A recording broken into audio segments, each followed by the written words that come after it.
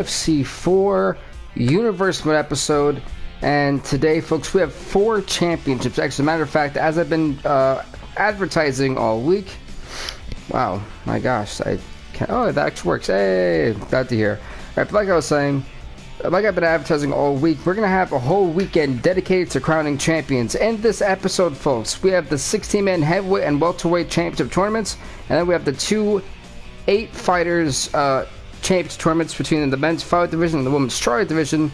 That all takes down and unfolds right here, right now, in this stream. I have no idea how long this video is going to be, so that's why I put damage retention on. But let's get to the fighters, shall we? Let's make some history. So, folks, in rank number 1, it was the last heavyweight champion we had in the UFC 3 series, Xavier Jackson. He beat Kenneth Thomas in the final fight for the heavyweight bout, and well, that's why he's at rank number 1. Then we have him taking on the number 16 ranked Tyson Fury. He's gonna be in this. Then if we go to the other side here, we have the number 2 ranked fighter Kenneth Thomas, the former 2-time heavyweight champion Kenneth Thomas, coming in, and he'll be taking on ranked number 15 Anthony Joshua. On top of that, going right down here, we have the number 3 ranked fighter Curtis Razorblade. Wait, where's Curtis Razorblades? There, my bad. Whoops. Curtis Razorblades taking on the number 14 ranked fighter Walt Harris. After that, we have number 4. We have Andre Arlovsky, who takes on ranked number 13 Jarzarino Rosenstruck. I chop this guy's name up all the time, I promise. Rosenstruck. Then after that, this is where it gets even better. Going to where I was originally pointing at, rank number 6, Derek Lewis. He's going to be taking on rank number 11, Alexander Volkov. Then we have over here, where are they? There we go. At number 5, we have Francis Ngannou taking on the number 12 ranked Tai Tuivasa. And then we have next up, following that will be the number 7 versus number 10, Kimbo Slice taking on the number 10 ranked Ilir Latifi. He moves up to heavyweight, keeps a ranking, by the way, which is actually very impressive. And then last but not least, the number 8 ranked Alistair Overeem takes on the number 9 ranked Junior Dos Santos. Extremely stacked heavyweight tournament with some of the best fighters in the world. I'm really excited to be doing this, and hopefully you guys are too excited. I can't wait to actually start crowning champions, so here we go. I said, as you guys know, in fairness, when it comes to tournaments, I will not be playing this. This is all the computer. We're going to crown champions right here tonight. Heavyweight division collision. Jackson versus Fury, rank number 1 versus rank number 16.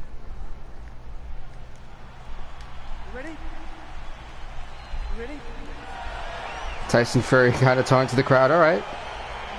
Here we go. Round 1, outstanding match. Said 3 rounds. Like I said, you know, this is the baddest man on the planet competing for the world heavyweight strap.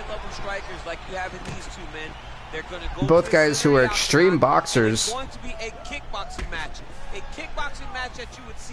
You know, I think the more interesting thing is you have 2 guys who are boxers. You know, Xavier Jackson has that boxing style with an insane knockout ability.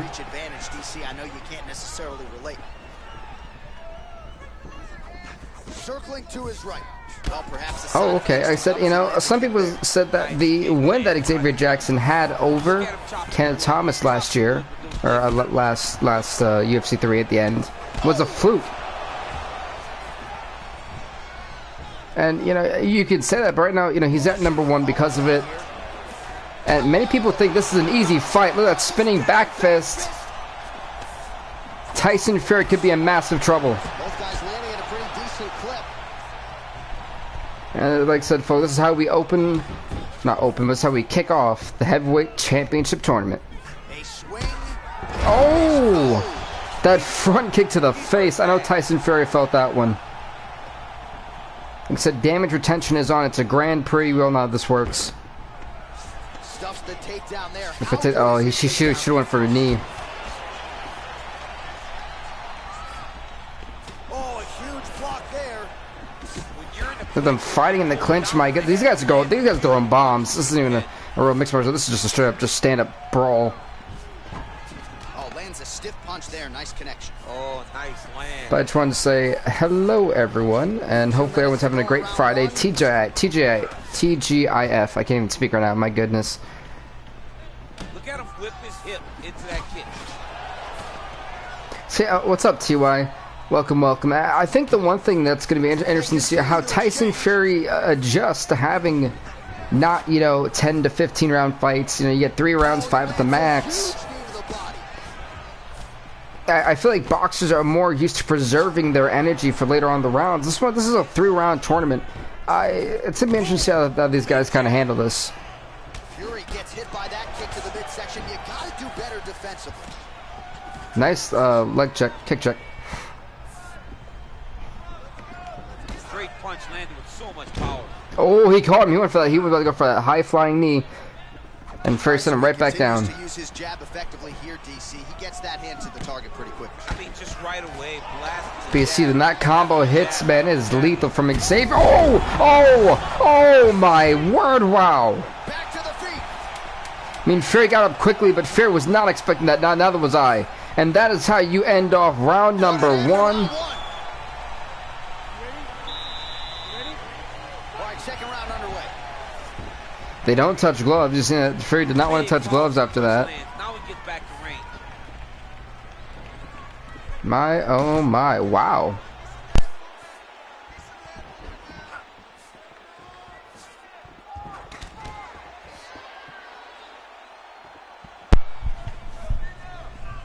Well, you saw the tail of the tape. All right, He has a reach advantage and made good use of it there with that punch. Hey, what's up, Tim Joe? Welcome, welcome.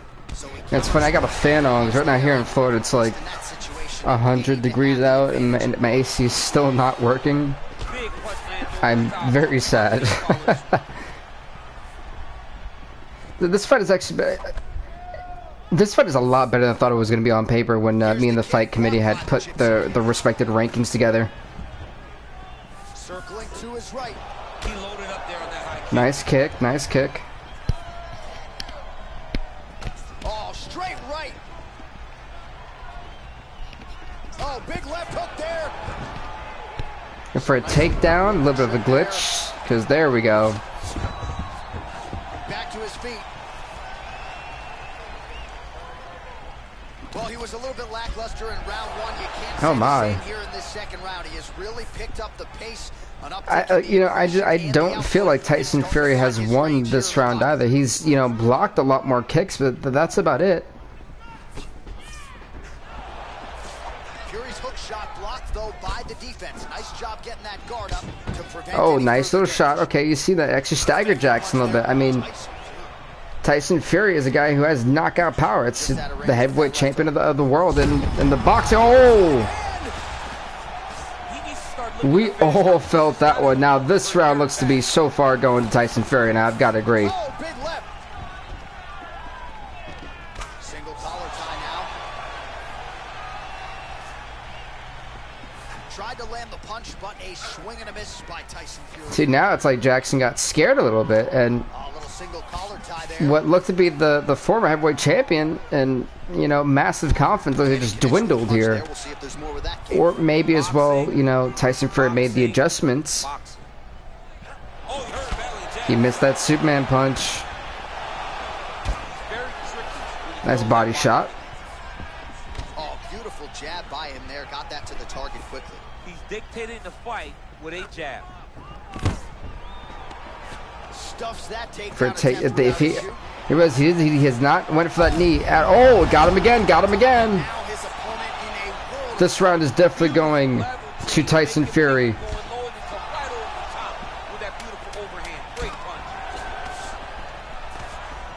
And there comes the separation. Wow. What a fight so All right, yeah. Round number 1 definitely went to Xavier Jackson. Round number 2, by far, is all Tyson Fury. Good punch land. He's hurt. Yeah, and maybe, Xavier Jackson, maybe a weakness of his has been exploited, and he's talking crap now, and I don't agree with this decision. I mean, he lost round number 2. Right now, it's definitely tied. I feel about round number 1, 10-8 Jackson. Round number 2, 10-8 Fury. This is going to be a huge round, especially if it goes to a decision. Well, he's got the reach advantage. You might as well use it. Nice job there to find a home for that jab. He's been landing strikes, but I feel like he's just talking too much. It's a little bit too much. Oh, God. He got him with the uppercut, but he needs to capitalize. That's something that Jackson has not done. He has not capitalized. He has not followed up, as Daniel Cormier just eloquently stated. There you go. My English is not doing too well today.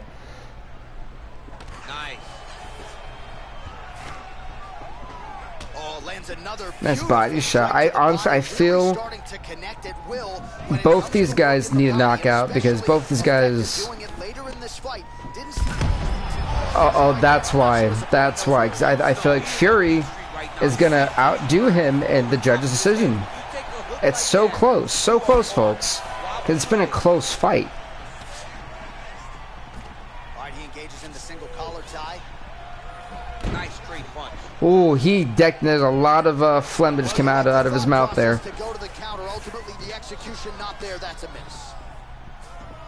So 2 minutes left. I'm waiting to see a slug-out brawl.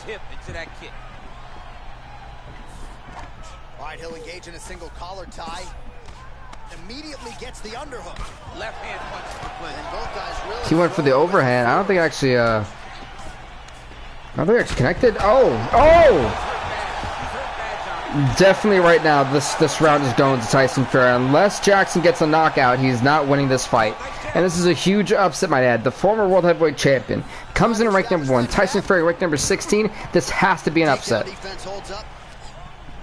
he's landed a high number of total strikes here in the latter stages of this fight. He's really picked up the pace and landing far more strikes than he did in previous rounds. So unless he gets a... Oh. Fantastic strike to throw at the exact right moment. He deserves this moment. Don't finish this fight. Wow. Jockeying for position here in the clinch. Both fighters trying to get a more dominant position. Right hand punch to the clinch. That's not unless he can go with the go-home knockout. Knee to the body. He's got 9 seconds to do it. Wow, well, what a fight is right. Wow. Let's look back at some of the action, DC. They go the distance to the official. Personally, I think that the winner of this fight is quite obvious by decision. After 3 rounds, we go to the judges' scorecards for decision. All 3 judges score this contest 9-28. Yeah, 29. We're that close. Tyson Fury is the winner here tonight, and yeah, unfortunately for for Xavier Jackson, he won round number 1, and then after that it was a butt whooping for him. Tyson Fury, the ranked number 16 fighter, advanced to the next round. We're going to the second. We're going to go to rank number 3 versus rank number 14. Curtis Blades, everybody, takes on Walt Harris. Coming up next, it's a UFC heavyweight showdown. Yeah, it's funny. It's like when I made this fight, and because of the rankings and stuff, and talked to the fight committee and everything, it was weird because I actually like both of these fighters a lot. I think they're great heavyweights, or at least good heavyweights. So I'm a little bit sad to say that only one guy's going to win this. There are no weaknesses in these guys. These guys are as well-rounded as they come. Harris, a guy who likes to wrestle. Curtis Blades, another guy who likes to wrestle and will knock you out from virtually anywhere in this octagon. It's a dream fight, so to speak, as, again, Daniel Cormier keeps stating right before I say it. I don't know what we're yelling about. Oh my god, get that fan out of here. That fan needs to go bye-bye. Well, straight right hand has been a good weapon for him. He misses with it there. What is up, Herbert Lemon? All right, he engages in a single collar tie here. Right hand punch to the clinch. So, at this point, these two guys who are so well, he misses with the left who specifically they're ground and pound specialists basically, and great wrestlers on top of that. They match each other in almost every box I'd like to think of. Nice stick with the right hand. So again, for me, it's just like, it's honestly like, it's gonna be interesting to see how these styles clash because they're so similar.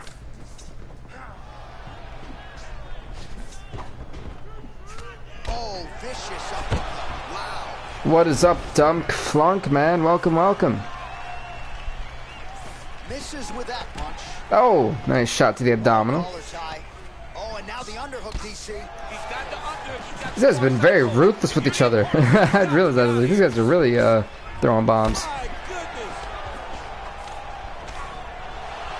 goodness. If you guys were wondering what were the requirements to be in this tournament, the requirements, you had to at least have a 500 record. If you had a losing record, you had more losses than you had wins, or they weren't even, you couldn't even qualify for the tournament. Got the single collar tie.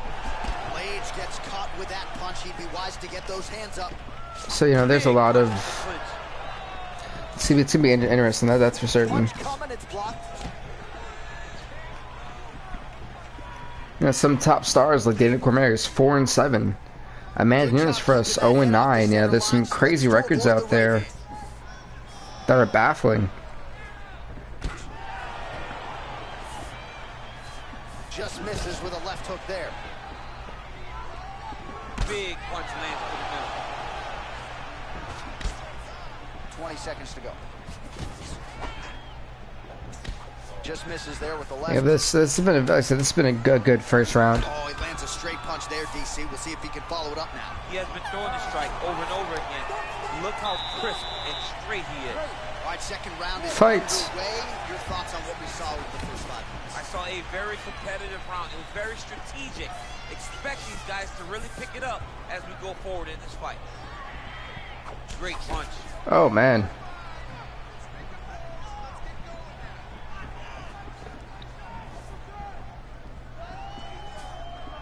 Said both these guys. I said, you know, you don't want to expend that much energy, especially with damage retention on. Your stamina, if you're exhausted, it's going to show.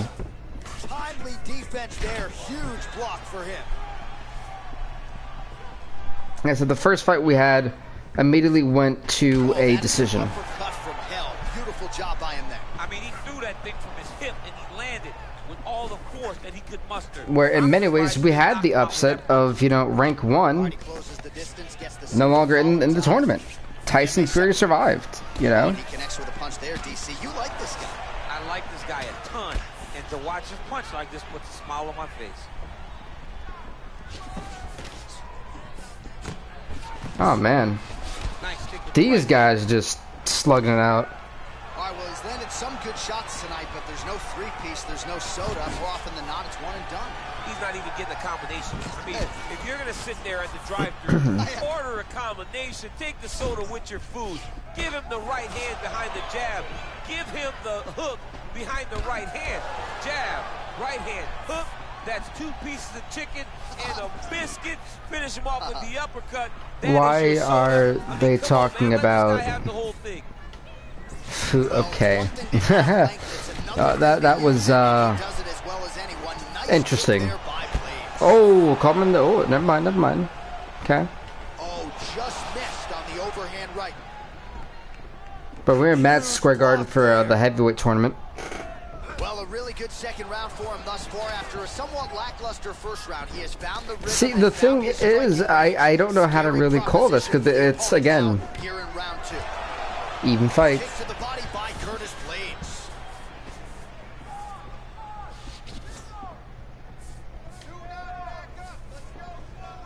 Nice kick with the right hand. I love how the game is offering game advice to the CPU. It's like, oh, did you not program them to do that? Oh, that's a nice strike. Oh, a nice leg. Curtis Blades got to be careful about that leg. Blades his kick to the body here. That one appeared to be blocked. Oh man. Ooh, that uppercut landed for him. Blades almost got a nice little knee to the face. Final seconds here of round 2. Got him. Oh, got him. And they set it. 2 rounds in the books. All right, another round is now underway. Pretty good previous 2 rounds. We'll see who makes the requisite adjustments now moving forward. The adjustments are going to be the key, John. So, you know, so far in this fight alone, You gotta really switch it up. I think we have a tie. Oh, never mind. We don't have a tie anymore. John, he needs to get into space so that he doesn't get finished. Whoa! Walt Harris is in trouble. Dude's hurt. Serve him up. Go get him.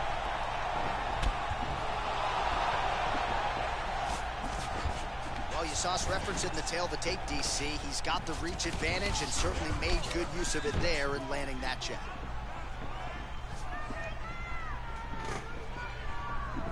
Oh, nice slip to avoid that right hand. Just out of range with that strike. Oh.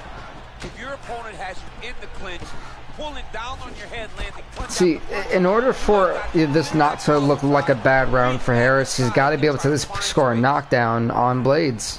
All right, good job by him there to raise the guard and protect his head. And no, quite frankly, Blades has done a great job of protecting his face. Head, making sure he's not taking those damaging strikes up top.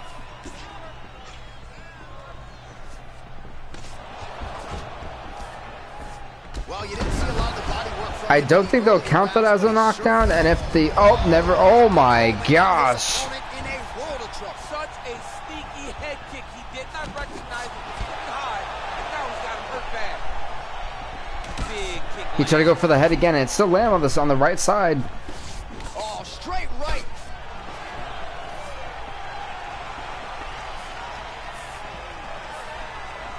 Throws a big right hand, but doesn't. It's been an amazing stand-up contest. Punch to the head. He's really turning every part of himself into What's up to the 7th person in the stream? Welcome, welcome. You're in the midst of like a heavyweight collision. This is nuts. You know, whoever's coach from the corner there, I think it's a little bit too late to say protect your face. Both the guys are pretty messed up.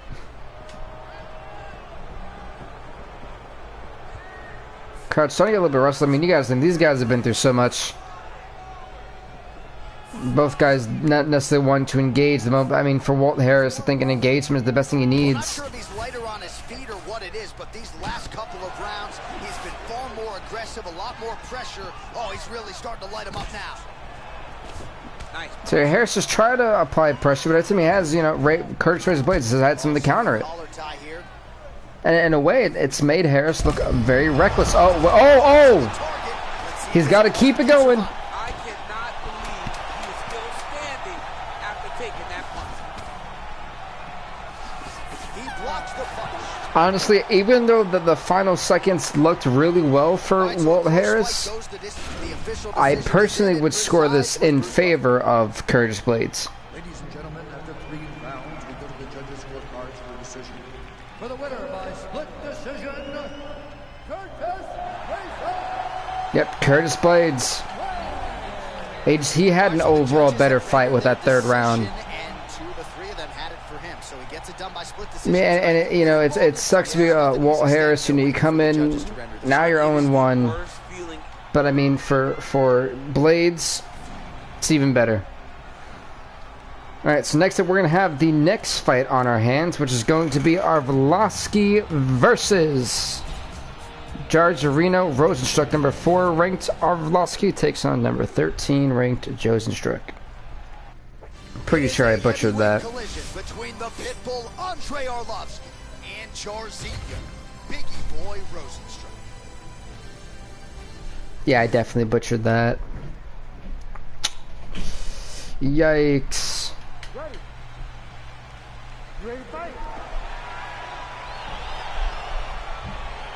Here we go. You know, Arlovsky, who has a record currently of, what is it, of 10-4.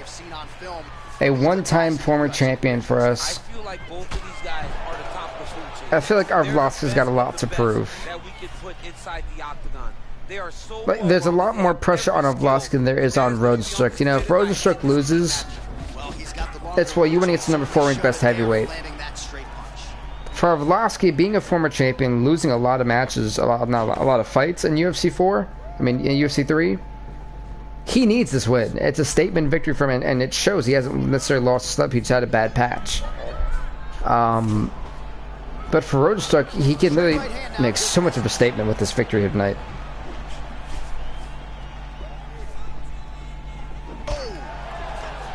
So I can see the power that Rosenstruck possesses, man. It's nuts. Slips the punch nicely And you know, that's one thing Arlovsky has to. He's got to avoid that overhead right hand, otherwise he will be out cold and quickly. Changes the angle, finds the right spot to land that punch to the head of the clinch. Really timing his shots nicely. Nice knees, nice knees. Very accurate, finding the range with relative ease. Yeah, he's doing a great job of really overwhelming his opponent with activity. Nice connection with a punch there. It's hard to recall a time in the past that his boxing looked this sharp. He's never looked this good. Arlovsky, I don't know if he should go for a takedown with a guy like this, but nice flying knee. He's got to capitalize. There you go. Arlovsky moved back. I don't agree with that one. What's up to 11 people on the stream? Welcome, welcome. In a back and forth first round here. Sure if that spinning back fist, Reno just had it scouted. Man, I think you jumped out of your seat a little bit after that kick. Oh, I did, because I have. But so far, you know, the that flying knee is gonna pay dividends later on in this fight if it does hit a full 3 rounds. So far, we've had 2 fights. Both those fights going into split decisions, or I mean, well, decisions, my bad, correction, decisions. Strong defense there to block the shot. Nice instincts. Oh, tags him with the left, so the right hand has been there. Now he goes left hand. A nice little kick to the abdominal. Okay, Arlovsky. You know, that's the one thing I feel that's, you know, helped Arlovsky throughout his career, the ability to adapt.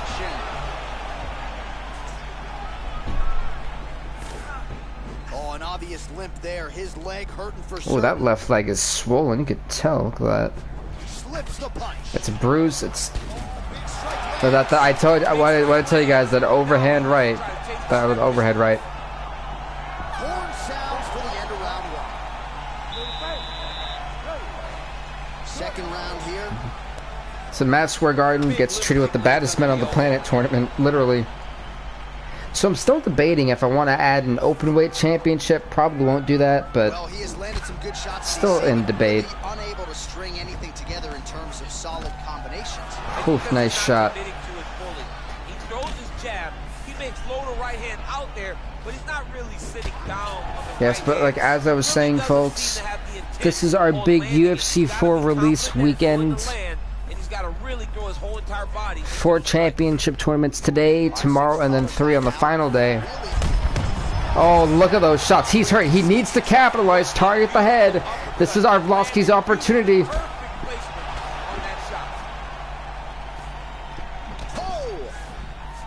So, you know, with damage retention being on, folks, in a Grand Prix, it's crucial these guys get, you know, don't go these full 15 minutes. You go to that second round, and your guy knocks him out in the first round. They're extremely fresh.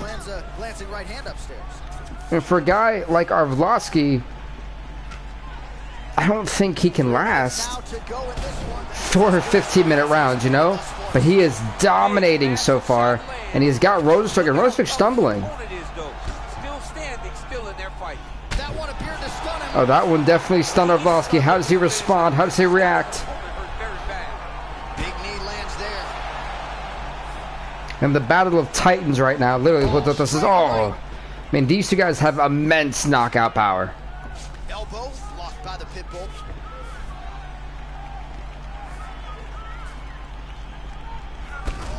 Went for the head kick. He turned right into that. Arlovsky needs to start targeting the head and not always falling back. The more he falls back and doesn't capitalize, he's going to give Rosenstruck the opportunity to eventually catch him.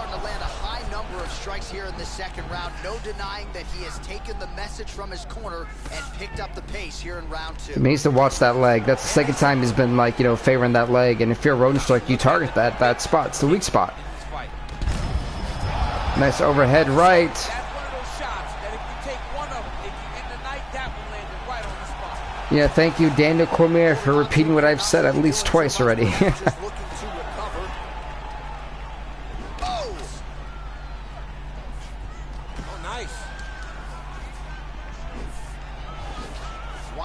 These guys are now kind of scared to really close the distance, as we're seeing.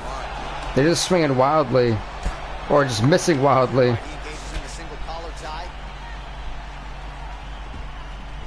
Body kick is blocked.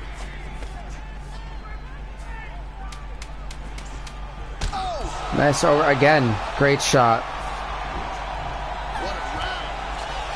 So 2 awesome rounds in the heavyweight division. I mean, you know, honestly, I want to say I think the judges would be a little bit more in favor of Arlovsky here. So if I'm Rosenstruck, the idea here should be I need a finish. You know, and he's got to be a little bit more aggressive. But he's also got to figure out a way how to block, you know, that head kick that's honestly rocked him twice already in this fight. It's how can I, once I counter, after I counter, immediately have to follow up some. This is counteractive offense, or counteractive defense, really. Is you then turn your defense immediately into offense, being able to get a quick shot in, and you never know, one of those quick shots can actually do the damage that you need to set up for a bigger overhaul of offense later on in the fight. Right now, he's only got 3 minutes and 40 seconds to do this. It's going to be a little bit tough for him to, you know, to manage that, but a lucky shot on the right spot, you know, could pay dividends for Joe Zarino. Alright, he engages in a single collar tie here. Oh, Rosen strikes cheek. Looks like it's cut here, starting to bleed a little bit now. They're going for the Starting to do some really significant. So you know, Arlovsky by far I think is what I want on the judge's card is winning this fight. And we talked about how important this fight has meant to Arlovsky, a guy who's had a bad patch of runs, the thing that saved him from being in this tournament. This is a record.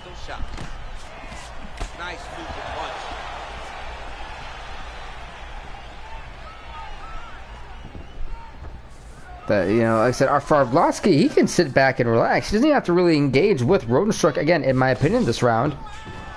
Rosenstruck is the one who's engaged with him. Arlovsky's kick to the body, that one blocked. Big kick lands. Drinking some nice Gatorade here, the red flavor. It's cherry or something, not fruit punch.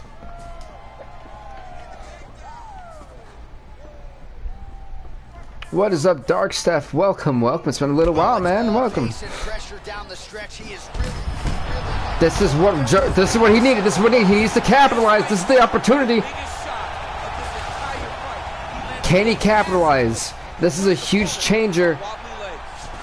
A minute left in this fight. And I said for Joe Zarino, it's a must-finish situation, in my opinion. Strong bottom work here, staying busy.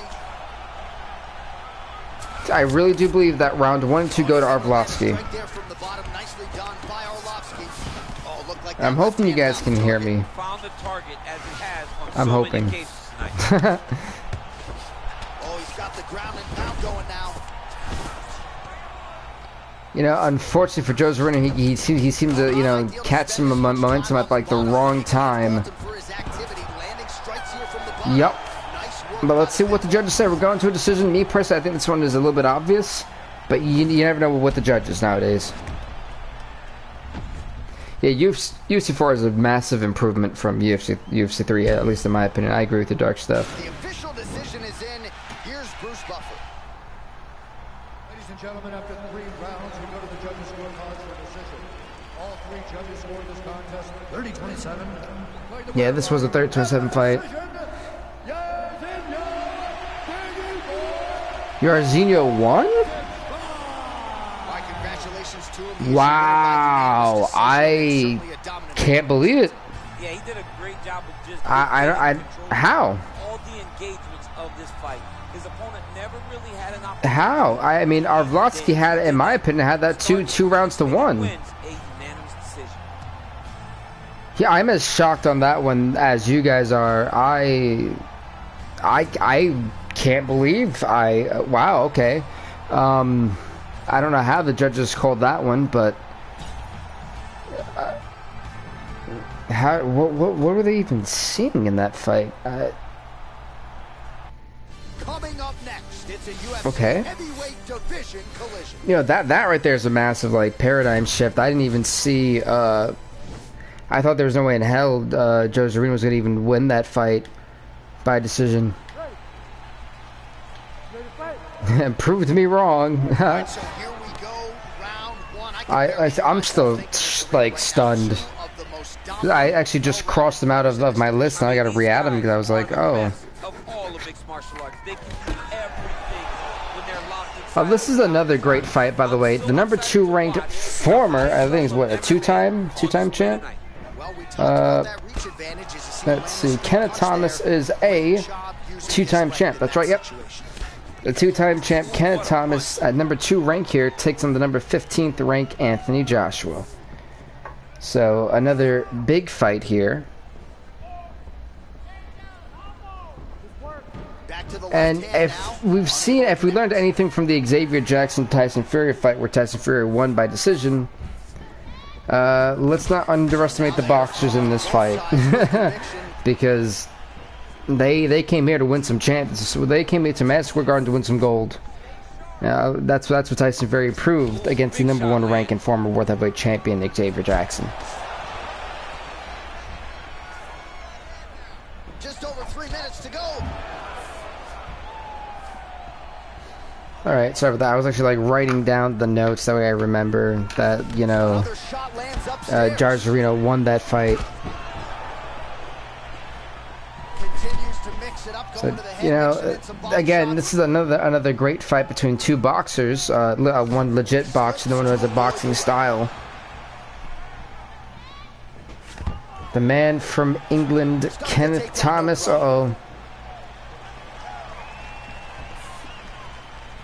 Versus his countryman, actually, Anthony Joshua. I believe Anthony Joshua is from England as well,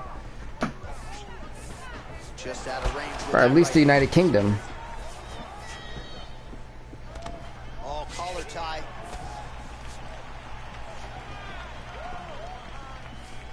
Yeah, I have tried knockout mode. It's actually Oh man, that's a nice. it's pretty interesting. I'm still messing around with the career mode. Like I'm a current like flyweight at the moment. And I made my guy a kickboxer, and my leg kicks are looking just like Edson Barboza's. Just a slip there. Like most of my knockouts with my career mode are all head kicks. So like when they try to do a spinning back fist, it's like properly catch him. It's funny.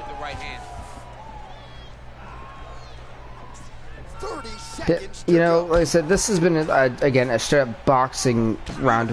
We haven't seen any knockouts yet. Surprisingly. 10 seconds now to go in the round. No, I would like to say the wrestler is the most OP. If you're a jiu-jitsu specialist or a wrestler, I think that it's very overpowered.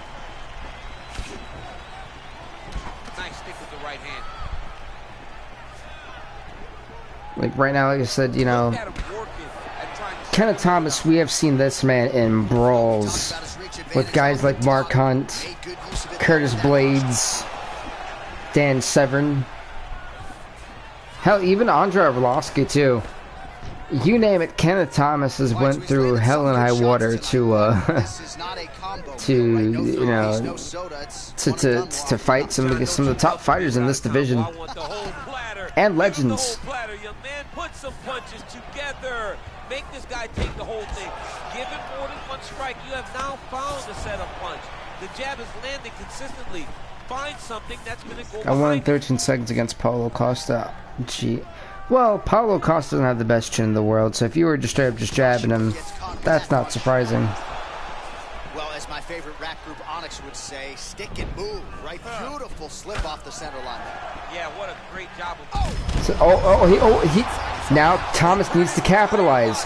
Joshua's hurt. So this crowd wants to see this crowd wants to see a finish tonight. And they separate. So a much different approach from him here in round 2. Took him a while to Okay, awesome. I actually just he has found it here, and as a result has really just updated the records for both Arlovsky and Rosenstruck. And he's looking for that left hand, just missed. Ooh, head kick. Nice little head kick. So, you know, Joshua and Tom, like I said, you know, I had a feeling that Thomas, when he fights, expected always to be a brawl. Like, if it's never a brawl, I'm surprised. Very rarely does Thomas go to the ground. The way he does is typically looks for a choke, specifically the arm triangle or guillotine. But You know, Anthony Joshua's best bet is staying on the stand-up. He actually boxed with Thomas, which has been beneficial. Oh. Now his opponent's really on the ropes. His opponent's on beat. Listen, I'm not a fan of what the judges have been scoring in this tournament so far. I feel like Xavier Jackson should have lost. I think the only fight that should have been reversed was the Arlovsky fight. Punches blocked. So both fighters, like I said, with damage retention on, both fighters want to preserve as much energy as Thomas will probably win. I want to think so, but I can't really say it because, you know, Xavier Jackson, the former heavyweight champion, should have beat Fury and didn't. Fury actually outboxed him. Nice punch lands over the top. And here we're in the same stance. We have two boxers. 10 minutes in the books. All right, next round is now underway. Hopefully the action continues at a high level. Pretty good first 5 minutes. Pretty good first 5 minutes. Both of them can really pick it up. So, you know, these guys have been very wise with how they haven't expended or expensed their energy like a lot of the other heavyweights have so far. They're picking their spots and trying to deliver the best amount they can. That looked like that was a groin shot, if you ask me. Oh my. Joshua again hurting. And I love that new little red thing. It's pretty cool. At Davian K in this game. You know, this is a massive step up. I mean, of course there could be improvements with the game, Damien, but this is a major plus compared to UFC 3. The controls are a little bit odd, I will admit. Oh, big punch land. Oh my god! What? Stop the fight, stop the fight. Wow. Well, that's actually, you know, that's an interesting opinion, Damon. Yeah, the takedowns, I didn't understand it either. I didn't really realize until like late that takedowns you had to hold L2 and square, or L2 and triangle. It was so weird on PS4, so weird. And the tutorial sucked. Then again, it's a tutorial for a reason. I am shocked, folks. That uppercut, he landed right into it, and Anthony Joshua caught him. I said, these boxers, guys, are here to prove a point. Tyson Fury and Anthony Joshua are putting, I think, this whole division on notice right now. And the first knockout of the tournament. Yeah, but how do you do full guard? That's basically, you have to go for like either the submission thing, but don't completely go for the full guard with submission. So it's super weird at Dana. It does take a while to get used to it. I'm still trying to get used to it because I basically was up at 1 in the morning here in Eastern time for when this game released, and I was trying to make 22 fighters, and then at like 7 o'clock when I finished, I started playing the career mode. It's weird. It's a little bit. Like I said, it's still wonky. But next up, folks, we're gonna do. Everyone's got a fighter. Perfect. So we're gonna do Lewis versus Volkov. The number 6 ranked Derek Lewis takes on the number 11 Alexander Volkov. I almost said Volkanovski and then I caught myself. Between the Black Beast, Derek Lewis, and Alexander Volkov.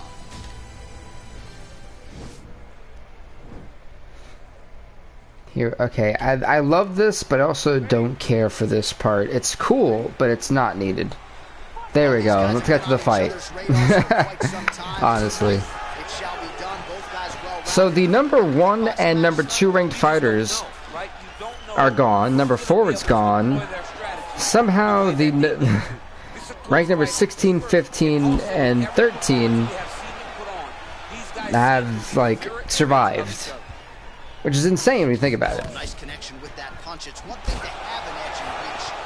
So, you know, Lewis and Volkov do have a history with each other from UFC 3 in our series. I expect nothing less than these guys to absolutely go in a slug-out brawl. They do not like each other, as we have figured out in these fights. Well, perhaps a sign of things to come as he lands a kick there. Those mechanics. Yeah. Honestly, I think the best part about UFC 4, and I know a lot of people don't like this, which I actually personally like it, is the submission system.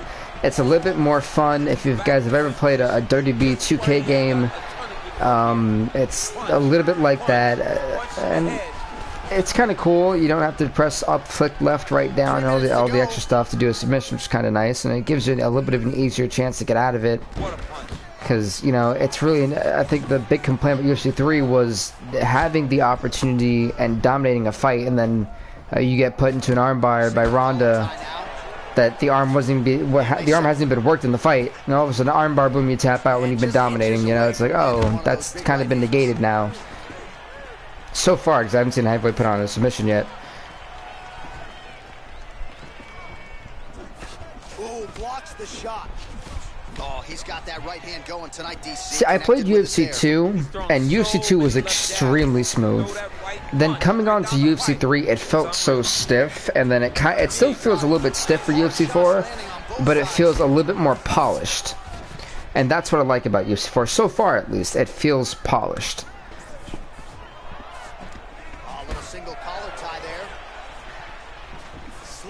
And let's not forget an expansive roster too. By the way, folks, I don't know if I told you guys the 4 divisions that'll be on display tonight. Oh, Volkov caught him.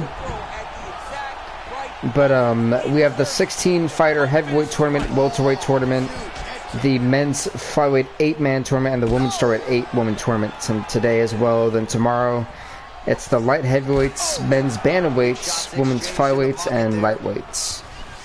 And then we have 3 on Sunday, so it's like a big UFC weekend. To be honest, UFC 4 came just in the nick of time, at least for me. As a content creator, it came perfectly in the nick of time. And they separate. 5 minutes in the books. Ready? All right, here we go with round 2. What did Lewis just like cover up for no reason? Wow, that right punch has been That's weird. For him tonight, and he landed it again there. If his opponent does not change something, he will continue to throw the strike. I'm originally from Queens, New York, and now I reside in beautiful Florida, where it's 100 and something degrees outside with the broken air conditioning. Oh, I wish this air conditioning would start working eventually. He's doing a nice job here blocking these shots. The chin is tucked, the hands are high. Pretty good job. Gotta love Florida and central air. Oh yeah, it's not fun right now. Like the AC picked the worst time to stop working, the middle of August. Oh, that's pretty cool, man. You know, it's fun. I actually did a FIFA World Cup, and the Netherlands were the first team who won my FIFA World Cup tournament back in, what was it, 2017? You guys beat France in penalty kicks. It was crazy. That was an epic World Cup final. He's got great timing with his left hand. Oh, nice job to slip off the center line there. His head movement has been a huge, huge factor defensively in this fight. You can never be a all right, Volkov. Oh. That's fine. Zach said your man from the Netherlands, Alistair Overeem, is on the show tonight. He was a little bit tentative in round 1, a little bit of a feeling out process. Now he has clearly found his rhythm. I say tonight, even though it's 1:20 p.m. for me. Yes, gotta love Eastern time. Oh, kick to the face. Okay. You know, Volkov, who is a guy, in my opinion, who has adapted his style so many times, and he's one of the fighters that literally, in the next few years, I feel, can be the next world heavyweight champion, just on the fact he's always adapting. Big knee to the body, and they separate.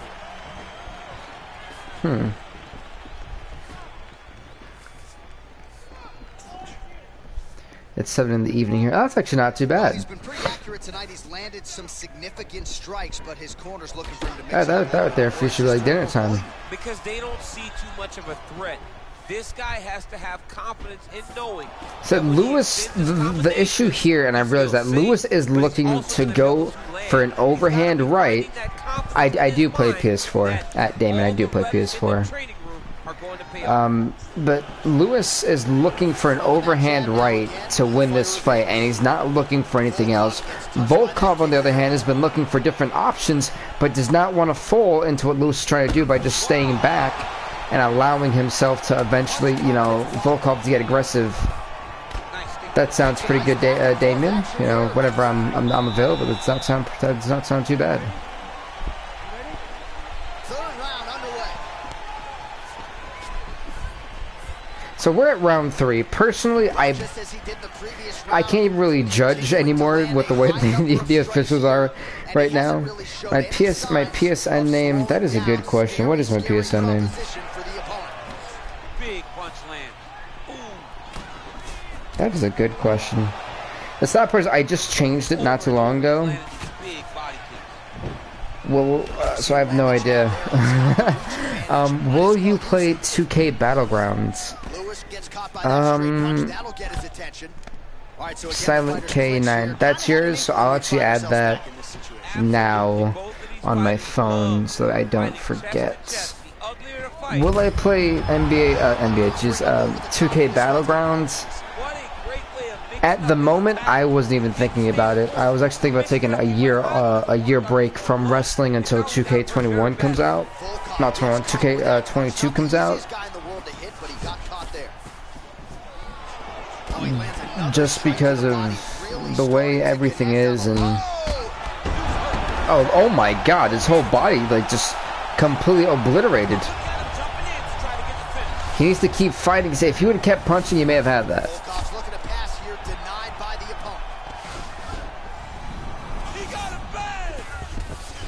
So Lewis is struggling right now.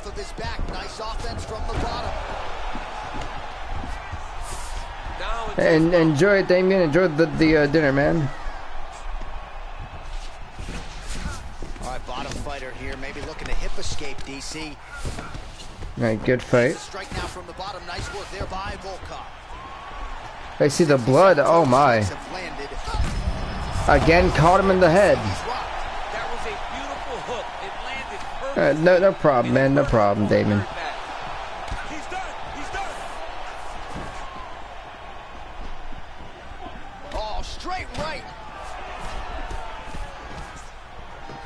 All right, let's see. Headgear's not allowed, but he has raised the hands and he's doing a nice job. So, but yeah, going back to yeah, Lewis does look doomed. But I said Lewis has been.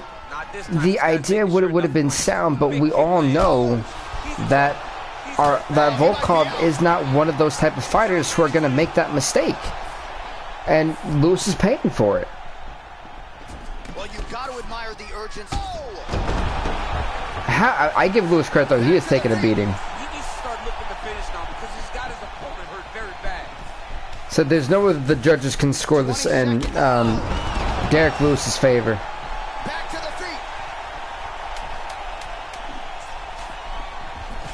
Like, Lewis has been literally obliterated here tonight.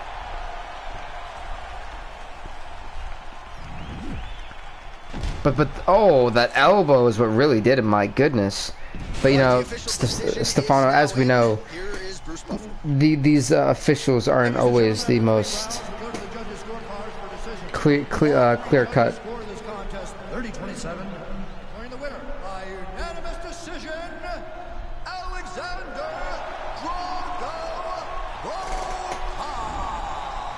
Okay, well at least they picked the right winner there. Because I mean, Volkov was just the better fighter tonight. And I don't think that's an understatement either. But we know it's going to be Joshua versus Volkov. Next up, it is going to... Ooh. Ngannou versus Tuivasa is up next. And I believe Francis Ngannou is rank number 5, technically rank number 12, Tai Tuivasa. All right, coming up next, it's a put your votes in. Who do you got? Francis Ngannou and Tai Bam Bam Tuivasa.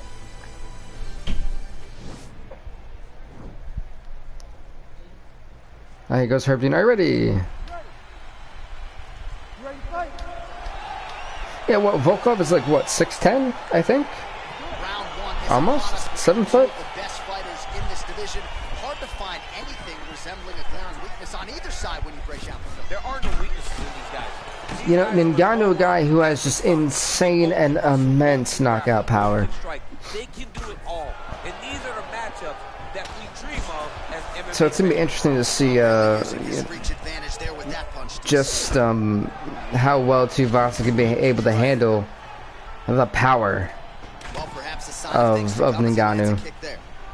He's 6. Oh, I was like an inch off. Darn it. Just a killer jab there from Francis Ngannou. I don't know about you fighting this guy, man. Aren't you coaching high school wrestling instead or something? Gilroy Mustang. When they say Ngannou, I say, hey, I got a tournament this weekend. I'll see you guys on the flip side.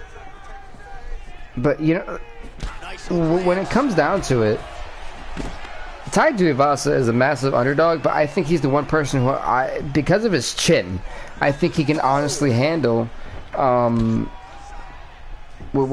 Francis Ngannou quite well. Straight punch lands. But isn't Stefan Struve 7 foot? I believe he is, right? Wow. Liver kick. If you take those kicks, it's going to shut your body off. That is a huge shot. Oh, that was quick. As Tai Tuivasa already stunned. He's got his opponent hurt very bad. All right, he engages in the single collar tie. Yeah, Derek Lewis is not having a good run up. Nice takedown. And look at the blood already. It's looking nasty. Yeah, I believe it is Stefan Struve. So they call him the skyscraper. And I'm hoping that's for a reason. Crazy accuracy and efficiency with these ground and pound strikes here. And if you're the opponent, you got to intelligently defend or the referee's going to stop it. You got to defend. But you can see him now starting to gain posture and the intensity at which you know, Tuivasa, Ngannou is not a guy who is good on the ground. He's okay on the ground. Now he's going for an armbar. I just say he's okay. That's interesting. All right. Oh my God, they're going back and forth. Holy moly. Oh my God, watching that is like giving me a headache. How are you guys keeping up with this? Honestly.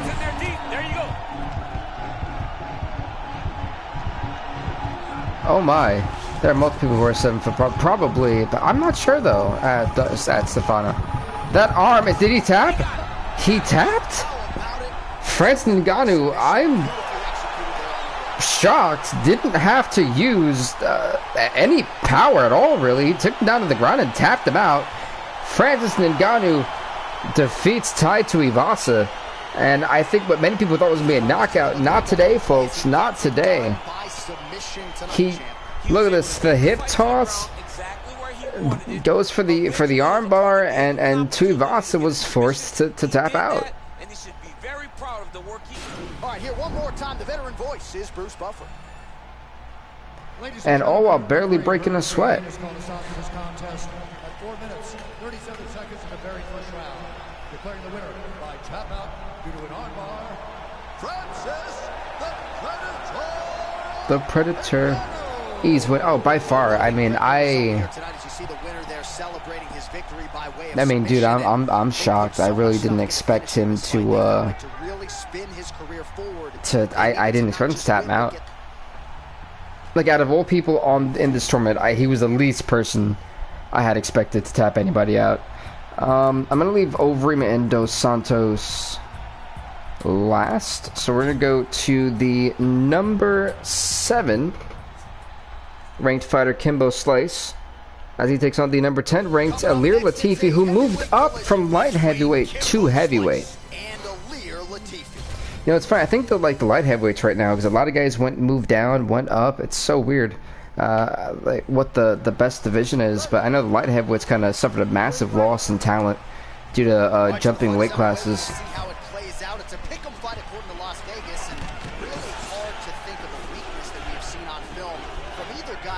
You gotta love Gatorade Fruit Punch. Yeah, me too. At Stefano, I want to think that Kimbo Slice it has the best chance of winning this fight. It's a luxury. I've never had one over the course of my entire career. But I mean, Ilir Latifi, who came up from being the light heavyweight, this is a massive try and use this is a big jump for him, and a guy like Kimbo, I think, could be a very difficult task for him. You really can't game plan for Kimbo Slice's power. Your only hope is going on the ground, literally, in my opinion. And Kimbo's got great takedown defense. So it's gonna be really interesting to see how Ilir Latifi strategizes for a guy like Kimbo Slice, because it's not easy. Some say it's virtually impossible. Nice spinning back, just getting blocked. You know, you take a guy like Kimbo, who's a fighting legend.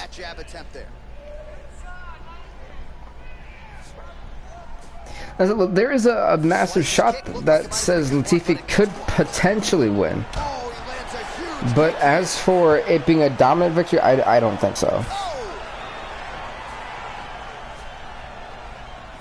But Kimbo right now is picking and choosing his shots.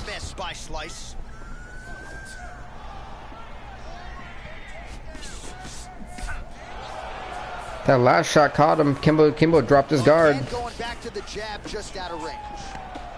Right hand punch to the clinch.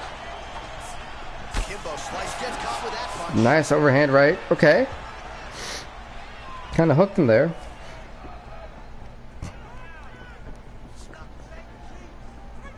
He blocked the punch. Why did his coach say knuckles and your cheeks? That's not okay. Under a minute to go. Oh, nice spinning back fist if it wasn't. Oh, if it wasn't blocked. Oh, he caught him that time. He caught him that time. This is what I'm talking about. This is where he's got to be aggressive. When Kimbo staggered, this is his only shot, really, because Kimbo is going to exact it right back at you. This is where Latifi's got to be very careful. Uh-oh.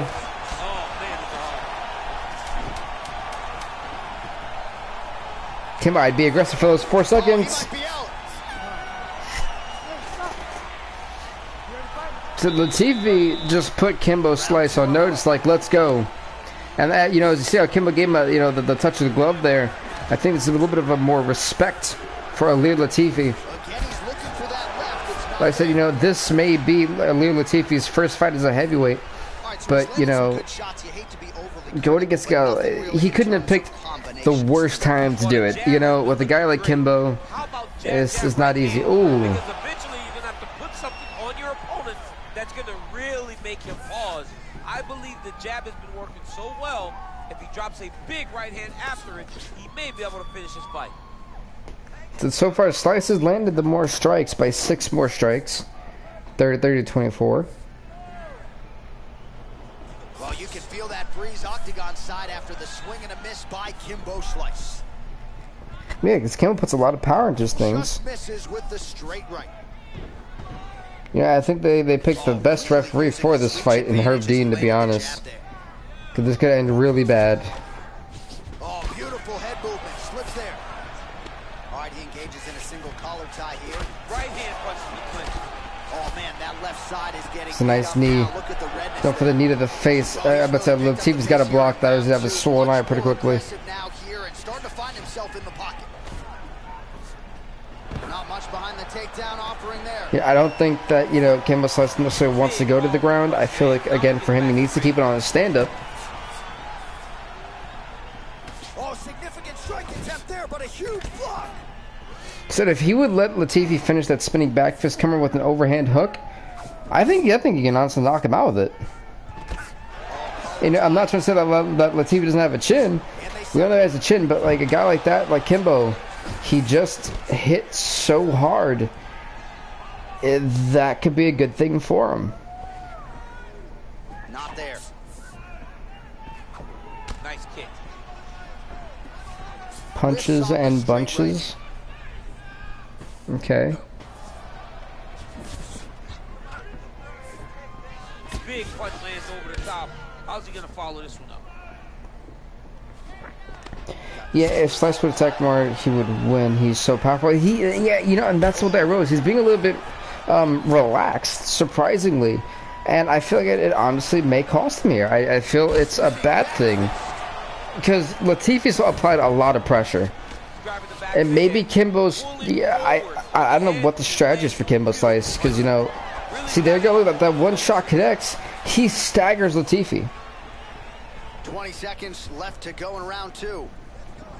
Oh, nice strike landed there by Latifi. Oh, nice straight there. I guess that's the quickest way to the target, right? Just throw straight. Straight down is always best. All right, that's my, oh my. Round number 2. Do you believe it? This next round is underway. In the previous round, both fighters got rocked. Crowd going bananas. Right, round 3 of what has been an intense fight. He looks confident. That's the thing. Kimbo does look confident, but I don't think it's the right confidence. You know, I feel like at this point, there needs to be a sense of urgency for both Latifi and Slice.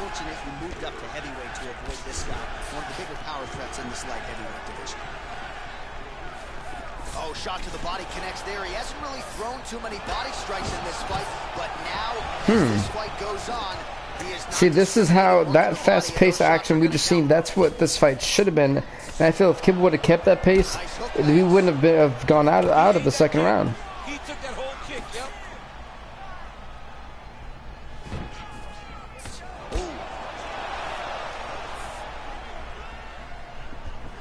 Oh, really using his reach advantage there with that punch, DC. Just over 3 minutes to go in round 3.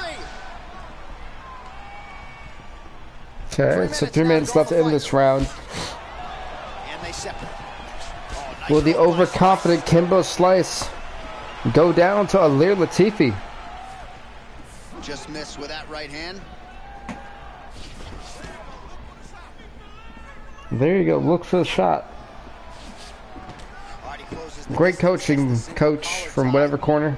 Well, most fighters can't keep up this type of aggression and pace, but you don't Kimbo Slice went for a takedown, really. showed any signs of slowing down tonight.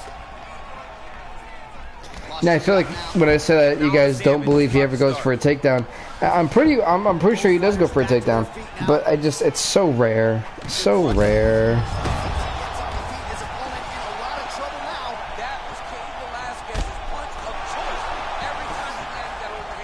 He's got to get a knockout. Kimbo needs to get a knockout like now.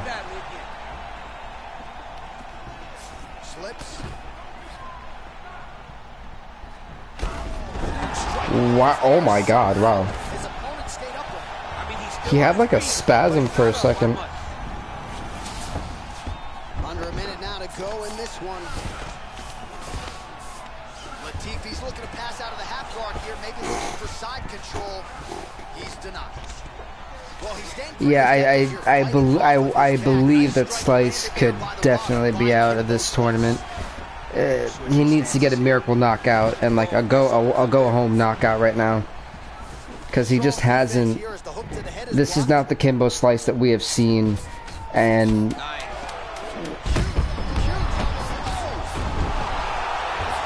this has not been a good performance for Kimbo. So the fighters go the distance here tonight, but it went a whole lot better for one of them than the other. Talk us through the replays, Jim. Some decisions are different than others, and his striking really did separate him from the competition. He fought so well in the stand-up game. You know, Latifi earned this victory, literally. All 3 judges scored this contest 928. 228.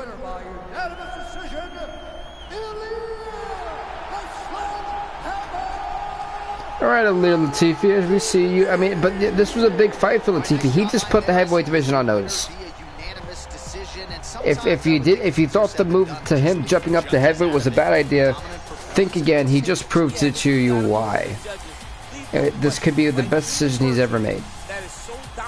You know, it sucks to be Kimbo Slice, though. He's back to being 2-2. Ilir Latifi keeps on moving, and he keeps chugging through. All right, we have one more fight in the opening round, round of 16 here. We've gone to the before we get to the quarterfinals, which features the number 8 fighter taking on the number 9 ranked fighter. Number 8, Alistair Overeem, takes on number 9, Junior Dos Santos. Cast your votes here, folks. Who do you got?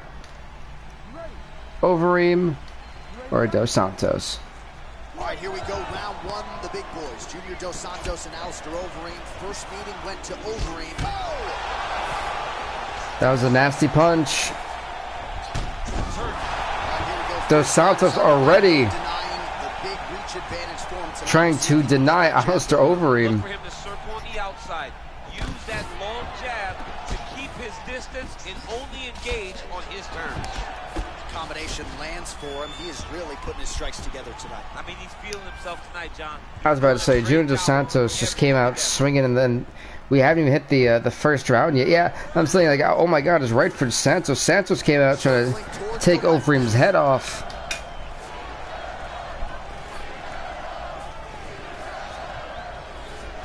Nice stick with the right hand. Head off the center line, slips the punch. See, this is just going to be... Oh! Okay, Overeem.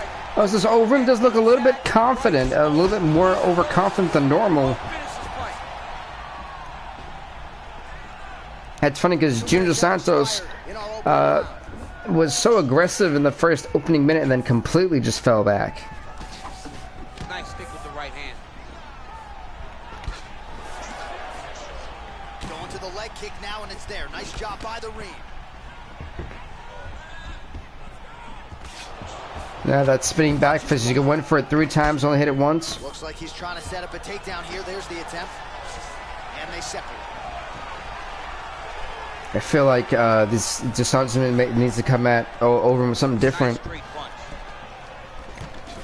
Because Overeem's that fighter that takes notes throughout the fight. Overeem is definitely coming back. Just out of range with that left hook. Oh, maybe not, man. Maybe not, Stefano.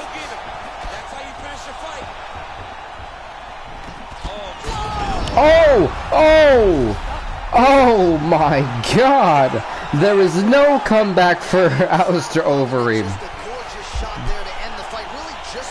We need to take that back. We need to take that comment back. Dude, that was just nasty. Like, where was this from Junior Dos Santos, man?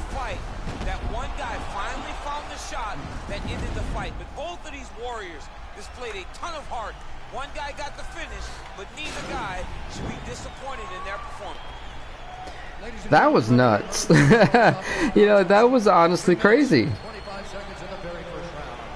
Playing the winner by Junior. Yeah, first round TKO, something I didn't think I was going to see, to be honest. But Junior Dos Santos, fresh as a baby, that was nuts. But folks, next up we have number 15. Anthony Joshua taking on the number 11 Alexander Volkov. Trying so hard not to say Volkanovski. They literally said it's Volk. You know, it's like, oh man. The ranked number 15 Anthony Joshua defeated the number 2 ranked Kenneth Thomas, the former world heavyweight champion, to get here to the quarterfinals. Now he takes on the number 11 ranked Alexander Volkov, and you see how Anthony Joshua got a full bit of stamina. You're thinking Volkov for the win. I don't know. I mean, again, with damage retention on, you know, the fact that Joshua kind of finished his opponent early, Volkov didn't. Volkov, he did look the best, but at the same time, that's if Anthony Joshua doesn't have anything to say about it. Like I said, I would be really shocked if we do have a boxing heavyweight champion. I don't know how I'd feel about that. But just misses with the left hook. You know, if you're Volkov, you actually may want this fight to go the distance. You want to have Joshua, who thinks he's got a bunch of stamina and everything, make the mistakes, make the effort. That way you don't have that much of a choice, but to just kind of defend and make yourself look good and try to win off the judge's scorecard. That would be my plan if I'm Alexander Volkov. Because you've already exerted so much with Derek Lewis, which, you know, it's the unfortunate draw of drawing Derek Lewis. You know you're going to put a lot of energy into that fight. But you see how Volkov's doing the smart thing. He's not doing too much. He's trying to go for a 1-2 jab. If he misses, he retreats right back.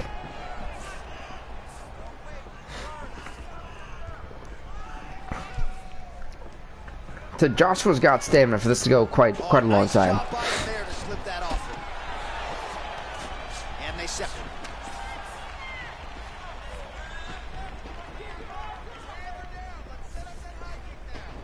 Liver kick. Yeah, he did go for the liver kick, and it did hit. Been there at times, not on that attempt. The funniest part is the guys like this should not have kickboxing. I'm just saying, they're boxers. Both fighters hanging down in the pocket and both landing. Oh. Volkov's lower jaw now. He definitely does not want to get into a straight shootout with Alexander Volkov. That would be a big mistake on Anthony Joshua's part. Single collar tie now. Joshua is looking good defensively. Straight right, he misses. Offensively, he's very flawed, and that's what I feel about Tyson Fury. He's got great offense, not so great defense.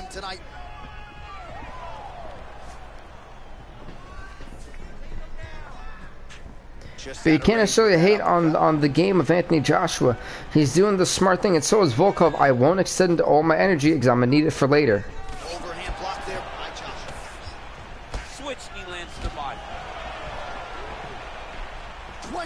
Said Joshua caught Kenneth Thomas with that overhand, that underhand uppercut.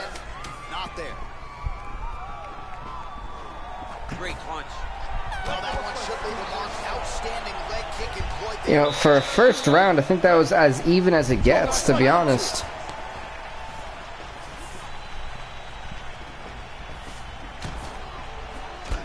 At least I believe so.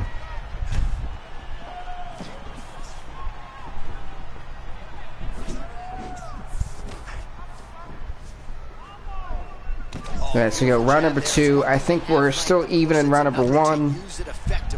But Joshua getting a good bit off the snapper there. You gotta check these low leg kicks. But you realize, guys, how Joshua is just that's a nice strike. slowly fighting. Oh, he landed that kick to the outside of the lead leg there, DC. He'll only exchange when Volkov exchanges with him. Now Volkov being the same height as Joshua, kind of, it looks like. He's doing a great job being accurate, but he's also very fast. Look at the hand speed, right? You had England versus, was it Russia, I believe that's where Volkov's from? Well, he keeps going back to the well with that left hand, just out of range. 3 minutes now to go. Joshua's done a good job of protecting his face. 32 total strikes have already landed. So defensively, I think Anthony Joshua is completely sound. Connecting on just 35% of his attempts against Alexander the Great Volkov. He caught him, I think it was the elbow. I think it was the elbow. But if you're Volkov, you have to defend right now, because now Joshua knows that he's going to lose points for that. And so Volkov, if you're smart, you let him be aggressive. And thank you, Stefano, for making sure I was correct. Much appreciated. That's why you are the real OG, man. Misses with the left hook.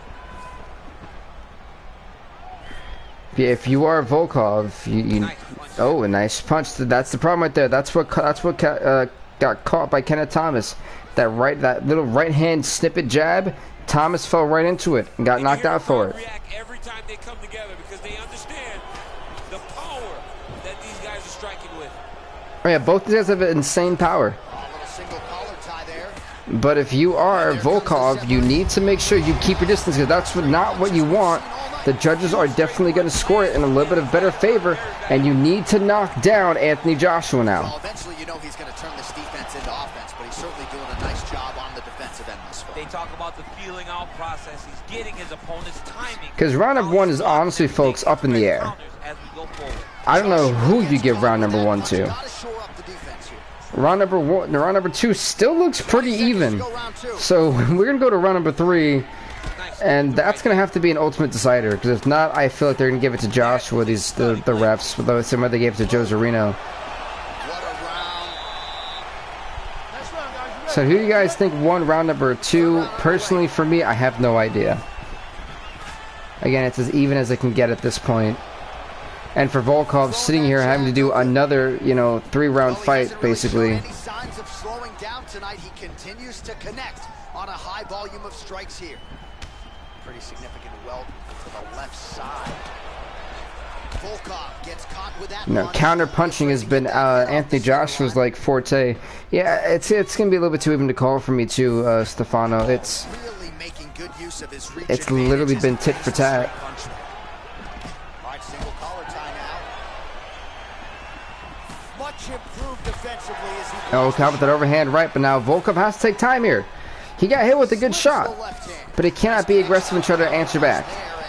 Oftentimes, DC, it can be easier to be a counter striker when you have such a pronounced edge in reach. And once again, looking for that highlight reel KO with that front kick. There you go, some nice shots. I said, you know, if Volkov patiently goes for those 1-2s, it could pay dividends for him.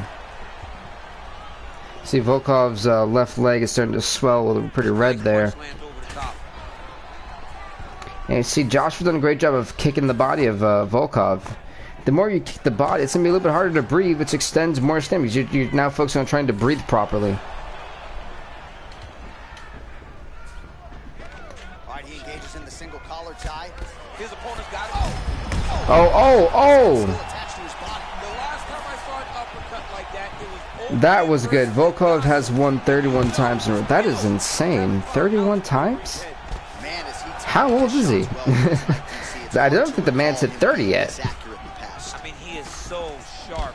And not only is he accurate, he's also keeping very busy. So if you're Volkov, you have to be patient, and that's something that Volkov has not been doing. Every time he does well, Volkov gets a little bit too aggressive, and it's cost him. It almost cost him against Derek Lewis, too. You know, as an analyst here trying to describe this to you guys as best as I can, I try to like focus on both mistakes from both fighters. And the one thing I actually want to point out about Anthony if he can knock him down, then that is massive points in his favor. He's 31. So he's won a fight since he's been born.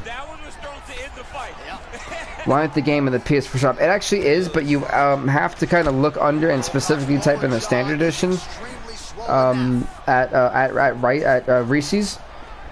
So basically just type in UFC 4, it should pop up, and if it doesn't, if you have UFC 3, 2, or the first one, you should be able to buy it in-game, and you still get a discount too off of it. I still believe the discount's still on. Coincidence? I don't think so. I don't think so either at Stefano, man. But this is a tough fight. I don't know how to call this. The official decision is in. It resides with Bruce Buffer. Ladies and gentlemen, after 3 rounds, we go to the judges' scorecards for decision. All 3 judges score this contest 9-28. 9-28. Okay. Wow, Alexander Volkanovski defeats Anthony Joshua by split by the decision 29-28. This guy has gone through 2 almost full-on fights. That's nuts. But Alexander Volkov goes on to the semifinals. This guy is trudging along. Wow. He's the person that truly did dictate the fight. And yes, folks, in a way, I'm kind of surprised. He's doing it. All right, next up, it is going to be Rosenstruck versus Latifi. Which characters does the game have so I could buy it? Which characters the game? Oh, they have Anthony Joshua. They have at King Gamer. Thank you for the sub, by the way. And it's also good to see. I love new people. But yeah, it has Anthony Joshua, Tyson Fury, and the Bruce Lees. And so far, that's it. As far as I know, that's all that's come up on my screen. For like the characters that they are, but I believe you get Joshua and Fury for free, so it should only be the Bruce Lee package. But you can also get that by doing the career mode, like always, I believe. Yep, no problem. Can game at any time. Hey, Joshua may have won 24 times in real life, but not against Alexander Volkov. What do I think about the game? Honestly, the game itself is fun. although the controls definitely, if you're a newcomer to UFC, the controls are going to be really weird, and it's still weird for me, and I've been playing it since 2017. So, UFC games, they definitely overhauled a lot. The ground and pound's a bit smoother. Yeah, if you're new, I think it'll be easier for newcomers. But definitely, it still is a bit of a struggle for me, just because like the takedowns are weird. The clip going from, you know, full guard to half guard, side control, it does. Oh my God! Wow, but it's not as specific. Oh, see, you've been playing on WWE, yeah. It's the submission systems you'll probably like. Then it's very WWE-esque. I think that's pretty much about it. They're basically kind of going through the mechanics of it all. So it's more combo based now. You have to tap a little bit more buttons to get the right amount of the right stuff going. Yep, hey, no problem, King Gamer. But it's funny because you guys see Latifah with that spinning back fist to absolutely deck Rosenstruck. I said I still believe Arlovsky beat Rosenstruck the last fight.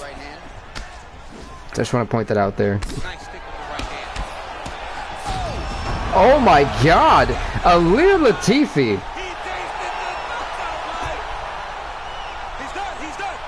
Wow! Alir Latifi!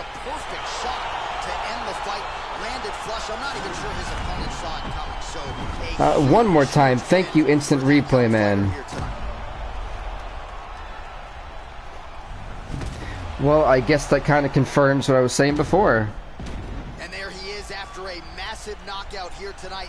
Hey, honestly, I'm not gonna lie, at King Gamer, when I first wanted to do a UFC series, and I used to love UFC as a kid, and then I stopped watching it once college came along. Before as I do this, every time there's a UFC show, I try to watch it just to make sure I get like the right stuff. And there are still some names I've never heard of on this roster, because they're not even on the actual UFC program.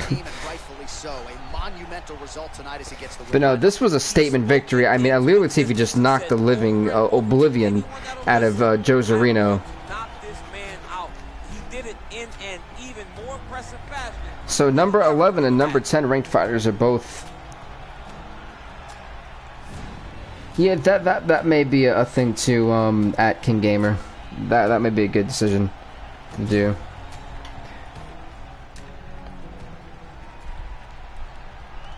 The reviews are interesting. It's very mixed. That's kind of what's confused me about this game. Yeah, folks, you don't get any crazier of a fight like that. He absolutely just got obliterated, Rosenstruck. All right, Herb Dean, thank you for doing the. Are you ready? Are you ready? Yep. Fight. Here we go. Tyson Fury, Junior Dos Santos. Dos Santos knocked out. Wow, Alistair Overeem. There you go. In the first round. This one, I think Dos Santos got this. I think. I'm not sure. Fury's just swinging. He's just really swinging for the fences. So he went to the distance with the number 1 ranked Xavier Jackson.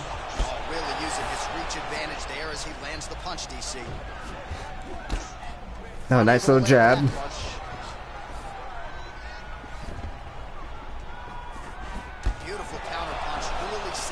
You know, going back to Latifah the next time we see him in action, I gotta some praise for him, honestly. But, you know, right now Tyson Fury has got a great start to his record in this tournament, 1-0. I thought it was actually bleeding for a little bit. Turns out that was just false. These guys are fighting, but they're fighting the win. That's always fun. What features does the game have? They have career mode, they have tournament mode, they have stand-in, they have knockout mode, regular fights, mixed divisions, what am I missing? Create a fighter, online fighting. You can create your own UFC events and, you know, have fun with them. Right now, Tyson Fury getting rocked by Junior Dos Santos.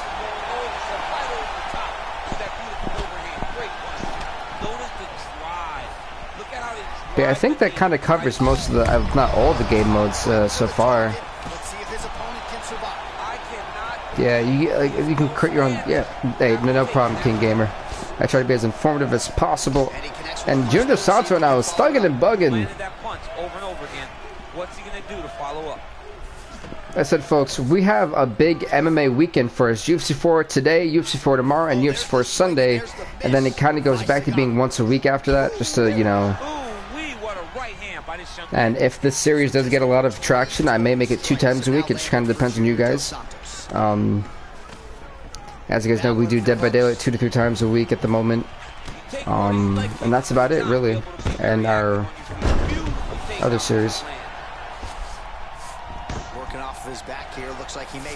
See, now, here's my thing. I don't ever remember Tyson Fury being a ground and pound fighter, you know?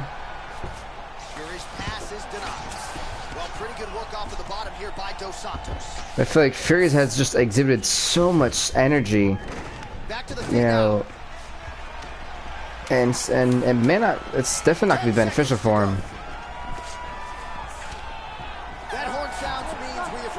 Round number 1 definitely goes to Junior Dos Santos.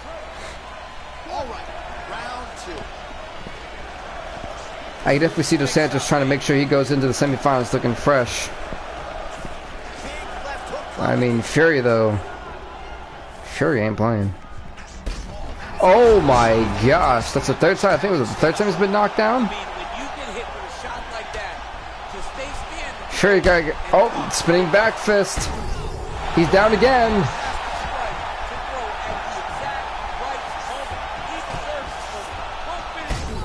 Oh my goodness, that's like the 4th time. Fury's chin is made of of iron. I don't know what it's. Oh my god! It's over. Stop the fight. Stop the fight. Herb team, get involved. My goodness. Junior Dos Santos obliterates, and I mean obliterates, Tyson Fury. 18 wins for Dos Santos in real life. I mean, look, this is the best form, the best. This is Junior Dos Santos 2.0. He obliterated Tyson Fury. This one, boom! Fury had nowhere to go. He was out of it. Boom! Right there. My goodness. Like he just, it was over. Yes, this is episode run. Well, run. I meant 1. English is not my strong suit today, it looks like. Oh my. My oh my.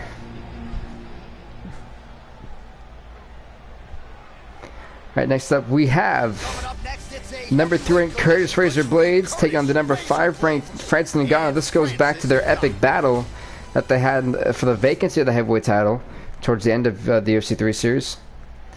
So you started? Yes, I did. I think this has been a thing since UFC. Yep, it's 50 episodes in UFC 2, 15 in UFC 3, and if this gains enough traction all the way through, who knows how many episodes this thing's gonna have. For being honest. I feel like both of these guys are the top of the food chain. They're the best of the best that we can put inside the octagon. They are so well-rounded. They have every skill, and that is going to be on display tonight. Oh my! See, tomorrow's Saturday. It's from my laptop right now. I was like, hey, you need to pick a time to, you know, update your so-and-so. I'm like, you know what? Fine. Like in the middle of me keeping up with the screen. And you gotta, I don't know, like I feel like this may be Curtis Blades' time. You know, Stefano, like we've seen in this series, Curtis Blades has come so close to becoming heavyweight champion, and look at this, Francis Ngannou hurt. But you know, honestly, this could be the time for Curtis Blades. Oh, maybe not. When you get hit like that, maybe not. And then we get reminded by just how powerful Francis Ngannou really is.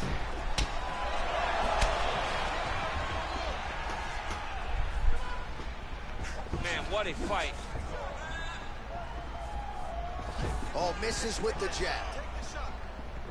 Oh, here we go. Oh, nice head kick.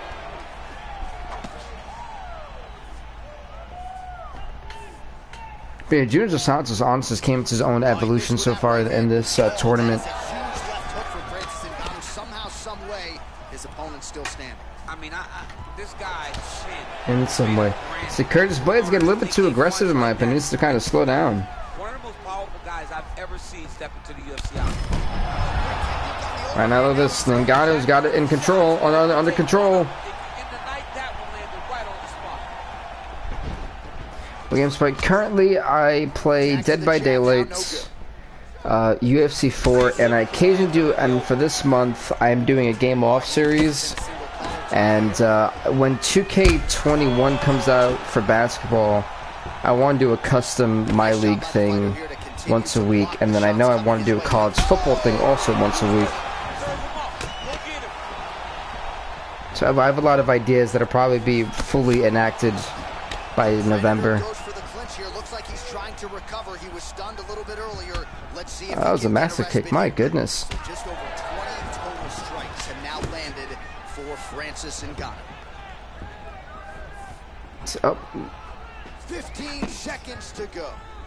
So these heavyweights are, yes, NBA 2K21. I definitely am probably not going to spend $60 on a game I'll only play once a week. But I'll probably wait till Black Friday to get that and start doing a custom series probably after Thanksgiving, and then college football comes out by September, so you know we'll have at least 3 games on the channel officially.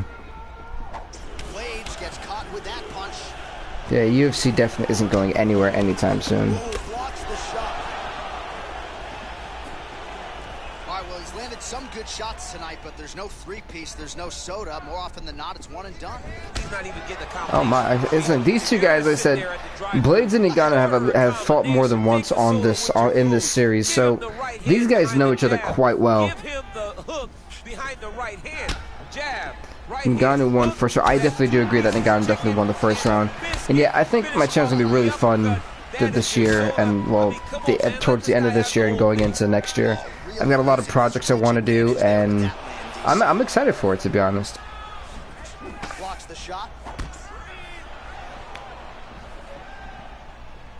Because you guys know, at this point, I mix up this channel. Sometimes I do streams, sometimes I do just videos, and I think it's a perfect balance. So 31 total strikes have landed for Francis Ngannou. Well, connecting on a rate of about 30% here tonight against Curtis Blades. So this right here is like an ultimate barn burner. These guys are just throwing everything at each other. Starting to put together some significant body shots here. These are going to take their toll as this fight goes on. There's that shot. Yeah, those elbows are really stiff too.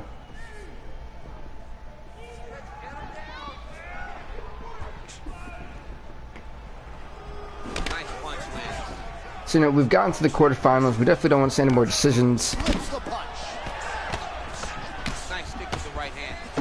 But this is definitely a fight I could see going into the decision type of state.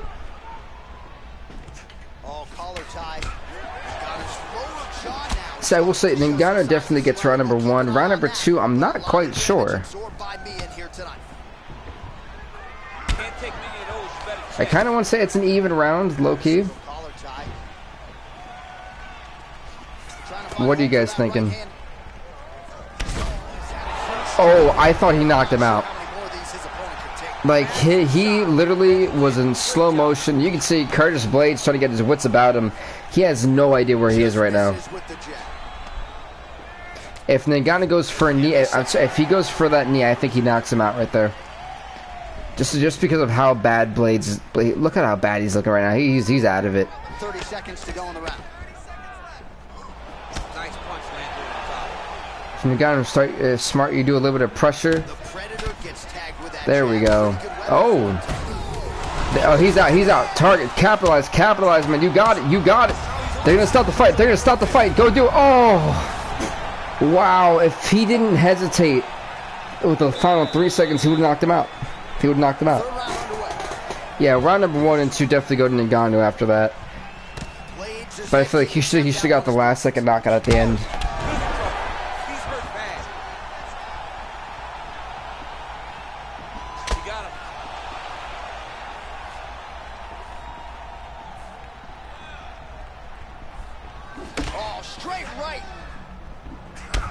Yeah, I know. Yeah, there are some people who have the EA access that got it like a week early, Oh, man, and I was like, darn it. Yeah, that's probably why they finished it early. Hollow YouTube. I've actually never heard of. Shake that finger. I'm so bad. I'm like the only YouTuber who has no idea what other YouTubers do. It's so bad. Only landing about 3 out of every 10 strikes, though, DC. 30% the accuracy. But there's also a reason why I don't watch like other YouTubers though, because like I don't want to do the same thing they're doing. So like at least in my head, if I know I'm doing something original, it's like nice to know. Oh, you know him. Oh, so there's that's why. 3 million subs. Oh my.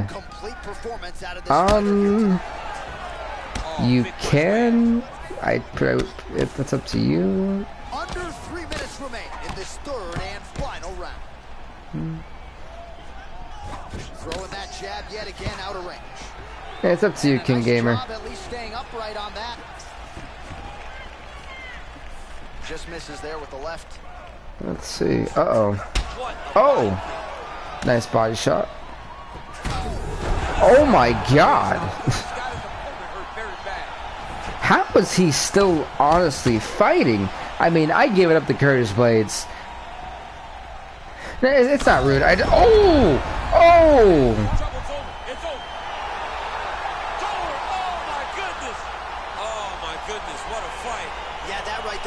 Yeah, it's not being rude, King Gamer. I typically don't do other people promotions. No, I think about it. I don't do my own promotion. That's a spat. I'm like the worst advertiser of my channel. It's so bad. Oh my god. But my goodness, I mean, Curtis Blades, I think we knew the knockout was inevitable. My goodness. That was a weird KO. And yeah, like, it's nothing personal, King Gamer. It's just kind of like, you know, 3 seconds of the third round. Declaring the winner by knockout, Francis the Predator Ngannou. Yeah, you see there, I mean, poor Curtis Blades, the dude tried, it just, Ngannou wasn't playing. Let's be real, Ngannou wasn't playing. And I'm also glad that you're also okay with the King Gamer too, which is good. You called Ngannou early. That's gonna be an interesting fight, Volkov and Ngannou. But let's go to, I think what many people assume is an upset here. The underdog, if you will, the guy who moved up from light heavyweight to heavyweight, Ilir Latifi. Coming up next, it's a heavyweight collision between Junior Dos Santos. This is a big, like, shocker. The number 9 ranked Junior Dos Santos takes on number 10 ranked Ilir Latifi. Here in the semifinals, one of these guys are going to be going on to then compete for the heavyweight title. All right, so here we go, round 1. I can barely hear myself thinking this arena right now. So this is where it gets good. I mean, we're finally in the semifinals. Junior Dos Santos and Ilir Latifi, two guys who are rather well rested compared to the other fighters so far in this tournament. And one of these guys are gonna walk into the finals. It's actually, oh, you changed it to Santos. Okay, I see you. Changing last minute, huh? Is another one. He's got a great jab. We'll see if he can employ it tonight. You have got to be born with it, right? You don't get taller. When you're a tall guy, you have to understand, make your skill set match your physical abilities. And this guy has done this. You know, that's the one thing I love about tournaments too, is that they really do help with. Oh my! But they really do help with, I think, boosting guys' records, or at least giving them more exposure than what, you know, the fight committee sees it, and also me. Because I actually do have a fight committee that actually does this with me, and we pick the fights based on style and so on and so on. So, you know, it's pretty cool. Pretty cool. And as King Gamer also put out, I don't remember what emoji that is, but I am not with the times. I realize, like, I'm literally sitting here, I'm in college. You would think I'm with the times. Not at all. So bad. Like, somewhere down the line, I lost a step or two, and I don't know where it went. I don't even know how it happened. Like, I became a full-time gamer, and like, well, not full-time, but like anytime I have like off time, I play video games, and I don't know what happened. I lost my coolness somewhere along the way. Fun fact, fun hashtag fun fact. Oh, the sledgehammer of Lir Latifi lands that power right hand again. But on built like the side of a backyard how old am I? I amazing actually thing. turned 20 in Nice jab by Thur. less than 4 months. Back and forth we go. Fun stuff. Fun stuff. Times he's used this punch to get to the target.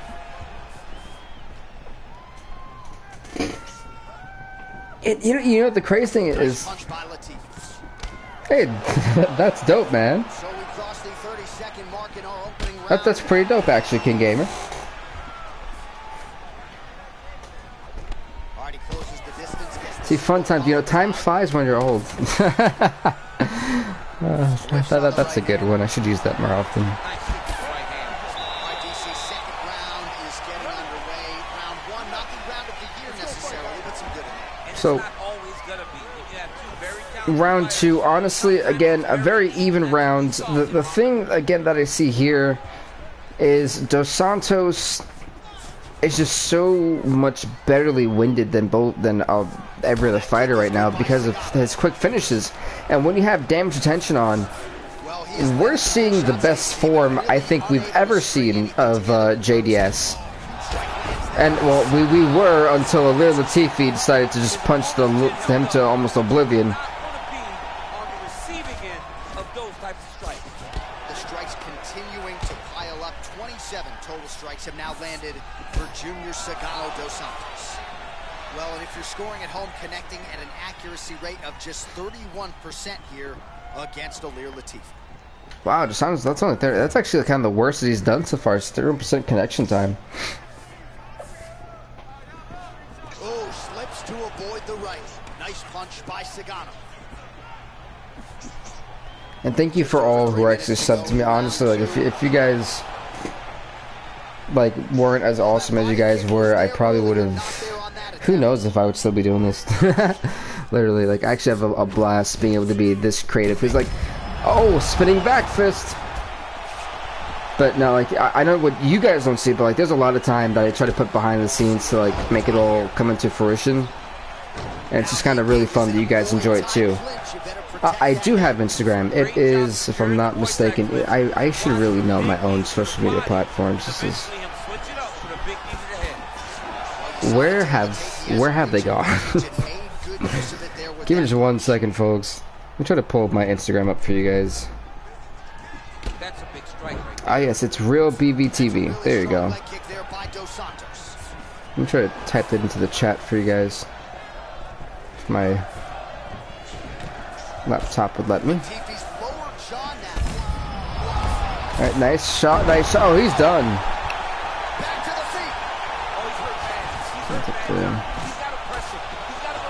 Yep, sounds good at King Gamer. 60 seconds to go in round Alright, yeah, it's Dos Santos, it's looking a lot like Lir Latifi for the win right now, and you know it's funny because originally Dark Steph, you were gonna go for Latifi too.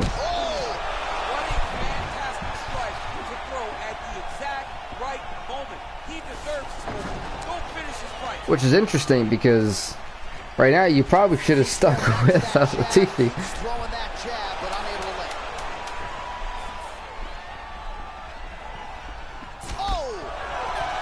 The action continues here and now. Wow. As the next round gets underway. The previous round will be confused for a round of the year, but pretty good action. It was a pretty good round. Not I said with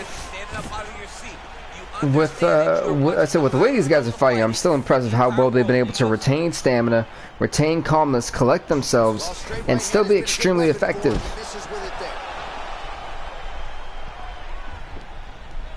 Well, he continues to land a high number of strikes here, just like he did in the previous round. This is a world-class display of striking here tonight. So this is an amazing split by both people. Man, striking class is in session. Beautiful punch. I don't know, man. I mean, Latifi is looking really, really good. Dos Santos has landed more strikes, but I mean, the knockdowns speak for themselves. At Dark Stuff, I mean, hey, I mean, you can definitely stay with the pick. I don't know, man. It's not looking like your pick. I mean, your pick looks like he's struck better, but he hasn't been taking them too well. Mr. Santos still hurt.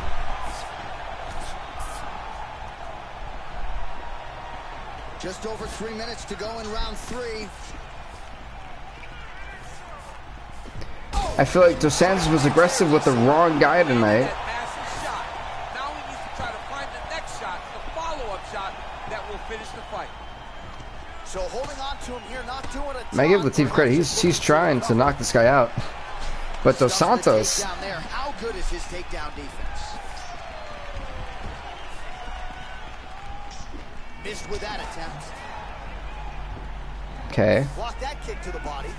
We got 2 minutes 10 seconds left. Can Dos Santos pull a miracle off here? Oh wow, I yawned. Whoops. Alright, it's late in the fight now. I don't need to be a judge to tell you that he is clearly losing. What is a fighter's mentality when you know you need a finish or you're getting an L? Connection by him there. He needs to get on his bicycle, John. He needs to get into space so that he doesn't get finished. Alrighty. Well, he is really starting to Yeah, 294 followers. I do, yes. If you see a picture of Steve Kroll, like just like looking very confused, that is mine. But again, oh. Yes, that is the right one at King Gamer. But right now, Dos Santos struggling. If he pulls this off, I don't think he is. I think there's too much time. There's not enough time. There it is. There's not enough time. This might just be a matter of time. And honestly, I believe that Ilir Latifi is going on to the finals, folks. Alright, so as we await the judges' scorecards, DC. Alright, the official decision. I see it as Ilir Latifi going to the finals.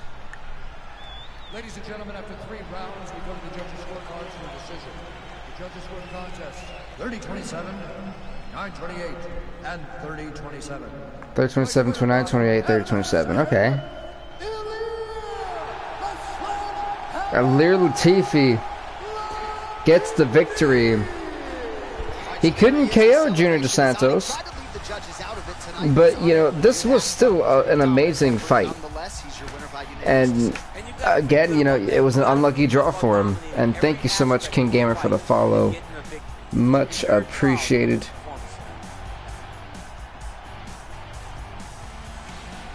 Much appreciated.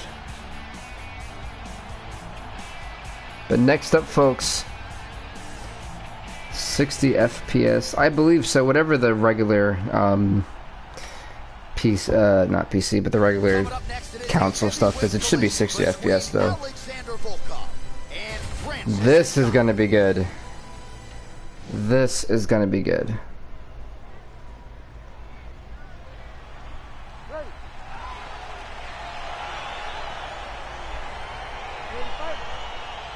Yeah, look at this. The final fight of the semifinals. It's gonna get really good. Volkov and Ngannou. Honestly, even though that Dark Steph is going for Ngannou, Alexander Volkov has had the hardest road, I want to say, so far. Him and Ngannou have both had just like the hardest road to get to this point, and it doesn't get any easier.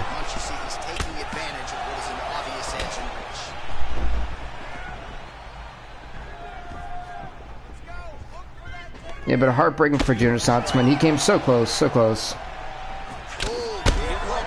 Oh!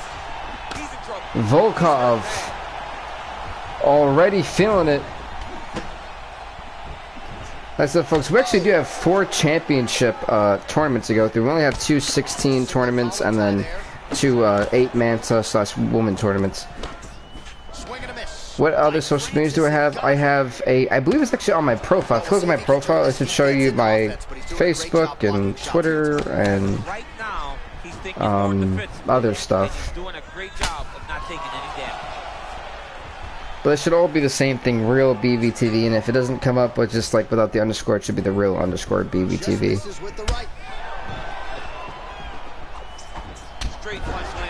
Like I said, you know, this is, so, you know, both these guys deserve to be in the finals. I feel like this should really be the final fight. Oh my god!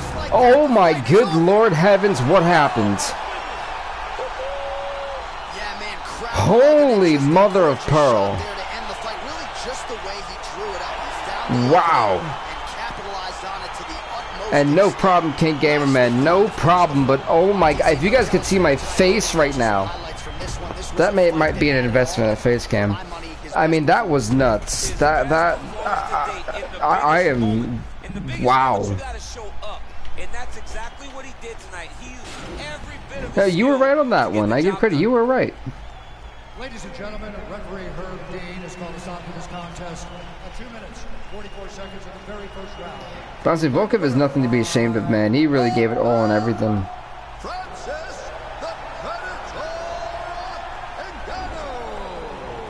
And the winner, the chosen one. No problem, King Gamerman. Anytime, anytime. And the winner, the chosen one. Yeah, he definitely was the chosen one in that one. Definitely, you know, poor Alexander Volkov. But next up, folks, the finals of the heavyweight tournament. Then we're going to move on to the middleweights. But that was nuts. Honestly nuts. Next, it is a heavyweight title fight between Ilir Latifi and Francis Ngannou. All right, here we go. Latifi, like I said, this is a guy who moved up from light heavyweight to heavyweight, and now all of a sudden is in the finals for the heavyweight championship. It's nuts. Then he's going against the former heavyweight champion in Francis Ngannou. Rank number 5 versus rank 10. Here we go. We're going to crown a heavyweight champion, folks. We know Dark Step believes it's going to be Ngannou.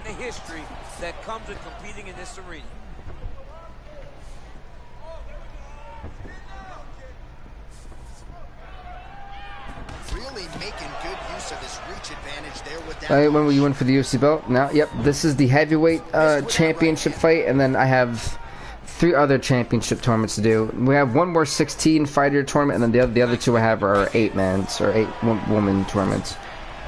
Because there's 11 championships, or 11 divisions, so 11 championships, so it's going to be 4 today, 4 tomorrow, and then 3. It's a pretty big stream, and I've never really done one that big before, so yeah, if you guys think this is long for you, whew, man, this is long for me. Like, I literally had 3 Gatorades ready for this. Like, I came prepared.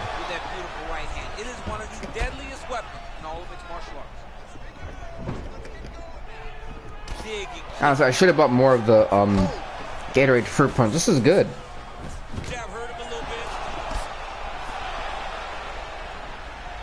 But also, I never thought I'd really see Ilir Latifi at a heavyweight championship fight. Yeah, it's almost written for Ngannou to become a 2-time oh my god! Oh, look at that. He leapt up and landed the diving punch to the head. Going orthodox. Yeah, this is where Ngannou's got to be careful. Well, he's more than content to work off of his back DC. He does not want to get caught by Latifi. Pretty good work with the strikes here off of his back by Ilir Latifi. That you did. I will admit that you did. At Darkseid, but don't get too confident yet. Because we've seen how quickly, you know, if I gets on the ground, then it's game over. Alright, so he's sort of turtled up here. Not great body language. Perhaps he's trying to bait him in a little bit. Back to the feet now. Spinning back fist with minimalistic damage. Single collar tie now. I think just the overall. Total strikes have landed for Francis Ngannou. The glitches in the game have been minor. It's like a little twitch here and there from a fighter, or the arm is in the wrong placement during a takedown.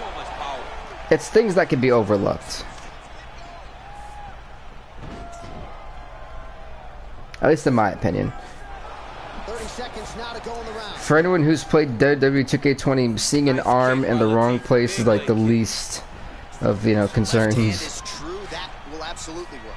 He throws it like a piston, back and forth. He's landing that beautiful left Yeah, I hand. think both guys are gonna be smart here and decide to, yeah, to wisely not do too much and play it safe. Let's get to round two. Big power punch land. Now we get back to range. Oh, okay.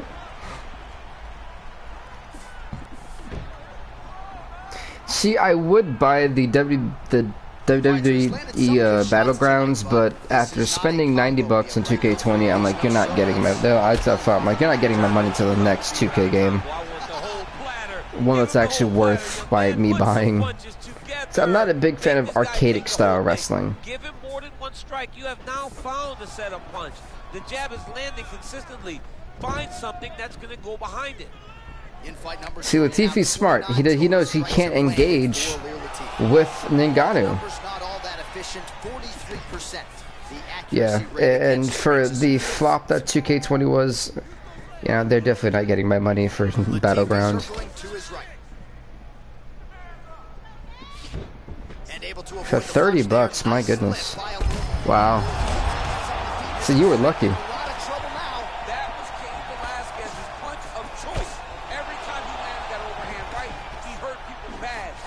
Oh my, oh. And now he's got that tie clinch. We'll see what he can do with it. Look at how he drives his knees. Right. Ah, so you were lucky. I bought it like as soon as it came out. Well, he was a little bit lackluster in round one. You can't say the same here in this second round. He has really picked. Oh my God! It's over. Stop the fight. Hey, yeah. Yeah, get involved, man. Well, folks, we officially have a heavyweight champion. Francis Ngannou has just became a two-time heavyweight champion. Alir Latifi, for those of you who thought he was going to do it, Dark Steph, you did tell me indeed. This was a clinic tonight in terms of mixed martial arts acumen in every realm of the game. The champ. Wow. He did everything in this championship winning performance. He used his wrestling. He used his elbows. Yeah, it was a championship winning performance, you know, if he proved. Ngannou proved he's not a one-trick pony, and he's going to be a problem for the heavyweight division, I think, for a long time.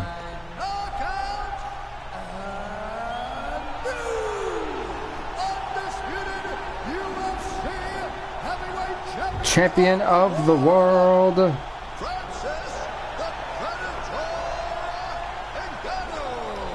Francis Ngannou, everybody. The heavyweight champion of the world.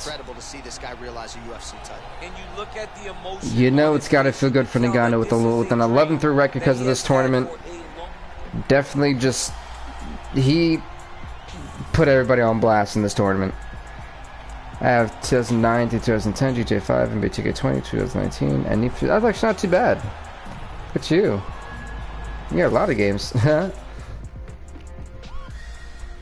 Alright, so next up, folks, it's not the middleweights, my bad. Correction, it's the welterweights. Hopefully I haven't been saying middleweights for almost 2 hours. That would not be good. It would definitely not be good. Number of rounds. I know that the welterweights are in the Scotia arena. Alright, so I'm going to call this the WW Championship. I believe you guys can see me writing this. I hope so. Yeah, I have a lot of games. Yeah, hey, me too, man. I feel you on that one. Continue damage, legendary difficulty. I'm trying to make sure I got everything. I know I put the CPU standard cost down a little bit. But these are the settings I use for that stuff. But overall, let's actually go to the welterweights division and their tournament. All right, so at number 1, I like SFR 2007, 2008 were awesome. They really were. Let's go to Mickey Gall. Where's the number 1 ranked man himself, Mickey Gall, as he'll take on the number 16. Where's Hakeem Reed? There goes Hakeem. He was an acrobat, right? There you go. So now you guys get to see me set up a whole tournament. Number 2 over here. I bought myself a video game case to put the game. That's actually not bad. I mean, those games are nowadays worth a lot. Number 2 being Gilbert Burns, the former UFC lightweight champion who moved up a rank. Tedson was awesome as a guest referee. Alex Oliveira. Where is that at? You don't remember the alphabet for a quick second. Oh, 2 kick. That's gonna be a good fight. Rank number 4 does go over there. Ponzinibbio taking on Ben Askren. You know, Santiago Ponzinibbio, a former champion for us, if we can find him, because he's apparently missing or hiding. There he is. Taking on Ben Askren, who I can't believe is actually in the game, if I'm being honest.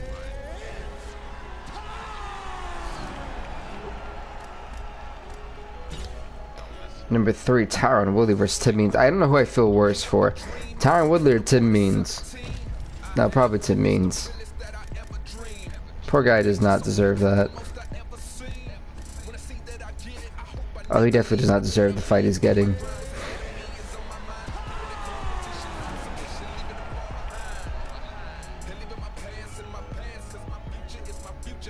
Oh my. Trying to find the correct brackets. Alright, 6 versus 11. Carlos Condon. I can't believe he still fights, folks. So Carlos Condon's going to take on Neil Magny, my dude.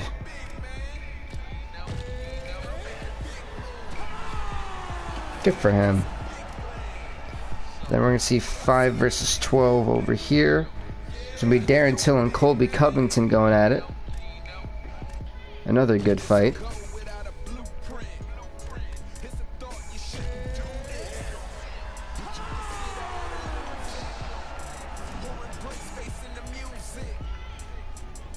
Alright, so we got 4 and 5 right under. Actually, no, we got 7 and 10 over here.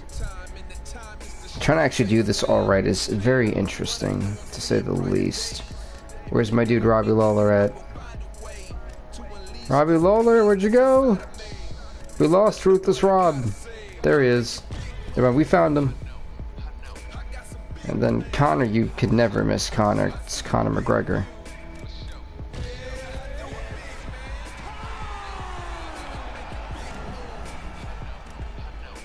And then last but not least, 8 versus 9, Usman versus Perry, which I think is a fight that everyone wants to see. That just sounds like a great fight. So this is the welterweight tournament. We're going to get it immediately started with Mickey Gall, the former champ, as he's going to take on Hakeem Reed, making his debut.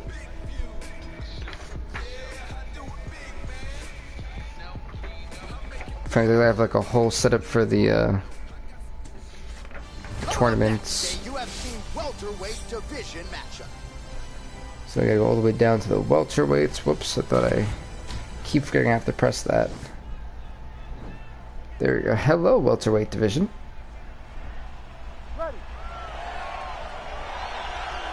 We got Mickey Gall, the former welterweight champion, who's 7-1. Takes on the owner Hakeem Reed, ranked 1 versus 16, and Gall immediately getting rocked. Here you go, folks. The welterweight division on display, and then after this, we will do the women's strawweight, and then end off with the men's flyweight. This guy, once you're on the ground, there is is no place where you are safe. You are constantly getting attacked. He's always throwing up submissions. Miko, who seems to be a submission specialist in our series. Oh. Doing everything to try and make you think submission's coming, even if it's just to change position to secure top. So let us know, folks. Who are your picks? Will it be Gall? Will it be Hall? Big punch from the clinch. They're certainly getting after it early. Oh, nice elbow. Well, perhaps a sign of things to come as he lands a kick there. All right, all right. Landed by this gentleman. I mean, Reed, but yeah, I meant Reed. Whoops. That southpaw stance. So you're thinking Gall. Okay, Tim Joe. In the clinch, pulling down on your head, landing punch after punch. You have got to clear that collar tie. We're in the Scotia Bank Arena. Gall shot is blocked. Battling for hooks. Oh, Superman punch. Not always easy to execute. Yeah, nice shot, nice shot. Oh, and he connects with a punch there, DC. You gotta like what you're seeing thus far. I mean, the speed at which he throws is crazy. Oh, big knee to the body. The speed which does, it's kind of unbelievable. Oh, straight right. Nice takedown. I said, oh, whoa, what in the world? All right, throws a straight punch and lands. So that is I feel like Reed is being a little bit too sloppy, a little bit too just like too quick for his own good. Over and over again. right hand count.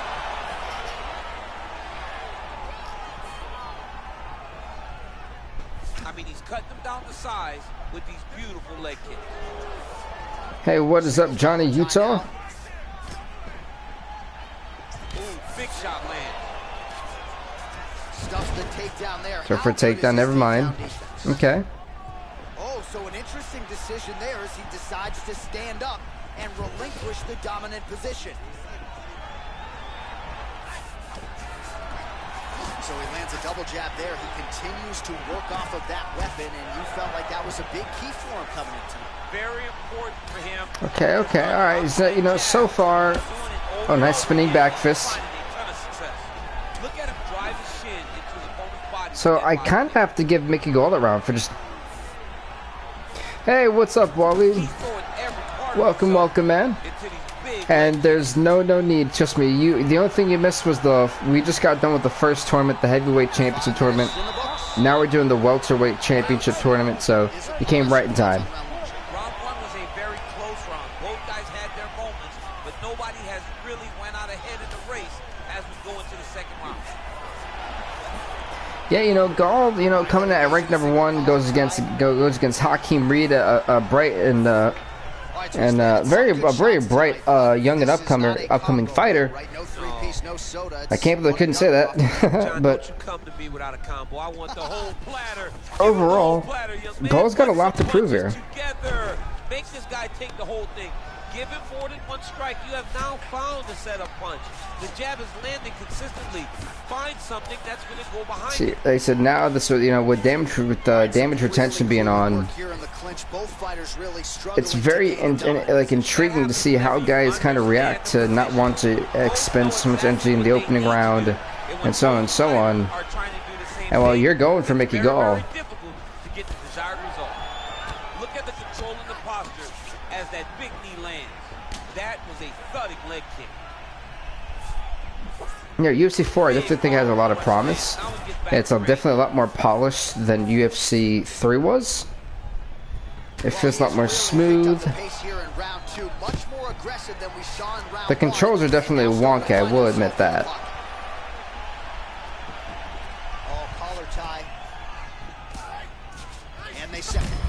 Oh, he got caught with that shot. That was a straight just jab.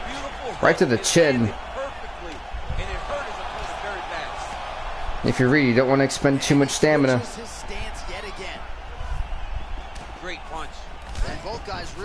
Hey, you know, it's one of those things where, you know, this may be your debut, but you also don't want to ruin it for you being too excited, you know? It's such a fast leg kick. Whiffs on the straight right hand.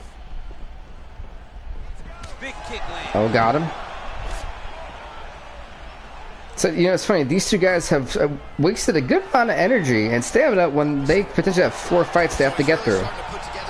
Very risky business. Here. These are going to take their toll as this fight goes on. Look at him working at trying to shut the liver down. Now he's back southpaw.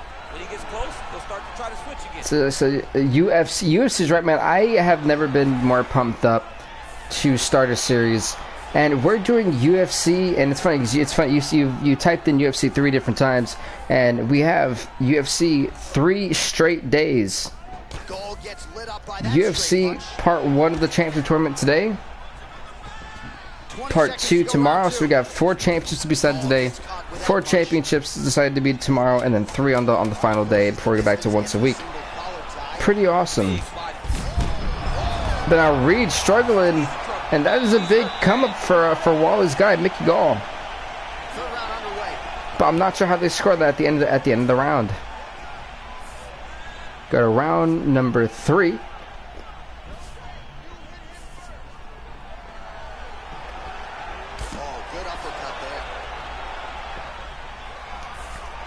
Probably if you hear my Gatorade fruit punch I'm drinking. Oh, he lands another strike to the body, really starting to pile up these body shots here in the latter stages of this fight. You didn't see a lot of that in the earlier rounds, making up for lost time here. Gall and Reed really just going ham. Gall's got the tie clenched. Let's see what he can do. Look at how he turned his hip into that leg kick. Well, thank you, Wally. I definitely tried to be cool with the title. I feel like, it is making history, so to speak, for these guys. The chance to be the man, to be the head honcho, to be the champ. And the welterweight division. And it's such a stacked division to be in it. I think, with the qualification and the criteria you had to have, it's tough to be in it. I mean, you had to have a 500 record. You had to have what that means, basically more wins than losses, or at least if you have 5 wins, you have to have 5 losses. You can't have a losing record, and a lot of major fighters don't have that. Complete performance out of this fighter here tonight.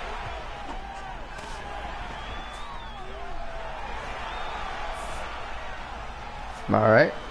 So, and for the rookie Hakeem Reed who comes in, I can't even really call him a rookie, but for the young gun there, that's the better one, who comes in and takes on the guy who held the title all last year at UFC 3. This is tough. This is a big fight, and maybe a little bit more than this kid could chew. And what is up to Dean? You're saying go, Mr. Hakeem Reed. Okay, I see you. Oh, I did, because I have times where I've been kicked like well, and potentially a critical takedown here. That was a good takedown, but how does Mickey Gall, use this to his advantage? He's inside, so going for the Kimura.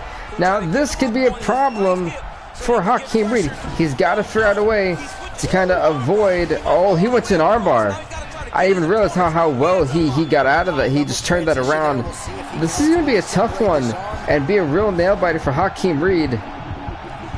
Mickey Gall, I think, getting the better of this exchange, and he's just got it cinched. I think he's going to tap. There's no way he can hang on for this long. Yeah, Hakeem Reed forced to tap out. Mickey Gall continues his reign of dominance. Mickey Gall said he's going to come back for his championship. And he tapped and he looks to fight another day, but a huge win for his opponent. Gall may have not KO'd him, but he certainly almost broke his arm. By submission tonight, champ. Here's Bruce Buffer now with the official decision. And take nothing away from Hakeem Reed. This kid came in on short notice, literally today notice, and took on the former champion, almost took him for a full 15 minutes. Very impressive.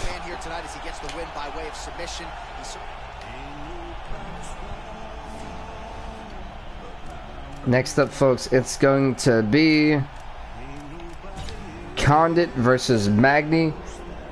Now, Carlos Condit being ranked number 6 takes on the ranked number 11 Neil Magny. What name? The Natural Born Killer. If only that was true. At least in his, case. Definitely did not wreck much in the UFC, in my opinion, at least. really hard to think of a weakness that we have seen on film from either guys in their UFC careers. I feel like both of these guys are the top of the food chain. Alrighty. Honestly, this is going to be a very even fight between these two guys. They're in ways very similar. And while you're going for Carlos Condit, I don't blame you.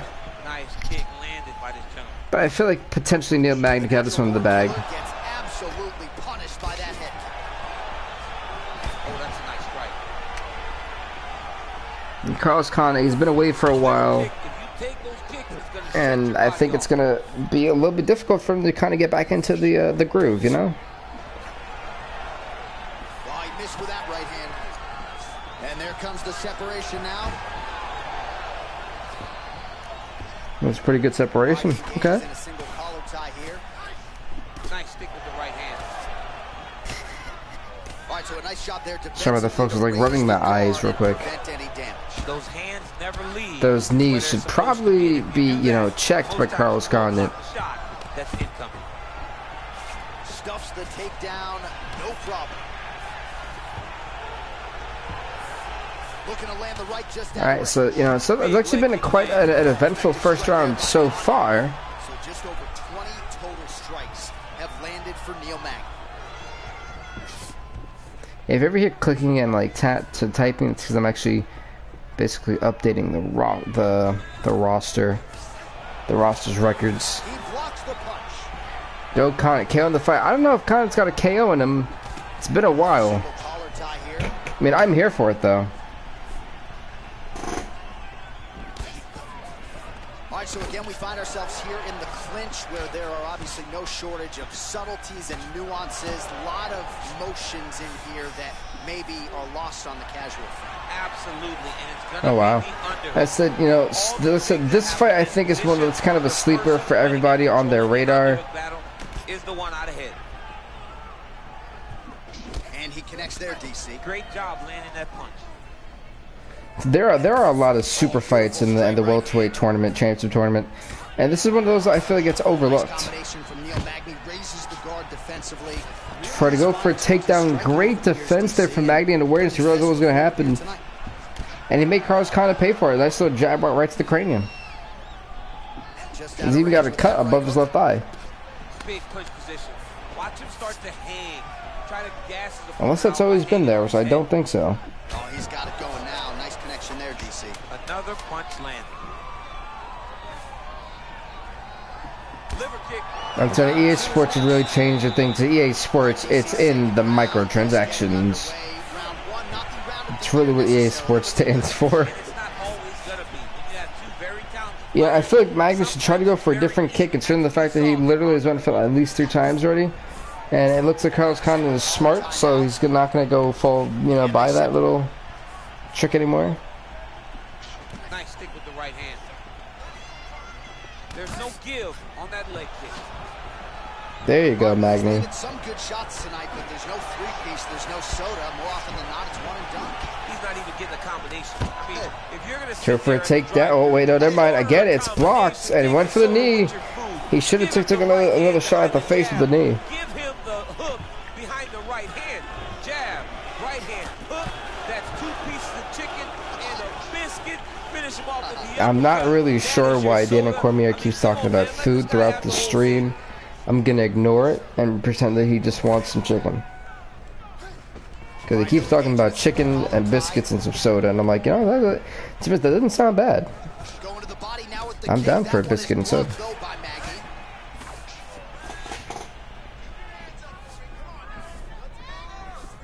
So Khan's done a great job of just kind of like, you know, relaxing during this fight. He hasn't really tried much. Well, he's really starting to land That's on also because every time he has, Neil Magny has had an answer for it. message from his corner and picked up the pace here in round 2. The only problem is Carlos kind of get too comfortable. The moment he does, Magny's going to just try to aggressively assault him. Now he's got the tie. And when that barrage of strikes come, especially the head kicks, Magny's going to figure out what part to weaken and just target after that, and then you become literally that's when the fights just go downhill. It doesn't become fun anymore for Carlos Condit. What a strike that he is landing over and over again. His opponent will need to make some adjustments. Well, he's Nice got uppercut. thrilled with this effort Mag needs to keep the pressure. He's got Carlos Condit stunned. Instead, he needs to keep it up. Sometimes the hardest thing to do is what's expected. When you're expected to win, sometimes it's hard to live up to that expectation. He lived up to that expectation, and he exceeded it with such a great performance. Okay. Punch over the top. I think we're going to go to round number 3 with this one. Now, if those knees have something sales, so it's otherwise. So I really don't know who to give the first 2 rounds to. Changes his stance. You'll see a lot of this from this fighter. Now he engages in a Muay Thai clinch. You better protect that head. Nice head kick. Here in the Muay Thai clinch. Watch for big knees to the body, and eventually him switch it up with a big knee to the head. Here we go. We're going straight to round number. Oh, that's going to gain some points. This fight is supposed to be over. It might not be over now, but it's going to be over very soon. Nice punch lands over the Khan's got to be careful with those head kicks. He was able, for the most part, to check them, to counter them. No, not the case.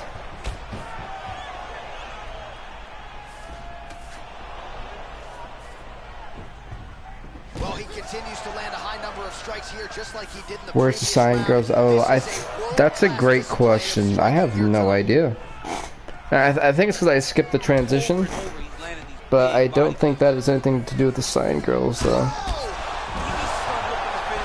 Condit is striking, but Neil Magny, I didn't realize how well he's outstriked Carlos Condit. 76 to, was it 40 something?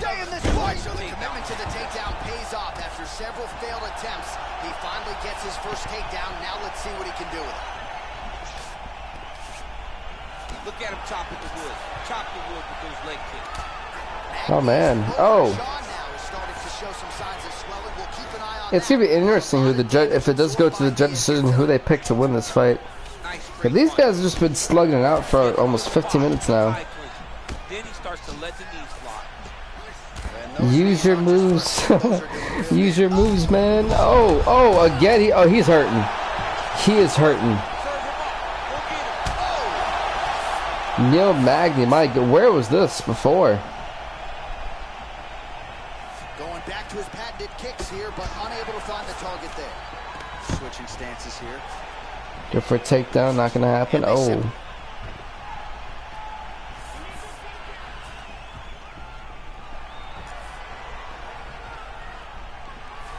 Alright, come on, guys. We got 2 minutes left. Will we see a knockout? Will we go into judge decision? Carlos Condit bleeding like an unstuffed pig.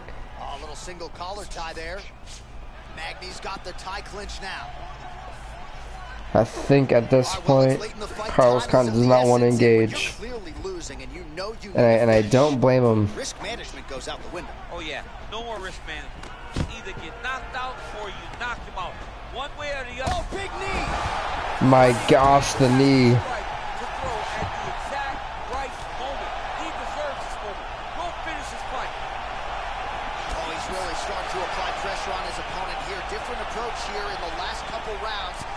Yeah, right now, I think Neil Magny is going to win this one by decision. Unfortunate for Carlos Condit. That was a nice play. And he caught the kick. I mean, this guy is really focused on those punches to the head inside of the clinch. Okay, Neil Magny just went for like a 4-piece combo on the win. I guess whoever was moving with the AC. Oh, he's down. My goodness, again. Neil Magny, well, he should have won this fight. I just don't see how you can score this anywhere else. Or any way else. All 3 judges score this contest 30-26. 30-26, my goodness.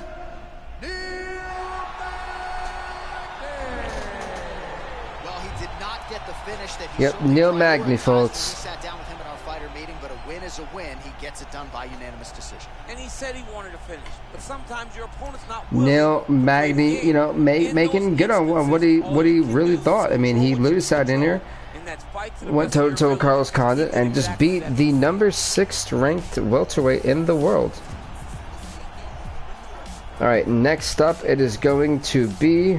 It was, like I said, it was pretty dope. I mean, for the most part, it was pretty dope. Next up, folks. Number 4 ranked Santiago Ponzinibbio takes on number 13 Ben Askren. I have no idea how this is going to go. I would assume this would end with Ben Askren getting whooped. But you just never know nowadays, honestly.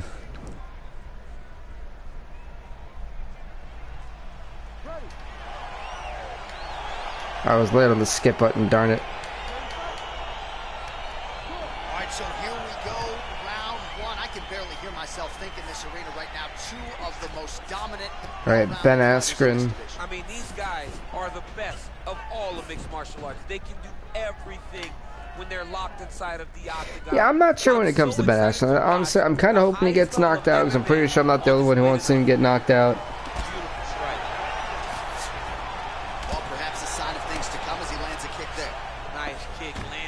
But so far, the rank number 1 Mickey Gall stayed alive, and rank number 6 is gone now. It's crazy. This puncher trying to go for a takedown.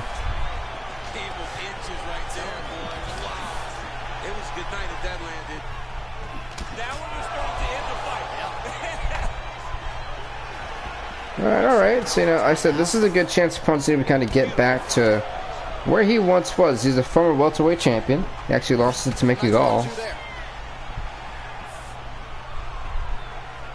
Nice stick with the right hand. Oh, spinning back fist. Nice spinning back fist, okay. Try to establish that jab. There you go, you see, he switched again. And that's it, you know, Ponzinibbio really does need this win. I mean, it's one of the things where we didn't see him after he lost the belt. He comes back with a rank 4 ranking by his name. So, you know, he still kept his spot. Right now, this is a statement. He needs to beat Ben Askren for multiple reasons. To show that he's still got it and that he doesn't... And that, well, for the other ones, it's Ben Askren. Ben Askren. I mean, come on now. Under 2 minutes to go. See, a big must-win situation for Santiago. Big knee lands there. That knee hurt him. Oh. I thought Ben Askren is not trying to really engage close up with Ponzinibbio anymore. Nice punch lands over the top.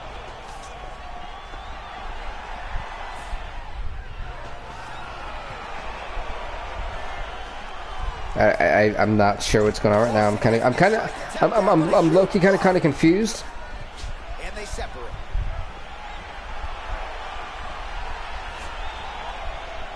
Look at the angle. So in the round 16, the top 8 fighters do advance.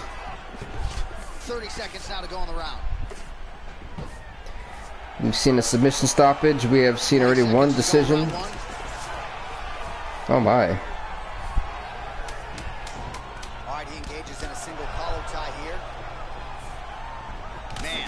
Nice spinning back fist. Great job landing. Are you ready? Are you ready? Fight. Second round here. So we've got the baddest man on the planet being Francis Ngannou, the now 2-time heavyweight champion. Nice head kick to Ben Askren. His opponent stayed upright. I mean, he's still on his feet. But Ben Askren still can just kind of find just a little bit shaky, that's all. I mean, look at the commitment to kicking in this fight. This has Ben Askren has, you know, yellow pants. I don't see yellow pants anywhere. With the double jab. I mean, a beautiful double jab. That thing's going right from the chin, too. So 37 total strikes have already landed for Ben Askren. Wow, 37 for Ben Askren. That's crazy. Compared to, yeah, Ponzinibbio has only, you know, hit 2 less strikes than Askren. But I feel like the significant strikes has to be going to Ponzinibbio. So he's landed some good shots. You hate to be overly critical, but nothing really in terms of going for a takedown. No. Well, the jab has been looking great. How about jab, right hand? Because eventually you're gonna have to put something on your opponent that's gonna really make him pause. Wait, now Ponzinibbio's down. Now he looks to try to chase down that kick. Oh, he's hurt bad. He's hurt bad, John. chase that finish Yes, down he's so hurt. Back to the feet. And he Askren, for some switches reason, his did not stance target yet the again. face at all. Really timing his shots nicely. Good tempo, very accurate, finding the range with relative ease. Yeah, he's doing a great job of really overwhelming his opponent with activity. Oh, now gets an underhook to get a more dominant Alright, so, position. you know, the interesting thing with this right now is both these guys, again, it's so weird, this fight. Like I said, when we made this in the fight committee, we had no idea how odd some of these fights would be, and my goodness, this is when Ben Askren needs to capitalize. He shouldn't be too passive. He needs to go strip and just dominate. Because you know what, Ponzinibbio will do it to him. Oh, big left hook there. Which is smart by Ponzinibbio. If Ben Askren wasn't going to be too aggressive, I need to be. That's my capitalization. That is my opening, and I need to take it. Now he's got the Muay Thai block. Oh my, it's a nice little uppercut.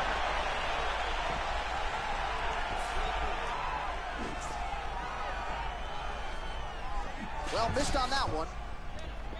There's no tell on that leg kick. Okay, nice little jab.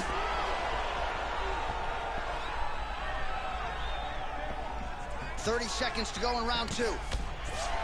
Ponzinibbio gets Said, well, I know you're still going for Ben Askren. Nice knee to the face. Once again, Askren stumbling. Ponzinibbio needs to go for more head offense. He's too passive. Almost those 5 minutes. All right, next round is now underway. Hopefully the action continues at a high level. Pretty good. Third and final round. Oh, Both of them can really pick it up. Let's see who decides they're going to lead the dance as we go forward.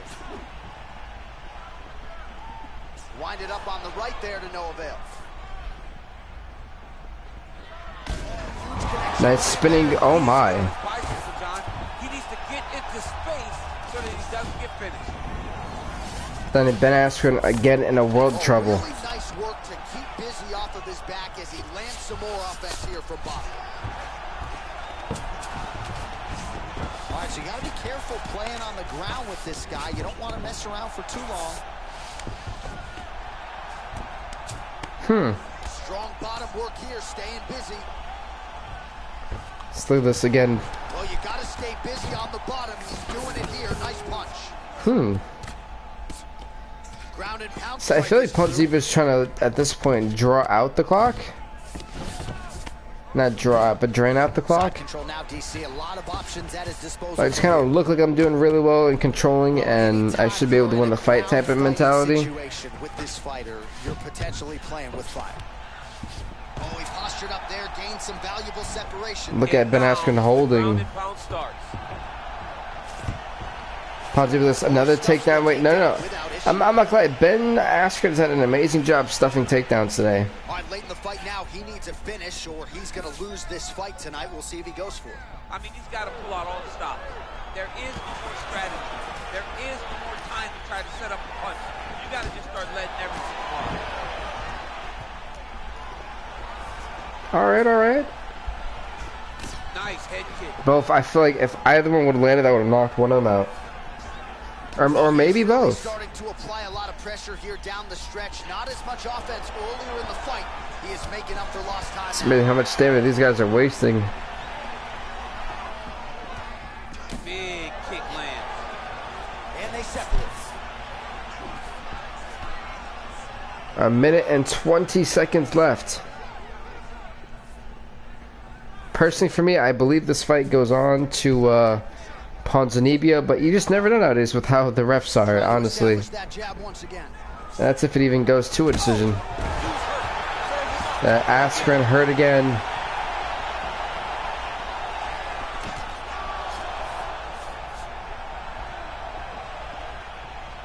He missed with that jab attempt there. Big liver kick lands under the elbow. That's a nasty liver kick. Uh-oh. Single collar tie now. 15 seconds left in this fight. Final 10 seconds of the fight. And they separate.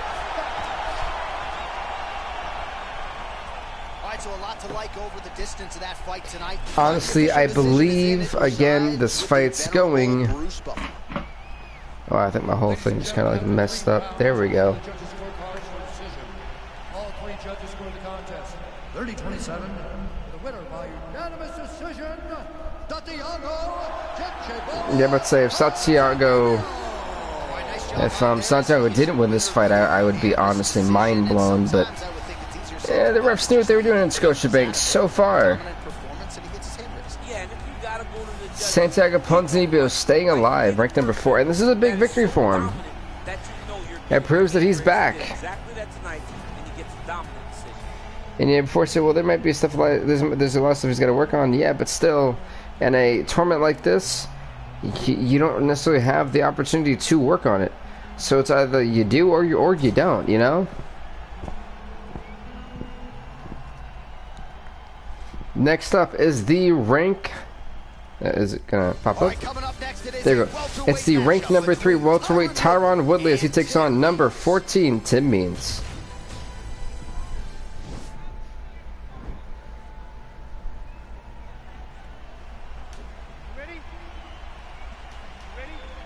I skip both of them. Haha. Take that. Yeah. There are no weaknesses in these guys. These guys are as well-rounded as they As I kind of fix the records real quick for Ben Askren and Ponzinibbio. These are the matchups that we dream of as MMA fans. Muay Thai plump. Means gets caught with that punch. Not the easiest guy in the world to hit, but he got. Yeah, it's funny. Tim Means 0-0. Tyron Woodley 9-4. Losing his last fight to Mickey Gall, out of all people. Gall, I believe, tapped him out. Or was it like the one person he didn't tap out? Well, perhaps a sign of things to come as he lands a kick there. Nice kick landed by the. I'm actually not sure. I think I have to like look that one back up next time. Nice kick with the right hand. Ooh, what a punch. Okay, back into the cage. I don't really know what Tim Means is playing with there. I mean, you ended with a guy like Tyron Woodley. It is not good. He told us on Thursday he wanted to break this dude's nose. That is certainly a step in the right direction. Mission accomplished. You are battering that nose. Under 3 minutes now to go in the round. Oh, collar tie.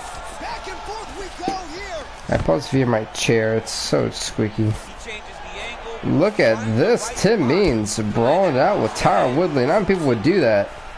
Because the insane power Tyron Woodley possesses.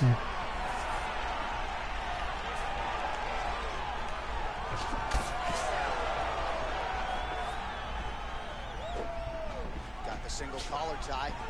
Woodley gets caught with that punch. He'd be wise to get those hands up.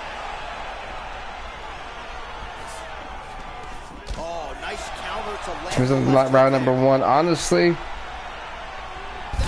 Oh, spinning back foot. Oh, he's hurt. He needs to keep it up. Keep it up. Oh, he's just gonna let go. Wait, no, he's not. No, he's not. He's got to keep up the pressure. Keep up the pressure. Nice knee to the face. If he can keep up the pressure, a knockdown will definitely give him the round. All right, he closes the distance, gets the single collar tie, and they separate. Means gets touched by that kick there. As he gets close, he's out of the kicking range. He'll change his stance. Oh, a little single collar tie there. All right, Muay Thai clinch. A lot of elbows. I love that, like, the cameraman just sitting there up and there's another camera right in front of them. Like, hey, I was trying to record while you guys are right in my face. Please don't kick my camera. Watch for the defensive guy to try to break this immediately.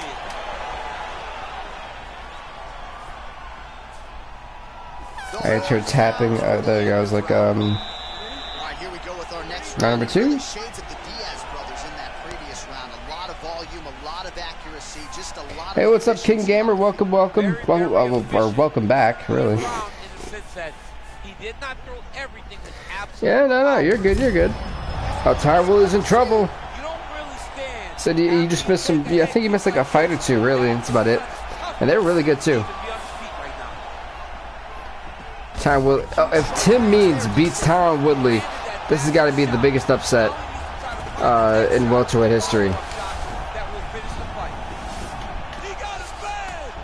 Well, he's staying pretty effective here. Yeah, but yo, man, no, man, King Gamer, it's been pretty good, pretty good. Strong bottom work here, staying busy. So far, I believe, I think this fight goes to Tim Means. Tyron Woodley just hasn't been effective at all in this fight, and it's shocking because it's Tyron Woodley, one of the greatest welterweights of all time. And it's fair to say I think everyone believes that. Trying to pass the guard here. Nice job by the bottom fighter defensive. Bottom fighter did a win. Oh, good entry there to take the fight. Yeah, the health points, the health boxes are quite interesting. To open up submission opportunities. Oh my goodness! Like literally again. I literally cannot see Tyron Woodley surviving 3 full rounds of this. Almost in range with the straight left, but that's a miss. Oh, he lands another strike to the body, really starting to connect. Like Tyron's hurt. Shots to the midsection, and these will take their toll as this fight goes into the latter round. And if Means keeps applying the pressure he has, Woodley's getting knocked out in between the 3rd round. Nice punch lands.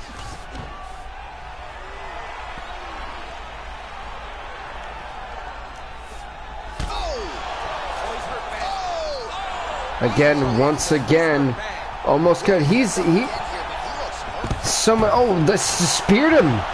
Wow. Okay, the spear just came out of nowhere. I mean, you just seen. I've never seen a spear of that quality. What's up, Wally? Welcome back. And Woodley, you're going Woodley for the win. I mean, that was just like a spear. Wow is right. I was not expecting a spear. All right, half guard position here, DC. You have And this thing, you know, with how Oh man, spear wow is right. As a top fighter, I understand half guard as a bottom fighter. Don't want to be there. It's very dangerous. But if you are there, Oh, he's just about to go for an armbar too. He's trying to set it up out of nowhere. Is basically I haven't seen that in so long. It was nuts. Like an actual spear to go off with, it's been a while. continuing to work the body to great effect. Again, another head kick, and I'm just not sure. Tyron's just... I don't think Tyron's going to be taking much more. I really don't.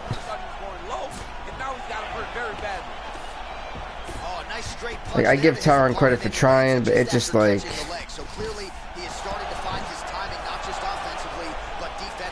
It may just not be his... Oh, it's over. He's still up? Well, he's up. But oh, is he hurt? Oh, man, that's a nice kick right there. I have no idea how Tyron Woodley is still up.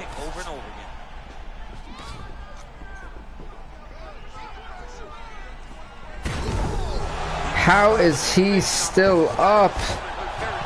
There've been some great fights now in UFC. You are absolutely right, Wally. It's nuts because of just how, like, you can literally see the pain in Tyron Woodley's face. Well, you've got to admire the urgency here. He is trying to keep the judges out of it, lighten up his opponent left and right. And I don't blame. Oh my God, the upgrade! He literally just pulled a Kenneth Thomas. Tyron Woodley fell right into it. Tyson Fury did it to him, to Kenneth Thomas, and now Tim Means did it to Tyron Woodley. UFC used to have a lot of KOs. Oh yeah, I'm not surprised. Oh my goodness.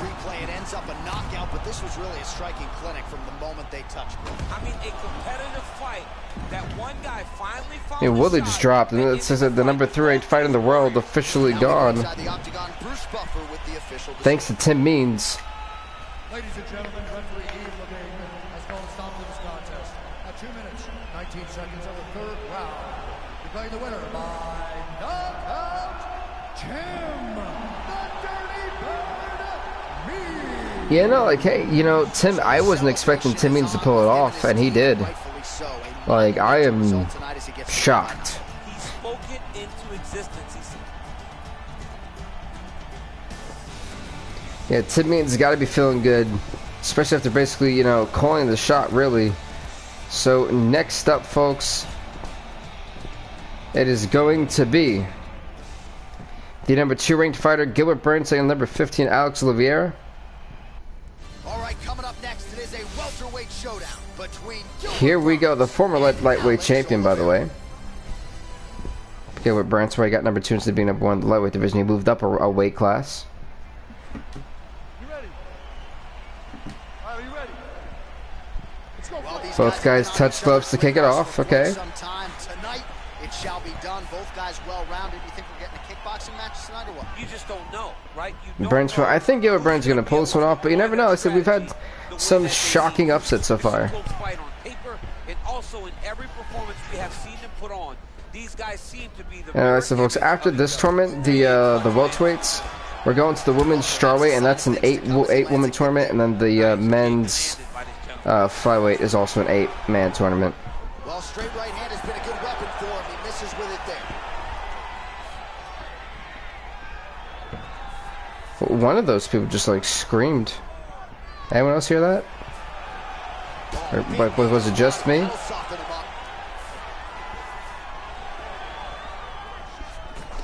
Oliveira's uppercut is blocked. Looked like for a minute he had a window. Oh. Nice. Hard shots landing on both sides here. Another punch to the head. He's really turning. It's a nasty punch. Into those strikes to the head. 2 minutes have expired in our opening round. Nice stick with the right hand. Oh, combination lands. You want to talk about putting strikes. Oh, I felt that one. And every one of them are landing. He's overwhelming him with different attacks. Oh. Look at him working at trying to shut the liver down. Effective punch there by Burns. Takedown defense holds up. Muay Thai block. You can feel that. Let's see. I'll be right back after charge my phone, but I'm gonna use my tablet. It sounds good, King Gamer. And how's Chef doing? So yeah, Chef's doing pretty good, Wally. For the most part, he's been doing pretty good, and it's been healthy. We're me and him have we have quarantined, you know, just because of what's happening. But no, we're doing pretty good. And sounds good, King Gamer again. And if Gilbert Burns can go from being the lightweight champion, move up to welterweight, to get the welterweight strap, it just shows how phenomenal this guy is as a fighter. Well, there are few things more fun to watch in mixed martial arts than these type of Gilbert's on the High-level grappling can really be entertaining. See, you never want to give it back to a guy like Gilbert Burns for this exact reason. When he's got this, he can try to go for a choke, if not, maybe the knockout.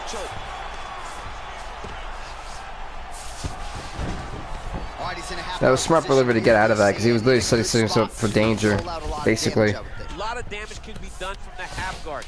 You sit back on that leg. Yeah, a dominant round for Gilbert Burns. Drop elbows, drop punches. What is very key is you controlling the underhook on the Yeah, I got to give round number 1 to Gilbert Burns. Your opponent can use the half guard to build up to an elbow, sweep, or just. I mean, when you have complete control like that, Oh, nice connection there. it's no better thing. Time to land that punch.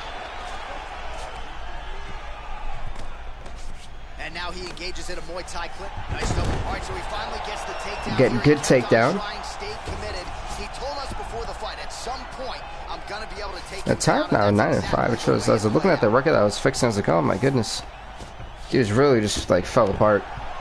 So you see, we're back here on the ground, and yet, if you're Gilbert Burns, we know he has a submission game. He's not using it, surprisingly. He's trying to control posture here. Now trying to hip escape. He's just trying to move out of this position off the bottom.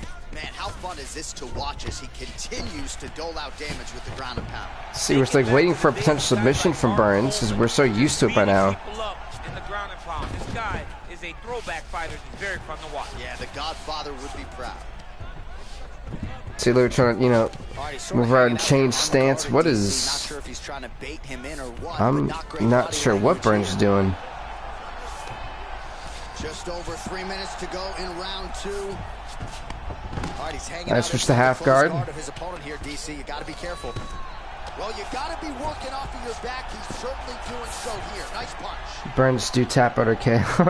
They're like, anything, just win. Right hand, pretty good punch. Just win. Nice right punch by this young man. All right, he's very comfortable fighting off his back, DC. Now looks like he's trying to hip escape. Yeah, he's trying to hip escape or maybe look for a Kimura here. This is not, Turn around using the hips, got him. All right, inside his opponent's guard here, DC. You don't want to play around here too long. No, you got to either have 2 hands in or 2 hands out, or guys start to attack triangles. Keep it busy here off of his back. Nice offense from the bottom. Again, look at that. It's we're looking at a wrestling / jiu-jitsu masterclass. Not so bad. What a fantastic sweep. Still cannot believe. I'm about to say we have not seen a submission. Someone should be shocked. Gotta be careful. Now, this the thing is, you know, we're in the armbar, Continuing to try to manipulate the head here. and both guys are pretty even on the bar. I think Oliveira may be able to escape, honestly. Oh, wait, I might take that back. I'm not sure. Oh, he's got the arms cinched in. Can Alex Oliveira find a way to avoid tapping out? Alex Oliveira taps out to Gilbert Burns. Burns goes on to the quarterfinals. Poor Oliveira. It skipped it. What happened?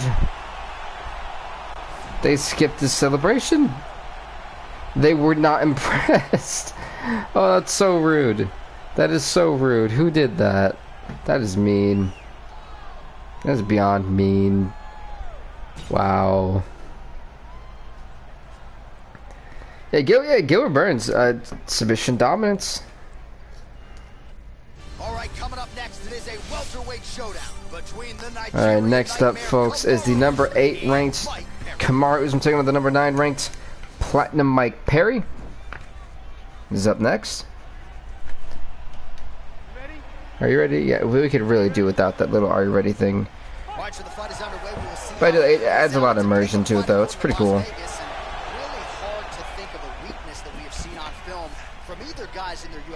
Honestly, I've been a massive fan of Platinum Mike Perry just because the guy is absolutely nuts. I mean, I think that statement kind of speaks for itself. Like, what is the... What can you say about Platinum Mike Perry that hasn't already been said? I can't even think of one. That's the crazy part. I literally can't even think of one. Well, perhaps a sign of things to come as he lands a kick. Nonetheless, folks, this is the big thing for Usman with a 2-2 record. Platinum Mike Perry is also 1-1. This is big for both these guys. Both trying to stake a claim, like, you know, hey, I belong in this tournament. I have what it takes to potentially win it all. But, you know, for Perry, it's going to be quite interesting to see really how this goes. Oh. He engages in the single collar tie. Oh, Perry gets caught with that punch. He's treading water now. Got to find a way to move those feet. Again, in the clinch. Yeah, honestly, the stand-up is something that UFC4 have Brock Lesnar and Jason Dave Frank. They don't have either of those guys. You know, Brock Lesnar is still contractually obligated with WWE, so yeah, he wouldn't be on here. And James David Frank, I've never actually really heard of that guy.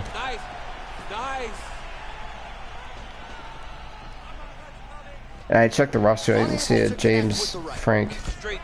Or Jason Frank. Changes his stance. You'll see a lot of this from this fighter. Yeah, no problem, boy, no problem.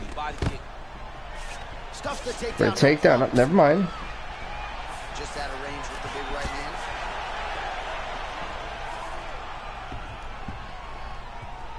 You know, we've had some amazing fights. Honestly, and it gets better and better.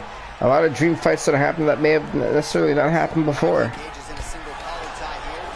So just over 20 total strikes have landed for Kamaru Usman. Here he is back. So just over 20 strikes to land for Kamaru. It's not bad. And now he's got that tie clinch. We'll see what he can do with it. Beautiful entry as he gets the takedown late. Good takedown. Which could have an impact on the judges potentially. Absolutely. You want to leave an impression in the judge's mind. And you walk back to your corner. When you get up from a dominant Yeah, honestly, yeah, with the way it's looking, putting the Mike Perry's fine. He can literally hang into this hold. He's going to round number 2. And it was kind of, clever from Kamaru Usman. But just a little bit too late.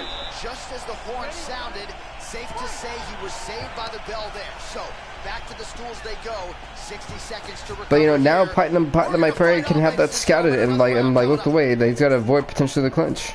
Not the clinch, the ground. Well, the guy Kamaru's, you kind of have to. Because Kamaru don't play around. He's one of the most dangerous wrestlers, I think, in the UFC today. His game is honestly lethal. Just unable to quite find that range. Oh, single collar tie here. What a body kick. Trying for the takedown. Nope. Perry got the win.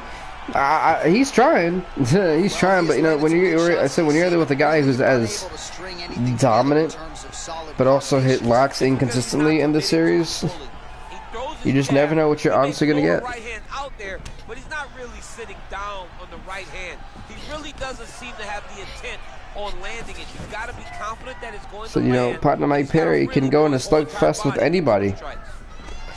And Usman knows he cannot afford that. He can afford occasional stand-up.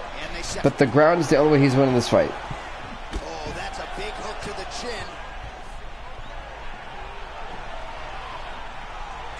Single collar tie now. Sorry about that, folks.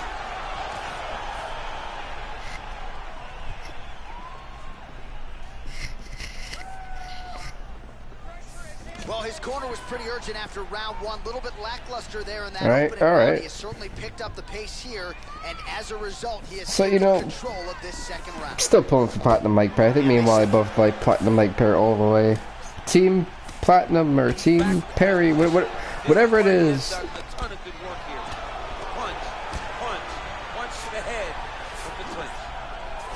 Offering there with the knee. He talked to us a lot about that on Thursday. Felt like the knees would be there. It was certainly there on that exchange. Oh. Tosses him down. Now we'll see if he can advance position. I mean, right into side control. It's a nice hip toss, but I mean, just like that, Platinum Mike Perry got right back up. Huge knee lands from in close. I will say this: Platinum Mike Perry is a warrior. It will never be easy to take this guy down. That's a big strike right there. Muay Thai plump.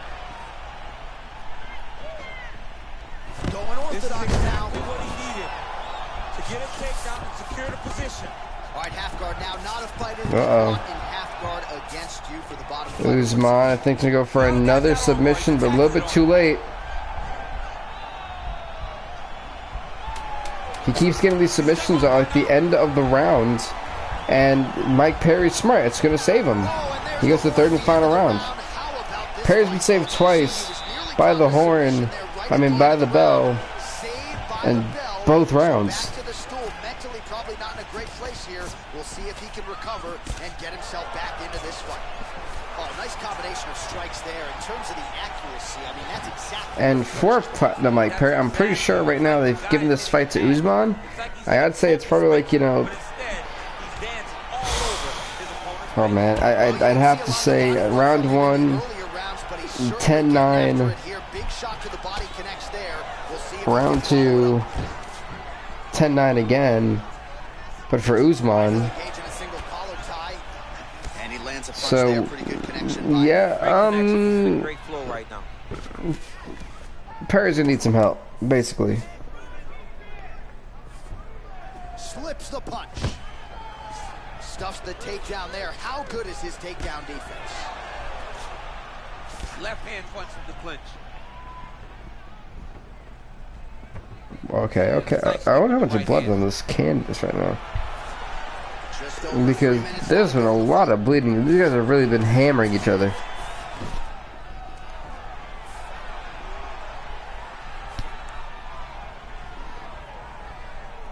So, with 2 minutes and 45 seconds left Well, most fighters can't keep up this type of aggression. Cheer for a head kick. You don't have to worry about this guy. He hasn't really showed any signs of slowing down tonight. If he loses most fighters, got to keep as much stamina as possible. Nice. Then again, I do believe that this is Perry tap out the guy. Patting my Perry isn't necessarily a submission specialist. He's more of a boxer, like an actual boxer. Like he's more of a stand-up guy. Not only is he the best welterweight in the world, he may just be the toughest. But he caught Usman. Such a sneaky head kick. But that is what Patting my Perry has to do. I completely understand why. I completely understand, man. Holding on to him here, not really doing too much, perhaps just looking to recover. Stuffs the takedown, no problem. Well, it's one thing. Perry's got to try to knock this guy out. And he does it as well as anyone. Nice kick there by Perry. Just misses there with the left. So close. Uh-oh.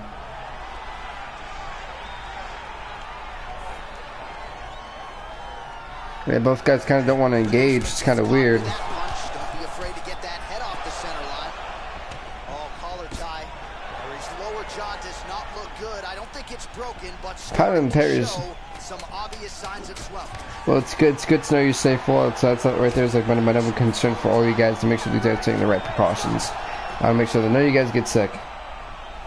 All right, so the fight goes the distance with official decision now in. Oh my God, this chair and its squeaky noise. Ladies and gentlemen, after 3 rounds, we go to the judges' scorecards for decision. All 3 judges scored this contest 9-28. 20 pretty even, okay. By unanimous decision, Kamaru, the Nigerian Nightmare. So Kamaru Usman wins this fight 29-28 at the end of the scorecard here by decision. The first fight to Mike Perry. He gave it a good shot. It just it wasn't meant to be.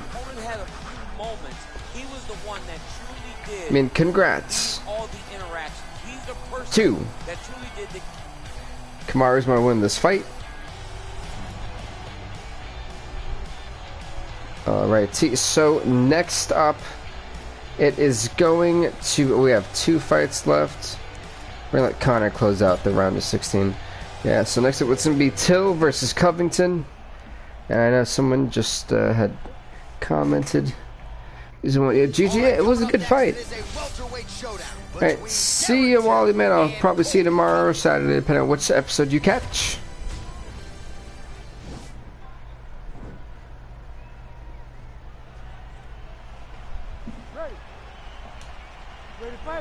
Alright, here we go. Darren Till versus Colby Covington. Rank number 5, Darren Till takes something. Rank number 12, Colby Covington. Gonna be a big fight here. Yeah, it feels pretty good, to be honest. It feels pretty good to see it, just to witness this fight happen. Alright, but actually I'm going to make sure I put that Usman won that fight in the record books. Just to make sure that I gave the right. Yep, Gilbert Burns doing pretty good. Awesome, awesome, awesome sauce. Nice hit there from Till. Poor Mike Perry, man, can't catch a break. Oh,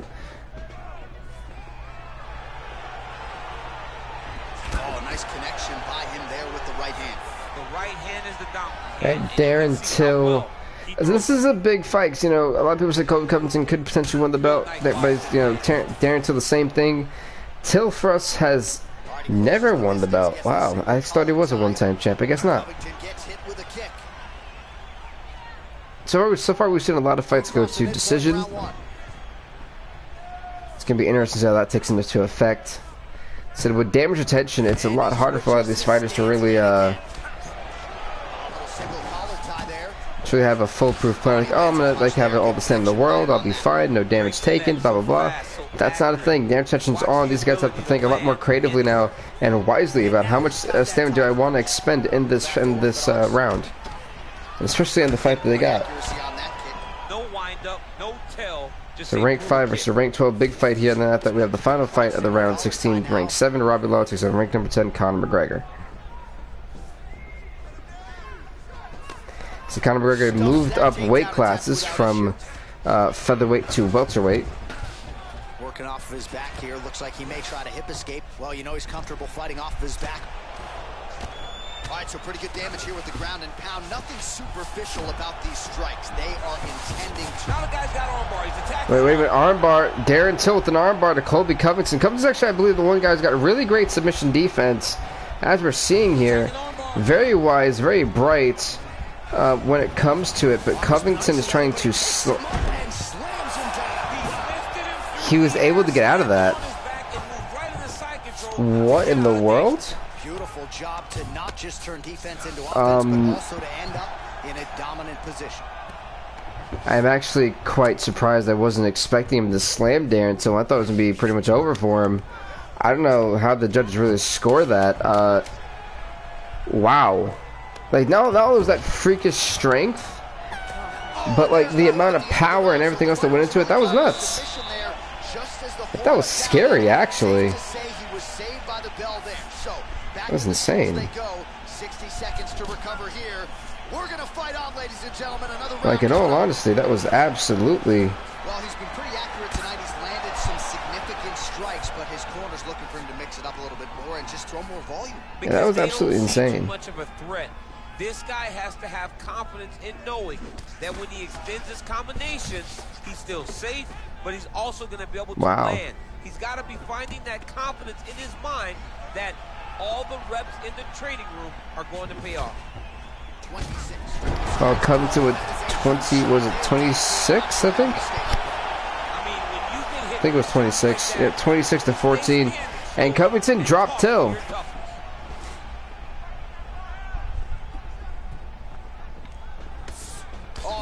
Yeah, Darren Till, I don't think was really prepared for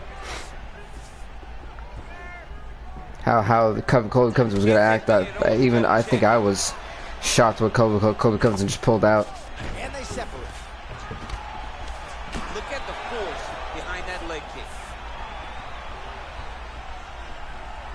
Swing and a miss by Darren Till.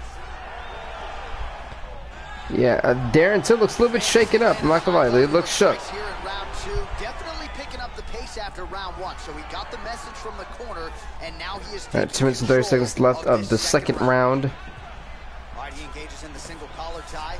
You know, Darren Till's best bet might be a submission as long as he doesn't get like power bombed back down to the octagon like last time. But he's not protecting himself. Big knee to the body. Right under the elbow, body kick lands. Oh, big roundhouse. One takedown. Good little takedown there. He caught him. Covington got a little bit too aggressive. But now, if you're Darren Till, you got to be very, very careful. His opponent, you got to be careful playing around for too long here on the ground with this guy. All right, working inside the closed guard now. All right, bottom fighter here. What was the point of just adjusting what guard you were in on the other side? That made no sense. At least for Darren Till's part.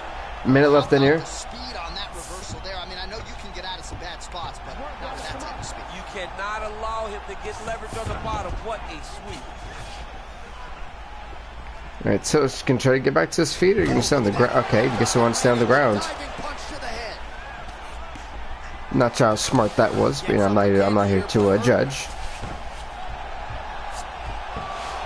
I thought with the new submission system, when you give yourself a good minute, then you probably have a submission on your hands. Till's looking to pass here, denied by the opponent. All right, that's the end of round. I like to think round 1 goes to Darren Till. Round 2 probably Covington, if not even.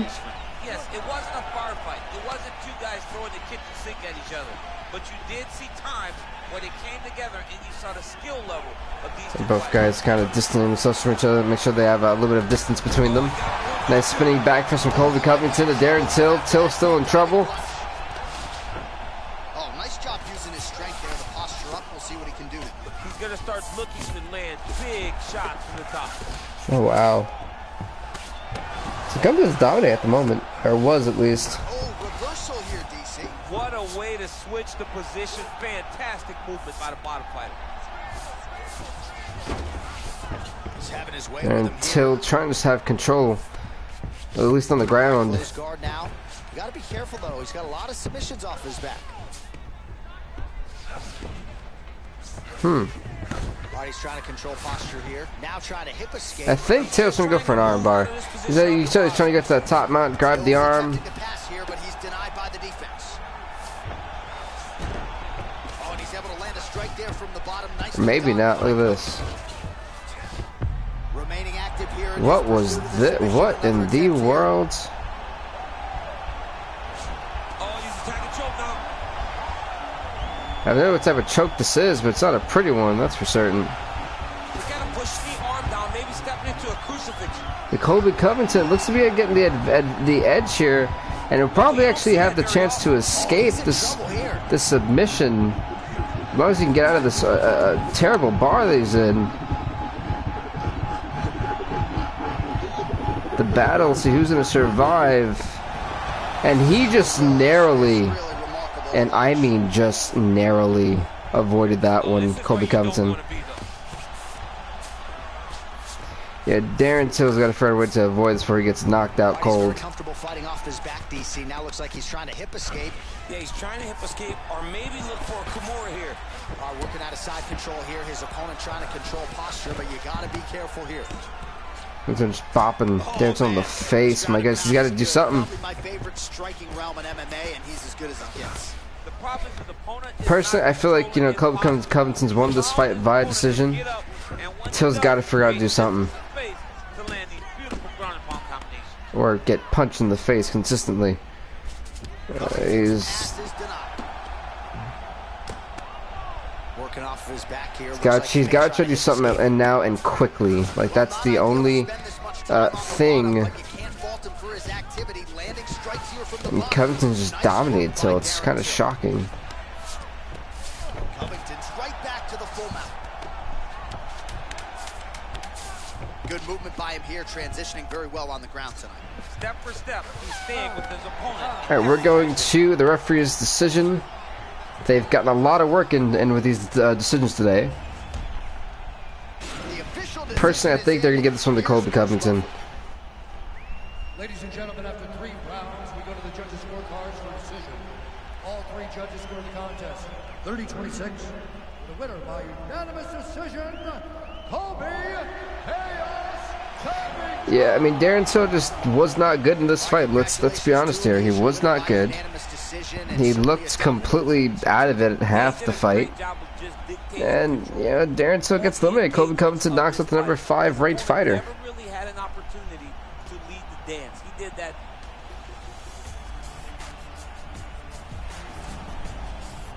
All right. So next up, folks, it's gonna be Lawler versus McGregor, rank 7. Robbie Lawler. My goodness, can't even speak. Takes on the rank 10 Conor McGregor. Here in the welterweight division.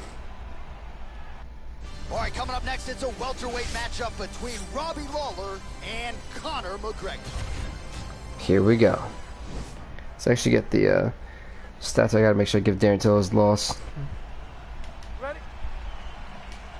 Both fighters are ready. Dan, All right, they have closed the door you and your behind Lawler emotes. and McGregor, and with respect to Johnny Hendricks and anyone else you want to inject into the conversation, Lawler might be the biggest power. Here we go. No surprise McGregor wanted the challenge. Yes, of course. Yeah, honestly, at MUT Tut, yeah, at Mutt Tut, yeah, the UFC 4 I feel is a lot more smoother, definitely a lot more polished than UFC 3, and the ground and pound is actually kind of decent. The controls are a bit wonky, but it's still an adjustment. As he lands a kick there.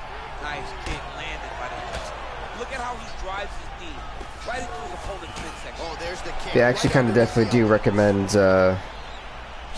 UFC 4 to people so far. This might be your moment in this fight as he gets the tie kick. This is a massive moment for this fighter. He is a great Muay Thai fighter. Look for him to go knee, and then try to land a big Alrighty. So Lawler McGregor, the final fight in the round of 16. He bopped him hard there. That was a boop. I know we all felt that one. So will the ranked number 7 Robbie Lawler be able to get the upset over ranked number 10 Conor McGregor? And I think I call it an upset because it's still Conor McGregor, folks. Landed that punch over and over again. What's he gonna do to follow up? McGregor's got the tie clinch now. So just over 20 total strikes. I feel like if Robbie Lawler wins, this crowd would be so upset here in Scotia Arena. So upset. The right hand just misses.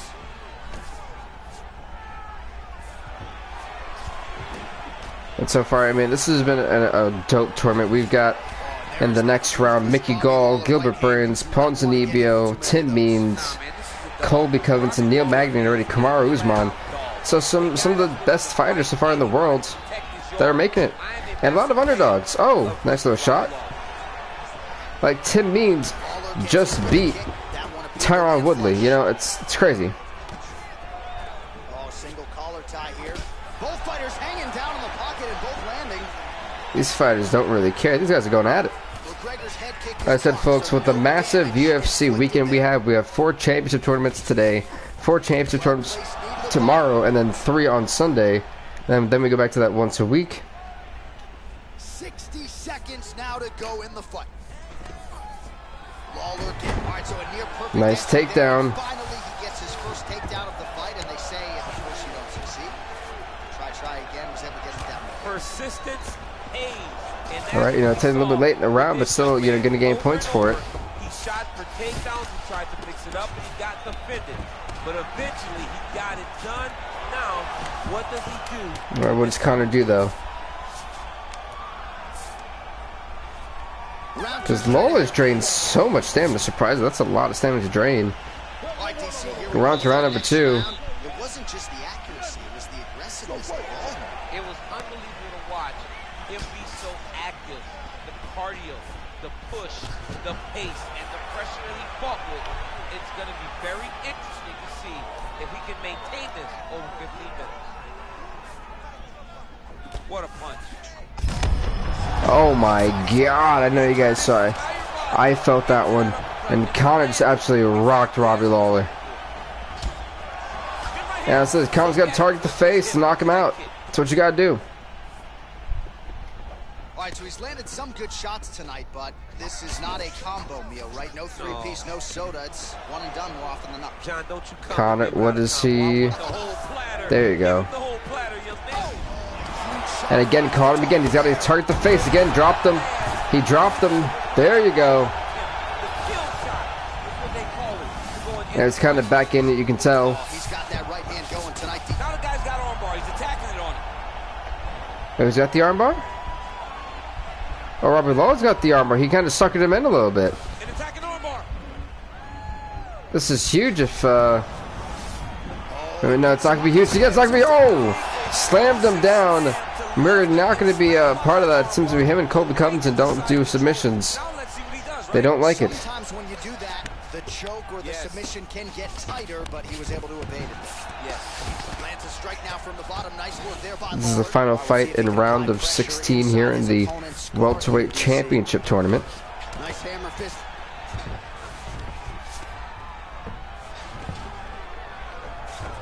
Conor McGregor gets back up. Let's see, what is... oh, yeah, the woman strawweight's up. Really significant damage to the body here. Another strike lands there. Oh, nice kick to the face. McGregor was actually kind of dominated. To find the openings tonight. Beautiful connection with a punch there. Accuracy at its best. I mean, he hasn't thrown one leg kick this whole time. All right, come on, yeah, Lawler at this point knows he's been kind of rocked already this round. Left hand punch from the clinch. Oh, nice left hand there by Conor McGregor. He's still got it. Yeah, he's at this point when you're staggering somebody like the way Conor's staggering Lawler, it's gonna know when you got right where you want him. Again, my goodness, we can try to keep going. His opponent's on B Street. He's hurt so bad. I don't know what he's gonna do to stay in this fight. Well, he misses with the left punch. That's nice uppercut. Yeah, that uppercut knockout has been getting a lot of people.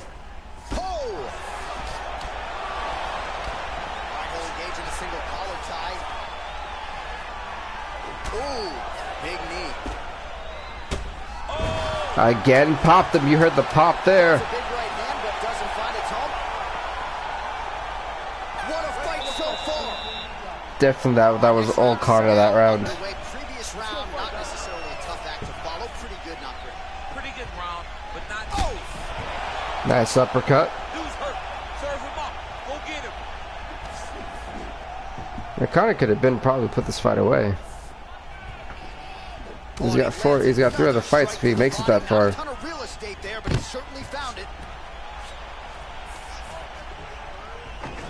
And now he's got the tie clinch.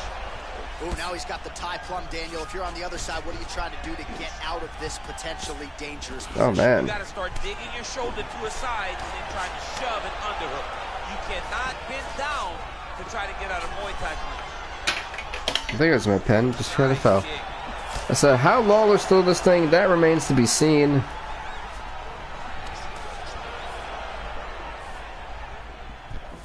Just missed with the left there. Takedown defense holds up. Oh, massive. How is he up? How is he how is he moving and not out of it? See, me and DC both are stunned. Many of these have landed with authority. 79 total strikes have now landed for Conor McGregor. And 79 total strikes, my goodness. In terms of the land rate against Robbie Lawler.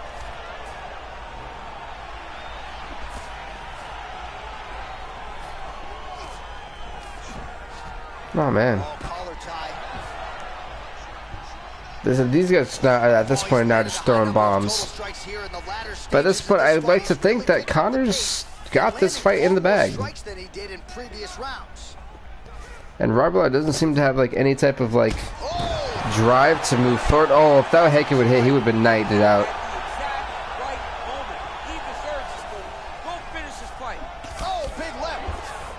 Yeah, he definitely does. That was nuts.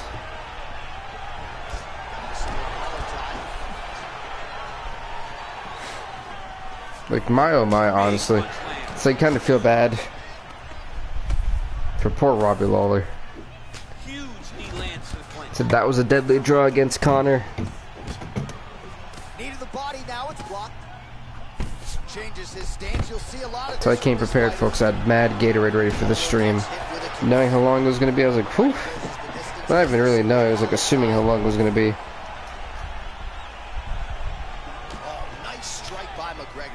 I mean, Conor McGregor is a fantastic striker, and once again, that skill is on display. Yeah, McGregor's striking skill definitely on display in this fight against Lawler. 15 seconds. Unless Lawler get like a miracle knockout on him, Conor's won this fight. Oh, as we just mentioned, literally. But honestly, I believe Conor's won this fight. What a fight. The official decision is in. It resides with Bruce Buffer. Ladies and gentlemen, after 3 rounds, we go to the judges' scorecards for decision. All 3 judges score this contest 9-28. 2-20, okay, very close. Conor McGregor wins it by decision. Love the game, just don't like some of the players. Yeah, some of the player images could be a little bit better.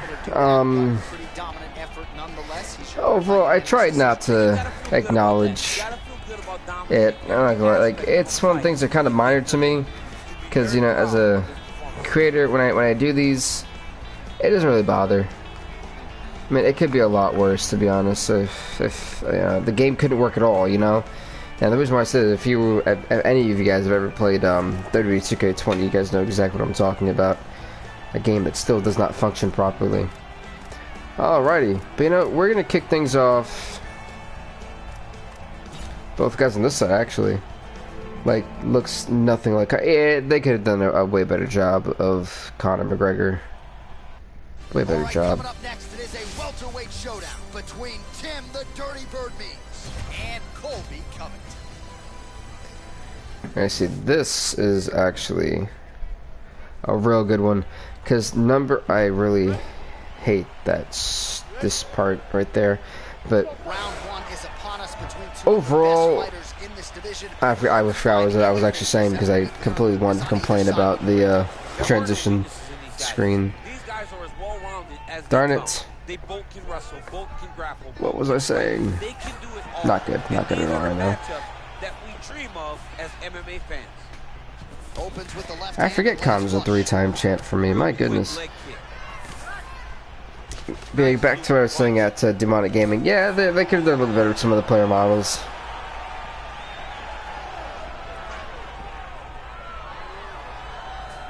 But I guess some are a little bit more difficult to replicate than others. Yeah, see, right now it's Colby Covington, ranked number 12, taking on the ranked 14 Tim Means, who just beat Tyron Woodley to get this opportunity. Back and forth action here. Oh, big head kick there. Oh my God.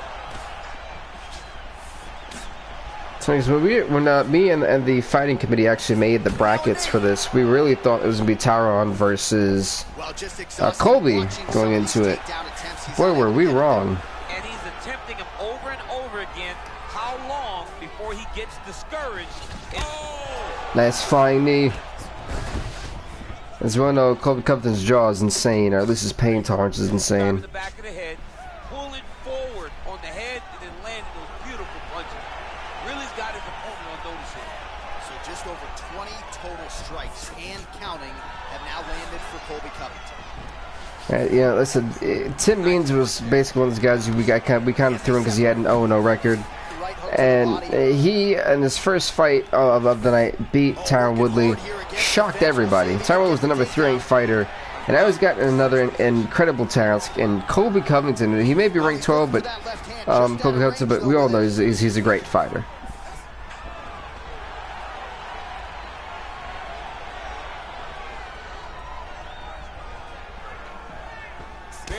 Oh, nice little front kick. Strong kick there. Yeah, this Tim Means trying to mean down his opponent. I don't know what that was. Did anyone else see that from Tim Means where he kind of like flinched or whatever? It's kind of weird. Ooh, what a punch. So we crossed the 30-second mark in our opening round. Just misses with the straight. Nice little kick to the face. Oh. Lands upstairs.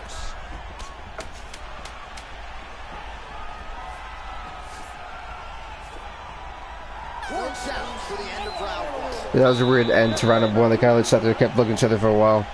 Right, round number 2, Covington and Means. Honestly, that's going to be an interesting one.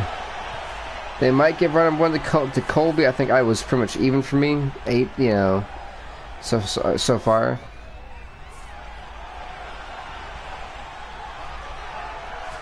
Means gets hit with a kick here. That one landed flush. Let's see if he can make some adjustments. Just misses with a left hook there. All right. If that would connect, I think Tim Means would have been going sleepy weepy for a while. There's no soda. More often than not, it's one and done. He's not even getting a combination. I mean, if you're going to sit there at the drive-thru, order a combination, take the soda with your food, give him the right hand behind the jab, give him the hook behind the right So these two guys are folks are knocking each other out. Hook, that's 2 pieces of chicken and a biscuit. Finish him off with the uppercut. That is your soda. I mean, come on, man. Let this guy have the whole thing. Good take down. No. Come saying that. You have to take me down. So nice work here up against the fence. Clinch situation, staying busy, and I would think a lot of good teaching moments too in terms of how to be effective in close. Oh, got it. This guy right. He's fighting just like the Nats. Nice knee to the face. Hurt bad. So holding on to him here, not doing a ton, perhaps just looking to recover. All right, single collar tie now. Battle for position here. That was definitely a battle for position. Oh, he caught him right in the side. He went for the takedown, and Colby Covington got with a stiff elbow. Oh, he might be out. Oh, straight right. He's gonna protect his face, like desperately, honestly. Oh, good head movement there. Nice slip. All right, so no surprise. Once again, we find ourselves here in this clinch situation. We'll see who can advance. Who's gonna be Minute 25 left. to dictate the pressure? Who's going to control the engagement? And he caught Colby. That's as punches he's thrown all night. The punch that lands down the middle, the one that you don't feel, is the ones that land perfect, and that one landed perfect. Now he's got the Muay Thai plug. So See, Kobe Covington, I think, was surprised that Tim Means actually giving him a little bit of problem, because Tim Means is not back down from the challenge. Now he has clearly found his rhythm, found the range. We'll see if he can continue with more activity here in round 2. I'm not sure that Kobe Covington's actually appreciating the fact that Tim Means is not back down. All right, he engages in the single collar tie. Checks the leg kick. Nice little leg check. Final seconds here of round number 2. All right, round Okay, that was the end of round number 2. There's round number 3. Third and final round before I have to go to a judge's decision.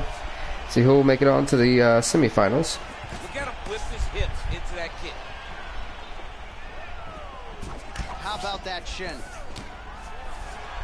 Okay, okay.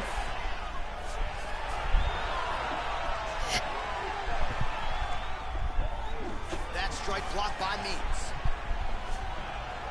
Means, I love Means' last name. It's literally Means. Like, oh, you're mean. No, you're Means. Haha. That was like my really bad, corny joke of like the stream.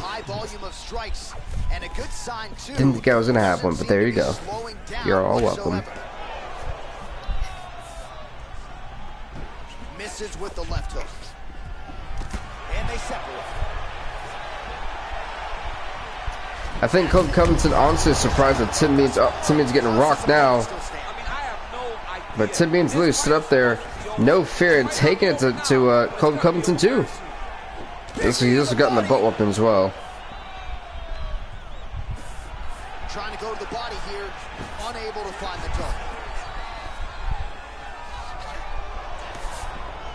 Right, nice kick to the body.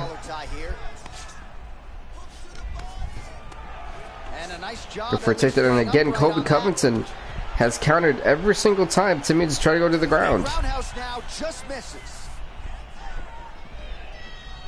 Well, he put so much stock into this fight, and now we're late in the game, and if he doesn't get a finish, this opportunity goes by the board. I mean, it's almost over. At 2 minutes, basically virtually left in this fight. Nice spinning back fist of this again. Now Kobe staggered.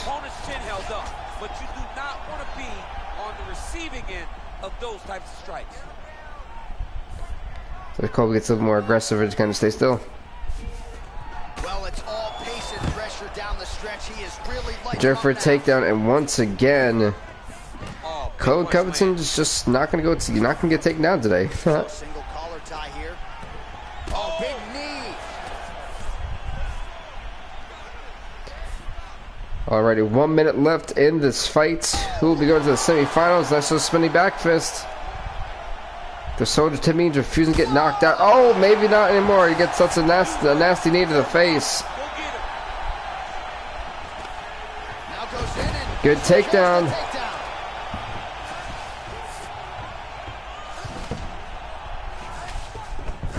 Both fighters pretty comfortable on the ground. Took to me it's almost basically 3 rounds to actually get Kobe Covington on the ground, and one of them, at least once.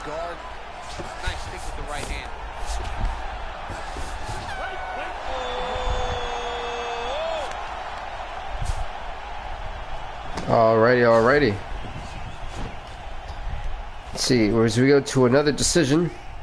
Here's Bruce Buffalo. I think again it's kind of obvious Kobe Covington, but you never know. All 3 judges scored this contest 30-27, declaring the winner by unanimous decision, Kobe Chaos Covington. Congrats to Kobe Chaos Covington. We're going to the semifinals. We're going to the next fight of the night. Although his ears were definitely glitched, they're like popping out like Shrek. Actually, next up we're going to do Gol versus Usman. It's up next. This should be a good one. All right, coming up next, a welterweight tilt between Mickey Gol and Kamaru Usman.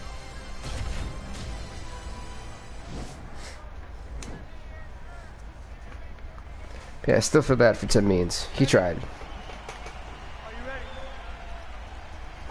these guys have been on each other's radars for quite some time. Tonight, it shall be done. Both guys well-rounded. You think they're getting the kickboxing? Here we go.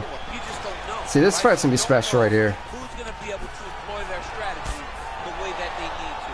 This is a close fight on paper, and also in every performance we have seen them put on. These guys seem to be the mirror image of each other. Right hand. Sorry about that, folks. That mic was like constant. I was trying to move it. I was like, uh-oh. This ain't good. How good is his takedown defense? Alright. Mickey Gall takes on Kamaru Usman. But a lot of damage absorbed by me in here tonight. And this is where it gets good because, you know, Kamaru Usman 3-2. Mickey Gall, the man, has had notable victories over Tyron Woodley. Santiago Ponzinibbio, the man he won the belt from.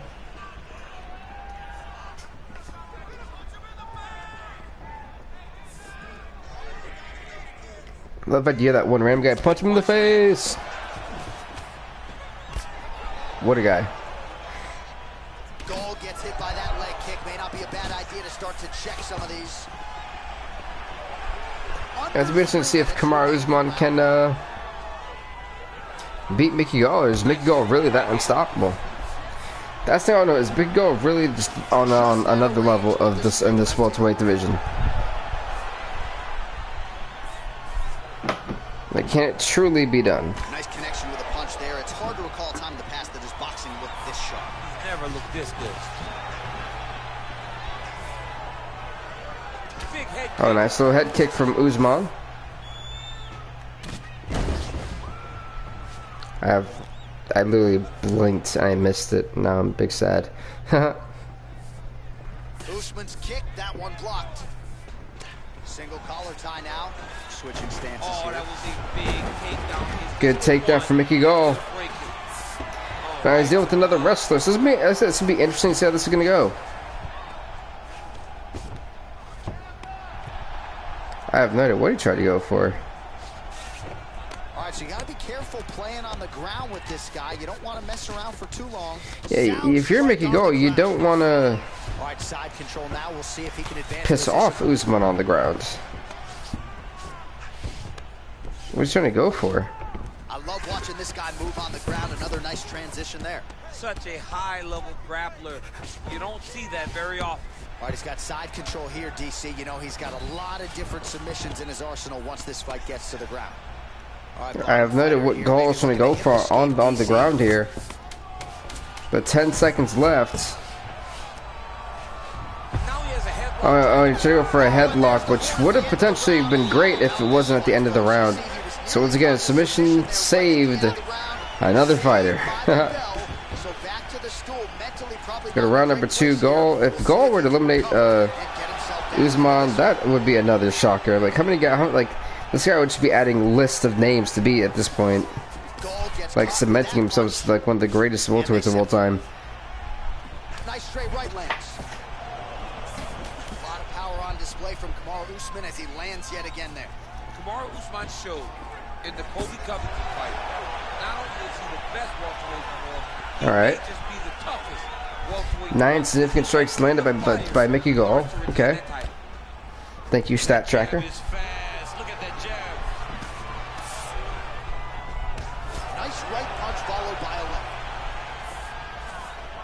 Some nasty punch on top of that.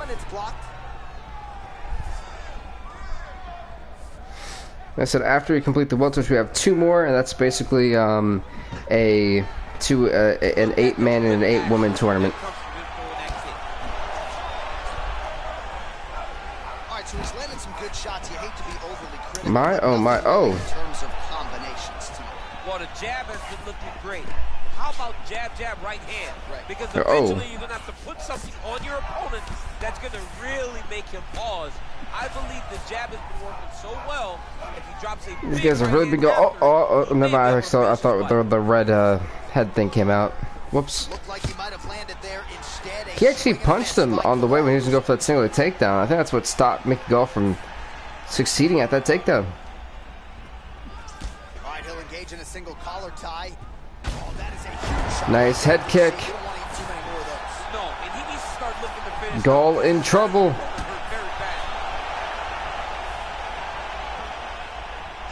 Well, he was a little bit lackluster. There's a nasty shot right in the hip there. He has really picked up the pace, an uptick in the aggression and the output, and starting to find his range here in the pocket. Big punch lands over the top. How's he gonna follow this one up? Yeah, he's mixing it all up. Yeah, right now Usman and Gall exchanging here on the stand-up. If that open up a cut or not. Big body kick lands. Usman's head kick is blocked, so no damage inflicted. Oh, okay. Oh, collar tie. Bleeding over the left eye now. Oh. That was a nasty shot over the left eye.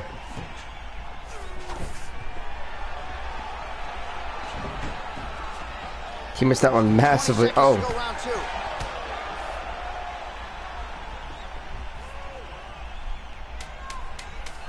Yeah, we're definitely gonna be going to round number 3 because these guys don't want to fight really.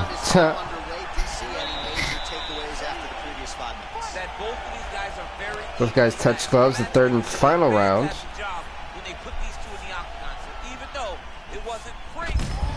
Nice head kick. You don't really stand after you take a head kick like this.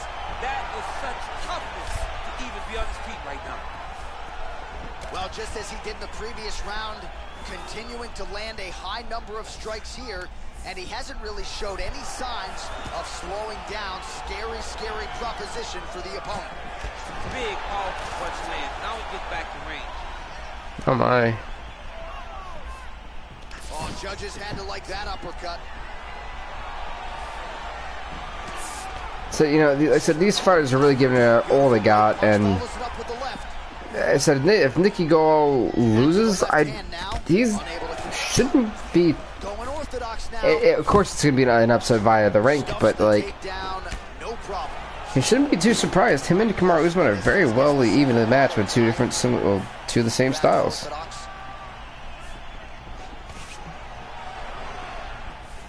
3 minutes now to go to decide this one. Nice head kick. What a great way of mixing up his attack. He didn't stay the course. He mixed it up. He went high with his opponent, thought he was going low, and now he's got him hurt very badly. Go for a takedown. Kamaru Usman said, "No, not today." Collar tie there. Oh! All right, so again, the fighters clinch here. Kind of had an inkling we find ourselves back in this situation. Absolutely. Both of these fighters love fighting chest to chest. The uglier the So at this point, you know, this doesn't say these guys really are just going to war, man. Stand up, the clinch, the ground. It does not matter. And Usman again pop Mickey Gall. If he gets up, it's over. It's over. Good night. Here's the key. It's over. Stop the fight. By knockout, Kamaru Usman defeats the #1 ranked Mickey Gall. Gall was on a path to try and win back the belts till he met Kamaru Usman. And Kamaru Usman said, "Ha, not today, kiddo. Not today." #8 ranked fighter. Wow. Beats #1. Ladies and gentlemen, referee Levine has called a stop to this contest at 3 minutes, 39 seconds of the third round. Declaring the winner by knockout, Kamaru, the Nigerian Nightmare. Oh, well, there he is after a huge knock. No, there is indeed. If you didn't really know who he was, you definitely do now. Usman and Covington so far the first two guys to make it to the semifinals. Next up we got Burns versus Magny. Neil Magny, the #11 ranked fighter. Gilbert Burns, #2.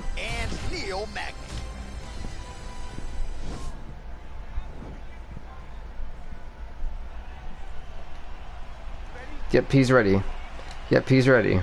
Get the fight on. Come on, man. There you go. Here we are, Scotiabank Arena, Toronto, Ontario, Canada. And I would think as an athlete, these type of rabid MMA crowds are something you absolutely feel. A nice little kick. To fight in Canada at the Scotiabank Arena. You understand how knowledgeable these fans are. The Scotia Bank Arena. It's live here tonight. It's live. Appreciate everything. It's a great fighting Robert. All right, Burns and Maggie. Oh, realize how Neil Magny's expended a lot more energy than Gilbert Burns has. One of these guys will go on to meet Colby Covington in the semi-finals for the welterweight strap. Because who's it going to be, Magny or Burns? Gonna find out. He's looking to land the right just out of and so far, you know, in the one heavyweight championship tournament, we had Alir Latifi, the guy who moved up from light heavyweight to heavyweight, made it all the way into the finals and then lost to a guy by the name of France Ngannou, but he still made it. And this is a guy who changed weight classes. Can Gilbert Burns do the same? Is the ultimate question. Just over 3 minutes to go, round one. Crowd chanting for Gilbert Burns. 2 minutes left in round number one. Again, they will clinch. You know, Magnus is a scrapper. He's going to brawl as much as he can, but is this a smart idea? No, he doesn't have that much energy really left. All right, he engages in the single collar tie. Liver kick. Oh, that's a nice strike. That right there is the big question.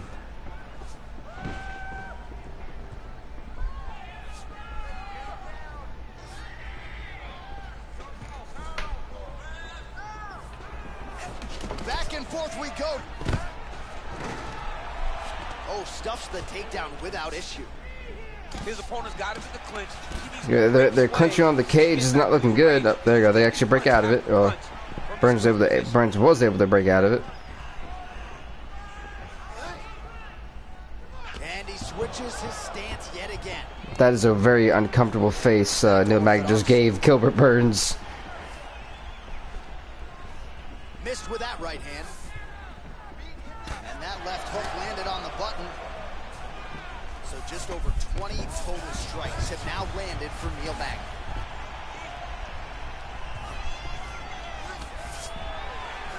Seconds all right. to go here in round one. Dorino gets caught with that punch. Got to shore up the defense. Oh, nice counter jab to snap the head back. All right, he engages in a single collar tie here. Guys really brawling it out on the cage once again. 10 seconds to go in round one.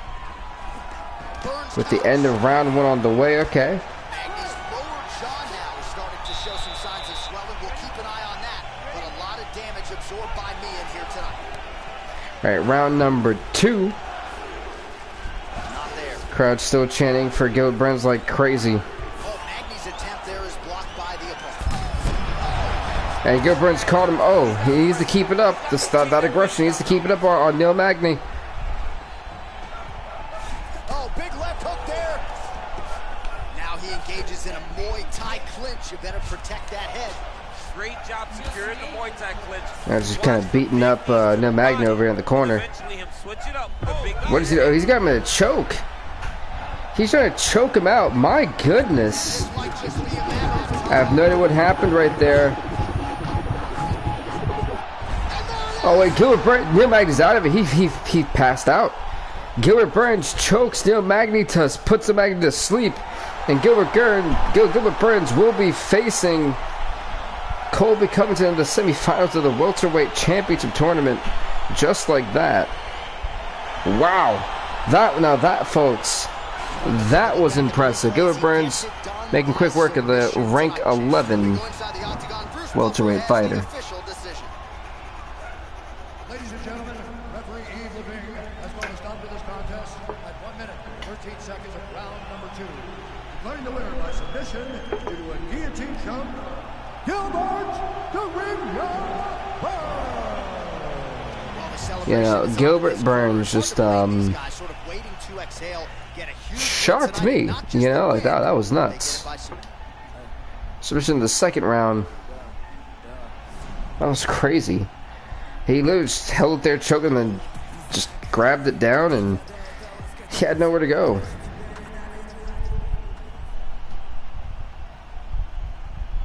But that was honestly nuts. All right, coming up next, it is a welterweight showdown between Santiago Ponzinibbio and Conor. Alrighty, folks. Next up is the number 4 ranked welterweight Santiago Ponzinibbio, as he takes on the number 10 ranked Conor McGregor.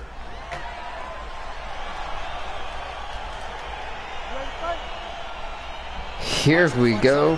This is the final slot. This is the final fight of the quarterfinals, the final open slot of the semifinals. The winner of this fight takes on Kamaru Usman in the semifinals. They're the best of the best that we can put inside the octagon. They are so well. It's a big fight, you know. Like I said, Ponzinibbio. This is a huge fight, Ponzinibbio. Like the last one was huge, but like, man's going against Conor McGregor, but an exhausted Conor McGregor, which probably isn't going to bode well for Conor. And just inches away from landing one of those big right hands.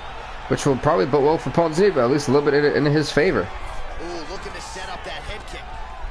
Oh, big knee there. So a shot to the face. The Conor took a beating by Robbie Lawler, literally. That's also what happens when you go to a decision in a tournament to where you need as much energy as possible. Money weapon for him tonight, and he landed it again there. If his opponent does not change something, he will continue to throw. You know, Ponzinibbio, deep down, wants to be a 2-time champ again. He's a 1-time champ. He wants to make it. He wants to make it 2. Conor, he wants to be the first ever 4-time champ. Beautiful body kick lands right under the elbow. And both fighters exchange in the pocket. It's funny, you see how Conor keeps his distance? Right back in It's also because he's exhausted. backhand to get very active.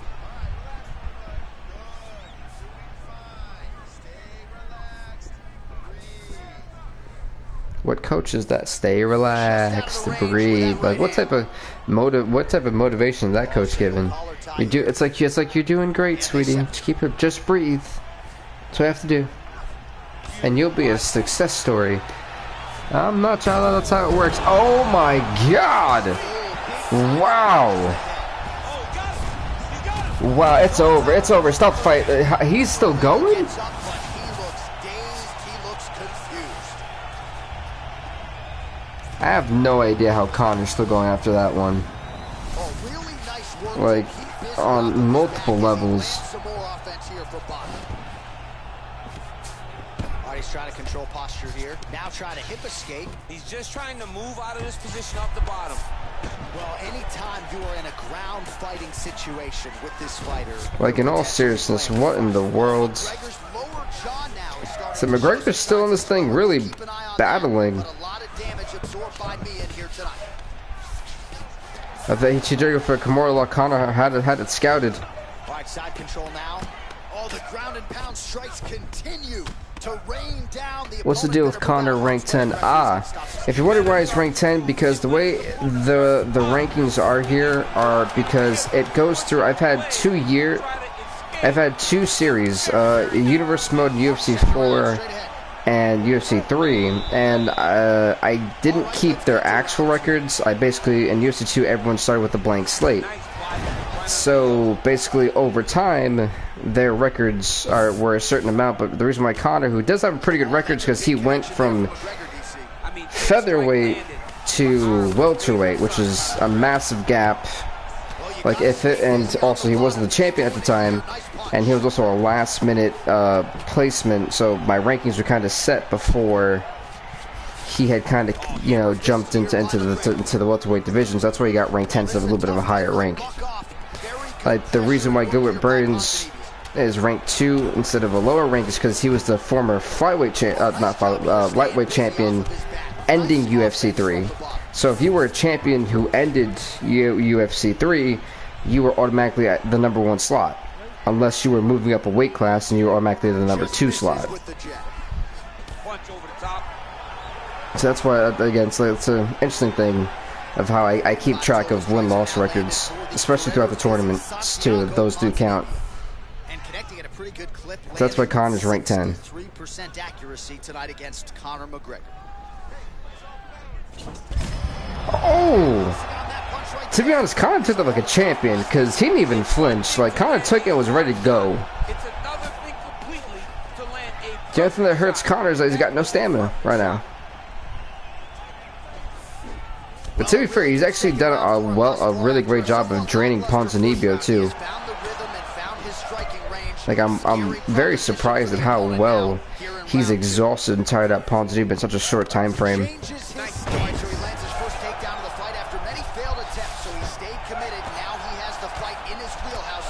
Stamina management, yeah, that's what you gotta do. 2 minutes now to go in round 2.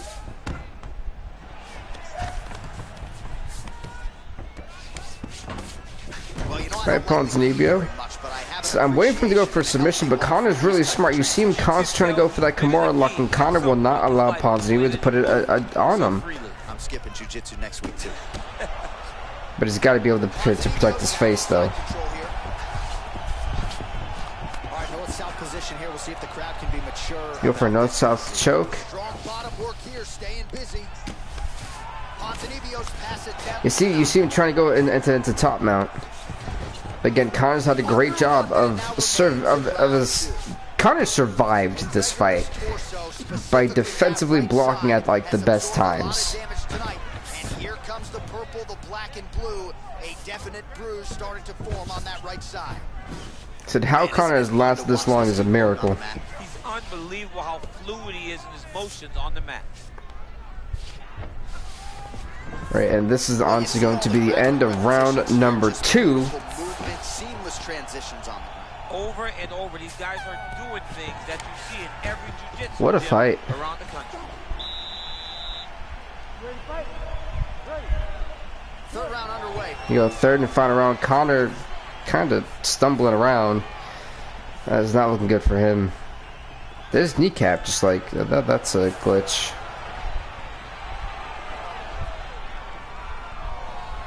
Well, he hasn't really showed any signs of slowing down tonight. He continues. Connor definitely has slowed down from the first fight. Big liver kick lands under the elbow. Like Connor has definitely slowed down. Oh, it's over. Good night. Yep. Santiago Ponzinibbio knocks out Conor McGregor. And he'll go on to face Kamaru Usman next. Unfortunately for Conor, he's out of the welterweight championship tournament. Ponzinibbio, wow. So far, some very high rankings are still in this tournament, which is actually typically like almost this never happens. Ladies and gentlemen, referee Thur has called a stop to this contest at 47 seconds of round number 3. Declaring the winner by... It's like Conor is so close to like 20 wins. One more fight, he's got 20 wins. It's pretty cool.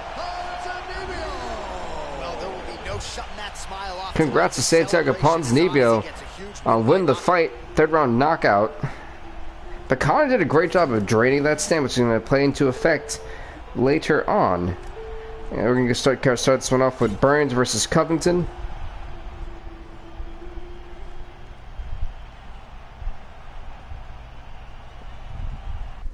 All right, The man's taking a while. welterweight showdown between Gilbert Burns and Colby Covington. See, it said, Gilbert Burns, the guy who was the former lightweight champion, jumped up to welterweight. Now has a chance to this is the fight that could get him to the finals for the welterweight title. I mean, yes, when they won the championship, The number 2 ranked Gilbert Burns versus the number 12 ranked Colby Covington. Epic fight here to kick off the semifinals. Then we have 2 more championship tournaments for the women's strawweight and the men's flyweight. Now for the men's fight, depending on time restrictions, I didn't think it would almost take 6 hours. Depending on how that goes, we may have to cut the men's fight one just a little bit short.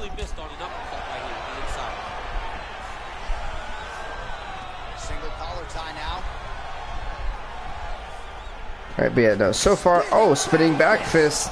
It's going to be interesting to see how, Gilbert Burns handles a guy like Colby Covington. Which I personally feel it's something that Gilbert Burns has never actually had to face. Clean with the right hook. Crowd chanting for Gilbert Burns all the way, it looks like. 3 minutes and counting to go here in round 1. But they said, but Tim Means did put a little bit of work on Colby Covington too. It's a 2 versus 12, and we got 4 versus 8. We look at that. Oh, he missed wildly. Nice spinning back fist. Got him in trouble here. He's in trouble. He's hurt bad. He is definitely hurt bad. Good Burns definitely remember that one. He doesn't find a way to avoid that. Now, sad part is Burns kind of walked right into that one. Should have seen it coming.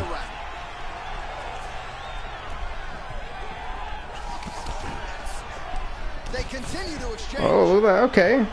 Garrett Burns wants to exchange. Telling Colby Covington, let's go. You know, the thing, and I realize is fighters try to keep Colby Covington on the stand, which is a big mistake. That's where he beats him. The thing is, he's got such great takedown defense, too. It's incredible, too. He's so hard to take down. I feel like more fighters need to respect that about Colby. You know, whether you like him or not, the guy's a talented mixed martial artist. Oh, nice right hand. Wow. Dorino gets tagged with a kick now. I feel like that kick was a little bit powerful. Gilbert stumbled far back.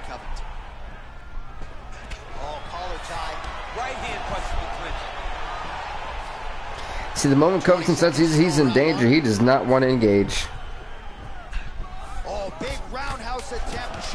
And that's what Colby Covington away for. I think they're definitely gonna give Colby Covington round 1, was that big shot that kind of staggered Gilbert Burns.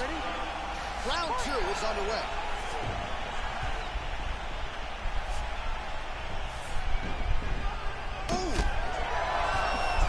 Nice straight punch.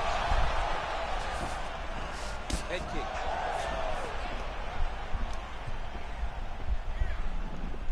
You don't know when that leg kick's coming. Nice jab there by Covington. He's a guy who will wow you with pace or pressure, whether he's wrestling or striking. Yeah, I mean, it's his calling card, right? His calling card is for him right. to really dictate the pace, really push the pressure on you, and hope that is About 34 to 20 strikes. Oh, nice jab. Gilbert's not really wanting to close the distance. Don't really blame him. It's because he's not committing to it fully. He throws his jab. He may float a right hand out there, but he's not really sitting down on the right hand. He really doesn't seem to have the intent. Gilbert Burns needs to take this fight to the ground. If it stays on the stand-up, he's not winning this fight. He just cannot outbox and out southpaw Colby Covington. 3 minutes to go in round 2.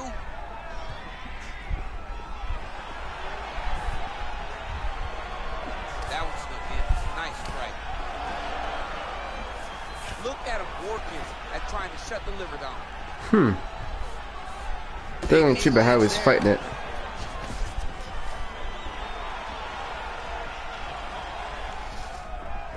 Gilbert Burns needs a takedown. Again, going back to the jab, just out of range. Until the head kick. Got the single collar tie.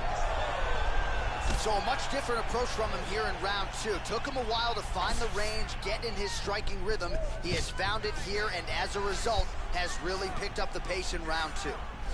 Colby Covington kind of taunting Gilbert Burns. Gets the single collar tie.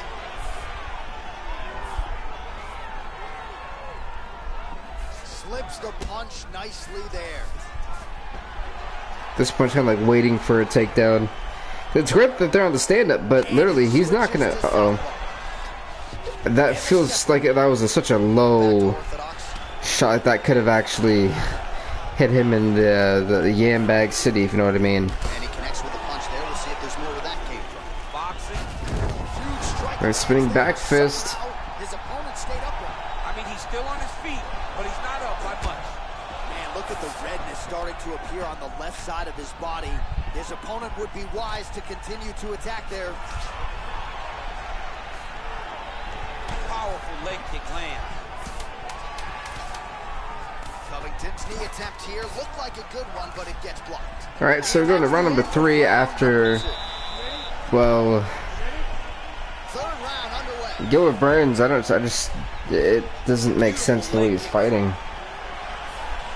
Like, he's kind of like abandoned everything that's kind of made him successful. Well, not only has he stayed aggressive as he was in the previous round, landing a high volume of strikes, but he's also been efficient. Like, he doesn't want to engage, doesn't want to go for a clinch. Complete performance out of this fighter here tonight. Covington gets touched by that kick right to the body there. Nicely done by the opponent. Beautiful strike. Oh, okay. The difference in the striking is crazy. Yes, yeah, because he's doing half the punches. Because Gilbert Burns literally is not a striker like that. He's a grappler. He's a jiu-jitsu. He's a jiu-jitsu dude. Now we have to find one more strike to end the night. That one was thrown to end the fight. Yep. A little single collar tie there. Covington's got the tie clinch now. Oh! He needs to start looking to finish now because he's got his opponent hurt very bad. Yeah, Gilbert Burns cannot take to the ground with a minute and a half left. He's not winning this fight. Oh!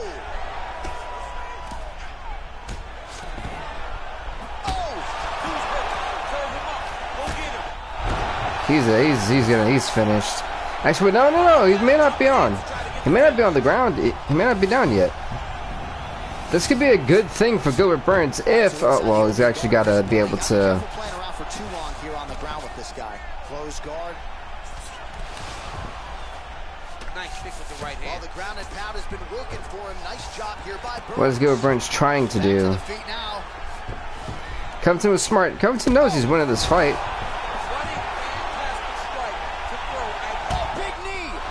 Yeah, this fight's over.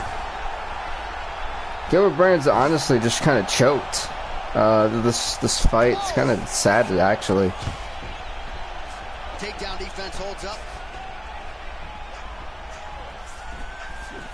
Well, not sure if he's lighter on his feet or what it is, but these last couple of rounds. Oh! Good night, my goodness, wow. Honestly, it's a really piss-poor performance right there.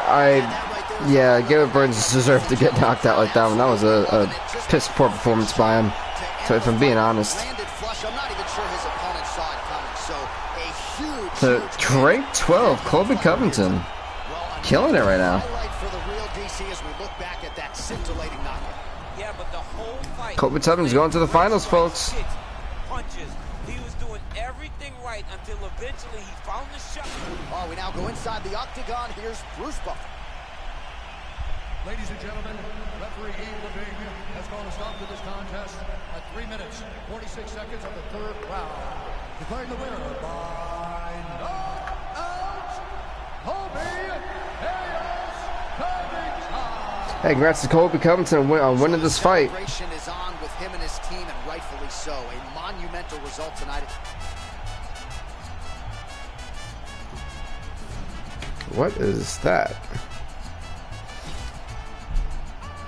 Alright, next up, folks, it is Kamaru Usman taking on Santiago Ponzinibbio. All right, coming up next, it is a welterweight showdown between the Nigerian The number 4 ranked Santiago Ponzinibbio takes on the number 8 ranked Kamaru Usman. The winner faces Colby Covington in the finals for the welterweight championship.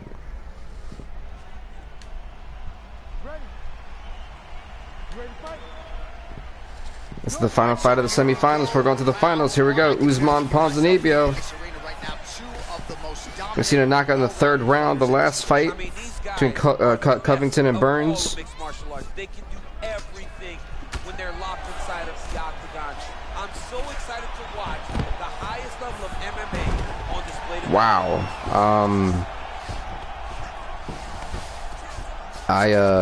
Good movement by him here on the ground. He really is now trying to isolate an Wow, we're already into a submission, folks. He cannot allow him on that angle. He's gonna attack armbar here. Well, we've already got the submission, but I believe that Ponzinibbio's got the better. Yeah, I think Ponzinibbio's got the better here. I'm not sure. It's so even right now. This bar, like, they're both at like the same pace. Ponzinibbio taps out. Ponzinibbio taps out to Kamaru Usman in the first round by an armbar. And so we're going to get Kamaru Usman and Colby Covington for the welterweight championship in the finals. Boy, you look at that. That is interesting. The number 8 ranked Kamaru Usman takes on the number 12 ranked Colby Covington for the welterweight strap. It's official. Like a referee with a whistle. Let's take a look back at the replay as he gets it done by submission tonight. Wow. All right, we set it inside for the official decision. Here is Bruce Buffer. Ladies and gentlemen, referee Herb Dean is going to stop this. That's nuts. That is nuts. The top 4 all gone. Declaring the winner by tap out due to an armbar, Kamaru, the Nigerian Nightmare. That's funny how these two, they're just meant to be rivals. Usman and Covington. That's crazy, honestly. Alrighty, Usman and Covington, here we go.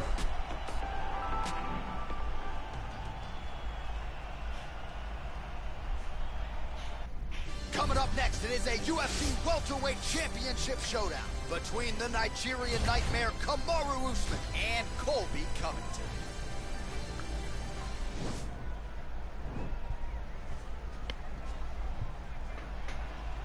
You ready?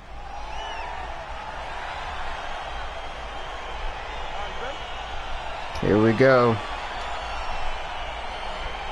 Round 1 is upon us. And the finals of the welterweight championship. Hard to find anything resembling a Kamaru Usman, Colby Covington. There are no weaknesses in these guys. These guys are as well-rounded as 3 rounds will settle it. Both can wrestle, both can grapple, both can strike. They can do it all. And these are the matchups that we dream of as MMA fans. Well, perhaps a sign of things to come as he lands a kick there. Nice kick landed by this gentleman.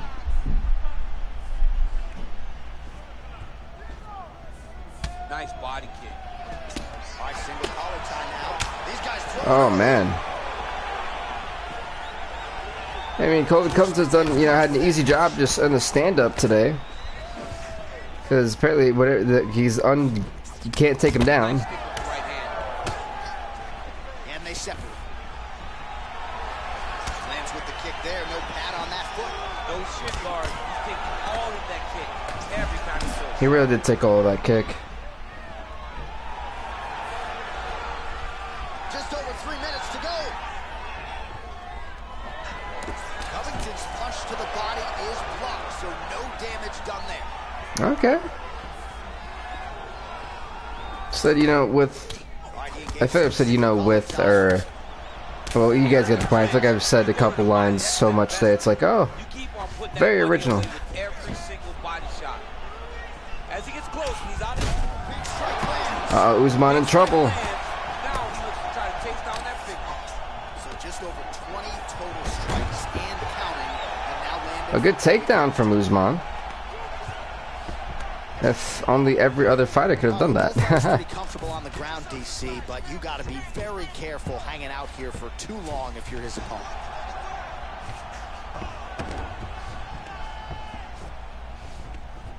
What is Well, pretty good work off of the what is body Usman here by going Covington. for? Beautiful movement, hip work on the ground here, just outstanding with the transition. He is not staying in one place on the ground. I think he should go for an armbar, and Covington Try to was go smart to about half it. guard at least. At minimum, try to go to half guard.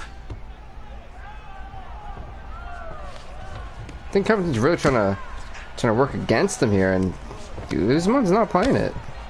Well, these are some excellent This is the time ground Usman strikes should be here, DC. trying There's to go for efficiency with which he submissions, operates in these realistically. situations. He knows exactly when to throw. Now he's got the armbar. And it's allowing him to really control. This is where it gets interesting. You got a lot of time, Know when to hold him, know when to but is 30 seconds going to be enough to tap this guy out? continuing to try to manipulate the head here. I don't think so. And this might just be a matter Maybe? of time. No, he's going to be saved by the horn. He's going to be saved by the horn. There's the horn Yep. at the end of the round. So the fighter was really caught in a submission there just as the horn sounded. Safe to say he was saved by the bell there. So back to the stools they go. That round goes to, To recover here. in my opinion, I believe Kamaru Ladies Usman. and gentlemen, another round coming up. Now Colby Covington made me think twice about ever going to the ground again. If you take those kicks, it's going to shut your body off.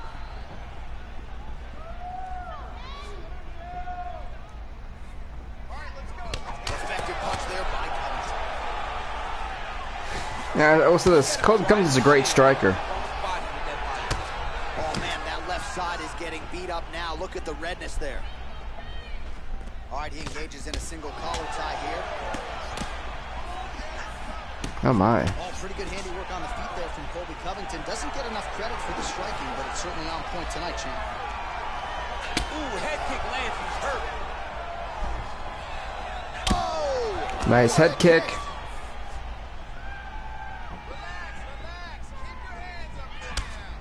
Look at him yank the head and land that beautiful punch from the clinch.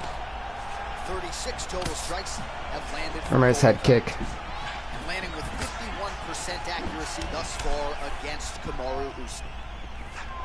Well, he has really picked up the pace here in round 2. Much more aggressive than we saw in round 1, and now starting to find himself in the pocket. Oh, nice. Oh, that was a shot to the abdomen. Okay. Liver kick. It's gonna get intense. Look at the turnover on that kick. Get nasty. These guys are really just swinging, man. Oh, single collar tie here. Oh, this Usman now with the blood blots. Such a sneaky head kick. He did not recognize it was coming high, and now he's got him hurt bad. Stuff the takedown. Yeah, I've never seen someone block this many takedowns before. I'm like, I get you have a high, like, you know, defense, like takedown defense, but my God, dude. But an advantageous one for the offensive fighter. Watch for the defensive guy to try to break this. Nice job to stick with it there to complete The problem is Usman waits too damn long to do these submissions, and it hurts him. All right, he's very comfortable fighting off his back, DC. Now looks like he's trying to hip escape. Yeah, he's trying to hip escape or maybe look for a Kimura here. He's going to start trying Oh my. to do a submission here. It looks like he's trying to attack the He's really trying to choke this guy out. But Cummins done a great job, though. He's done a great job of neutralizing and not being put into this. But I think Danny Cormier tried to talk about watch a triangle. I didn't see a triangle even try to be put out. And Covington's going to be able to get out of this, though. Yeah, this one's having a hard time trying to get it properly adjusted. Nicely done. And that's the end of round number 2. All right, I mean, it's interesting how they view this. I feel round 1 is Usman. Round 2 I feel is even. Yes, he may have had an interesting little blood blot not like hit, but overall, this is going to be a tough one to score. Well, he continues to land a high number of strikes here, just like he did in the previous What round. is up, This is a world-class Lotus display man? of Welcome, striking here welcome. tonight. Oh, and he connects with a punch there, DC. You like this hit. I like Takedown. Covington gets taken down. This is what Usman should have did from the beginning of the fight. 25 minutes, but here he goes to the takedown, and it's there. It's his bread and butter. He has a fantastic high crotch. He grabs your leg, runs the pipe, sits you to your butt. Alright, try to get the, Smothers you with top punch. Side control now. nice side control. I'm surprised he doesn't even have a submission from side control. Dikembe Mutombo style. He gets denied. Block! Great job blocking that pass by the bottom fighter.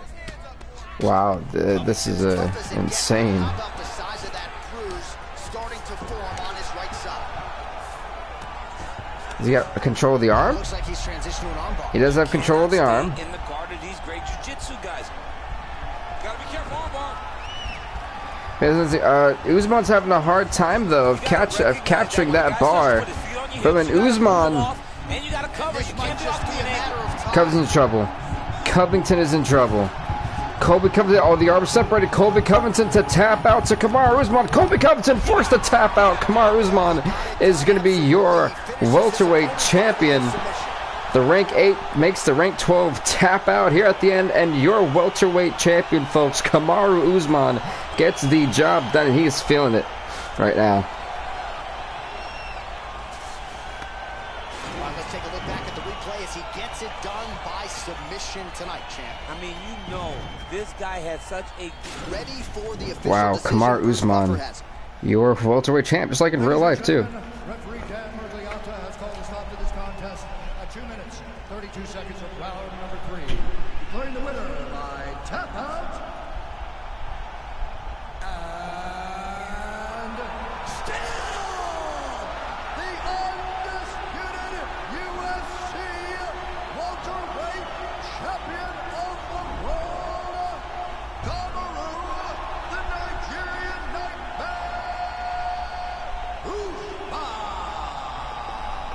he came in the best welterweight in the world. Nothing changes tonight. Congratulations to the still UFC welterweight champion. You know, congrats to Kamaru Usman, man. He's the new welterweight champion.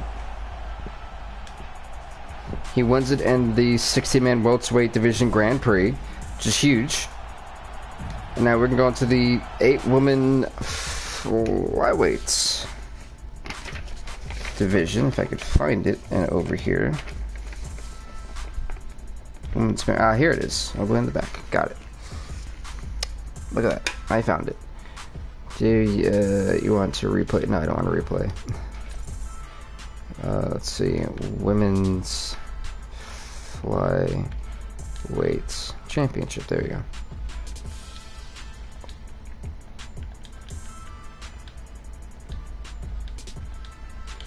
Boom, so there goes that. MMA 8. The women's. I meant to put something else. Women's strawweights. My bad. Yeah, the women's strawweight is on the line today. And the Je ne sais arena. Perfect, let's create that. I can also check off the Scotiabank Arena. This is the interesting thing because of this one, the strawweight's the #1 ranked fighter, Carolina Kowalkiewicz. Why did Joanne Calderwood look so beaten up? My goodness. She looks really beaten up. I'm not sure if that's a good thing. Why do they look so beaten up for? That's not okay. Anyway, Zhang Weili, or Zhang Weili, or Weili Zhang. There you go. So that's gonna be good one. She's actually rank 8 because I didn't have a record for her, so that's gonna be quite interesting. I apologize about all the dogs barking. I swear they're just so annoying at this point. Next up, Marita Moroz. Gosh, someone please shut them up. We'll take on Angela Hill. She's ranked #7. Look at that. Remember, it's actually ranked #2. Wow, it's shocking. Then we've got the ranked #4 Ronda Marcos. Hey there. She's back. Why are they all so beaten up? It's actually kind of scary to see they're all like beaten up. It's like they get through a zombie apocalypse. She'll take on Michelle Waterson. And then next up is going to be the #3 ranked Jessica Andrade. Oh, that's so rude. There goes Jessica Andrade, as she will take on Claudia Gadelha.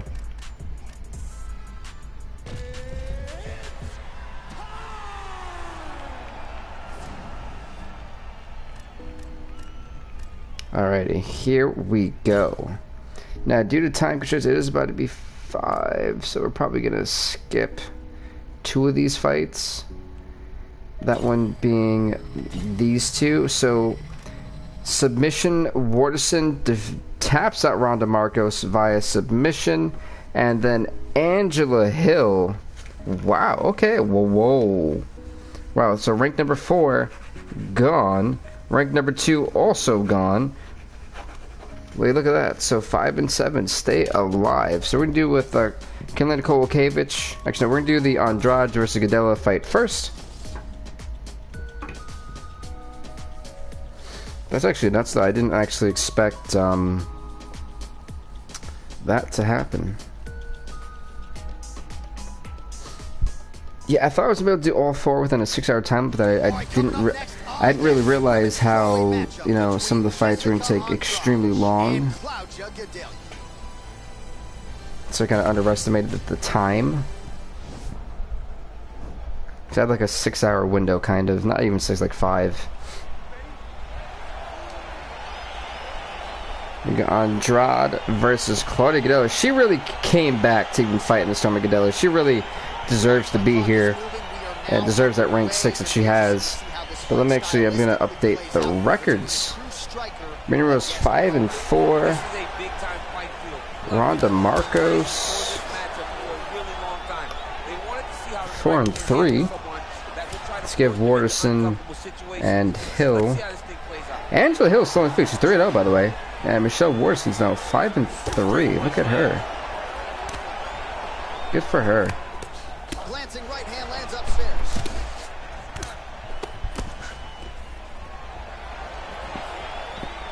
Nice punch to the head.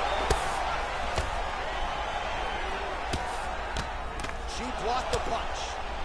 Hey, look at this. Back in the clinch now. Said folks, we're in the Jujunase Arena. Lands another uppercut there. She's landed a few of those here tonight. That might have been the biggest of the bunch. That was the best. Andrade and Gadella really going to war. My goodness. She didn't see that. She expected right hand coming straight, so she slipped and ducked her head a little bit. Unfortunately, she ducked her head right into a beautiful uppercut. So we'll do 4 fights for the women's start and probably 3 for the flyweights. The men's fight, that way at least everyone gets some type of attention. Nice stick with the right hand. Yeah, when I made a lot of these creative fighters, I think I made 10 for the women's division and then 12 for the men. To her spot, the tie clinch, and then she starts to let Oh, there's a double leg takedown. Excellent. She finally gets this fight to the ground after many failed attempts. She was not discouraged. Now she has this fight exactly where she's looking for that arm triangle. There's the submission. The arm triangle is in. And for Gadella, it's not really going too well for her right now. Actually, wait, no, she may be able to catch up here. She gets the crank in a little bit more. No, I think Andrade's going to be able to escape this from the way it looks like. And this might just be a matter of time. Yeah, Andrade's able to escape. All right into side control now. We'll see if she can dole out some damage. A lot of fighters would prefer the half Gadella guard. did try to tap her, I'm not going to lie. Great work in the half guard. She's very brutal. She's very heavy with her top half. So she doesn't worry about the opponent escaping. And this side control is very good for her because she wants to wear on you. She wants you to try to carry all of her weight with your upper body. Look at these, oh my god, these right hands. She's in trouble. She's not even blocking. Well, there are few things more fun to watch in mixed martial arts than these type of transitions and scrambles on the ground. High-level grappling can really be entertaining.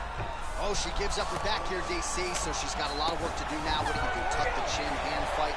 You've got to tuck the chin. You've got to bring both hands to the hands. Because as your A lot chin of is blood on going the down, octagon, your my opponent's goodness. gonna be attacking your neck. 2 hands on one, force it down, build your base, Oh. back to your feet, and if worse comes to worse, Nice give kick. up the mount. Right. Because the mount is better than having this fighter on your back. Nothing Oh. fun about it. We'll see if she can escape here. All right, so she goes for the double leg takedown here, DC, and she is able to secure it. Beautifully done there. Beautifully done. Great timing, great angle on the My finish. oh my, you see Great the job absolute using shots her being back. rocked here. Nice stick with the right hand. Dedelia getting worked here from the top. Ground and pound strikes raining down. All right, into full guard here, DC. Where does she go from here? She needs to be passing. Right away passing. Trying to pass to get good ground and pound off. Andrade's pass attempt denied. Gadelia's trying to get a That's Claudia Gadella. here. She just punched her in the middle of her submission? Gadella's just struggling to apply a submission right now. This might Oh, just wait a be minute. matter of time. You see who's going to get it here. Not tapping out tonight. Gadella could not tap her out. Andrade refuses to tap out. Different things available to her here. Now, in the side control, you may feel like the bottom person that you have a lot of outs, but there is a lot of danger in those positions too. A lot of danger in the knees coming your way. A lot of danger in the chokes. So you have outs, but you're also constantly under duress from a great top fighter. So 39 total strikes now, which have landed for Claudia Gadelia. Landing with 56% accuracy. Pretty good against Jessica Andrade. Well, she was a little bit hesitant in round 1, but she has certainly picked up the pace here in this second round. It took her a while to find her range. She's in a strong striking rhythm now. All right, so a nice shot there defensively to raise the guard and prevent any damage. Those hands never leave where they're supposed wow. to be, and if you do that, most times you will block the shot. You know, it's like I said, watching this for so long. So we're gonna do instead of doing the 4 and 3. Yeah, Gadelha just dropped her on her little head over there. But yeah, we're gonna do 2 more. We're gonna watch 2 more fights for this. So we'll do this one, the semifinals fight, and then the finals fight. Oh my! She's trying to tap Andrade out any way possible. I give Claudia Gadelha credit. She is hell-bent on trying to tap Andrade out. But does she have enough time to tap her out? Can't she? No, she does. She taps her out in the second round. Claudia Gadelha goes on to the semifinals by tapping out Jessica Andrade. I know she's feeling good about it. So what we'll do is, because I want to show you guys Zhang Weili. So we're going to watch this one. We're going to let the semifinals part, and then we're going to watch the finals of this. And coming up next, it's a UFC strawweight division matchup.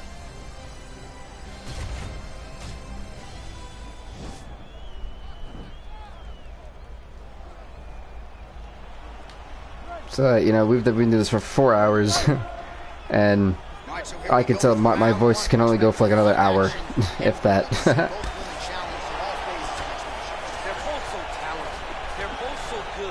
Here you go, Zhang Weili, Karolina Kowalkiewicz, ranked number 1, takes on ranked number 8. It's epic. Frames so far, 4, 2, and 3 have all been downed. They are not even going to the semifinals, so the underdogs in this, essentially. There's nuts when you think about it. Oh, nice punch there by Kowalkiewicz. Head kick lands. Nice stick with the right hand. And they are exchanging leather early. Stuffs that takedown attempt without issue.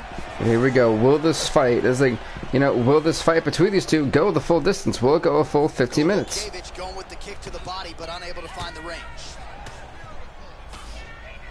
She lands a switch. And the women's strawweight division in the UNICE Arena.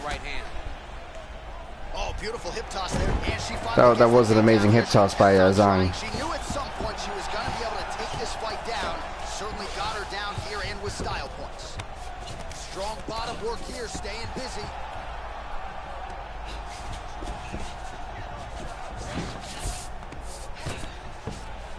And some of the records of these like women, I know Karolina Kowalkiewicz, but she was ranked 1. She had a 9-4 record, 2-time champ. Jessica Andrade, 6-5. She's a 1-time. Oh, we've already got an armbar. These women trying to tough everybody out. But there's not even a subtlety about it. She is trying. Zhang Weili is trying to have an early first round by just tapping Karolina Kowalkiewicz out, which would be kind of shocking, to be honest. But I think she's about to do it. She's about to tap out Karolina Kowalkiewicz. Zhang Weili taps out Karolina Kowalkiewicz the same way Claudia Gadelha just tapped out Jessica Andrade. Yeah, really nice job by her there to execute the submission. Wow. Zhang Weili, everybody. So the rank 1, 2, 3, and 4, by the way, have all been eliminated in this competition. Rank 5, 6, 7, and 8 are going on to the semifinals. All right, so there's the end of the round. And in terms of offensive wrestling, we go back inside the octagon for the official decision. It resides Zhang Weili, 1-0. And emphatic 1-0. Karolina Kowalkiewicz, 9-5 now.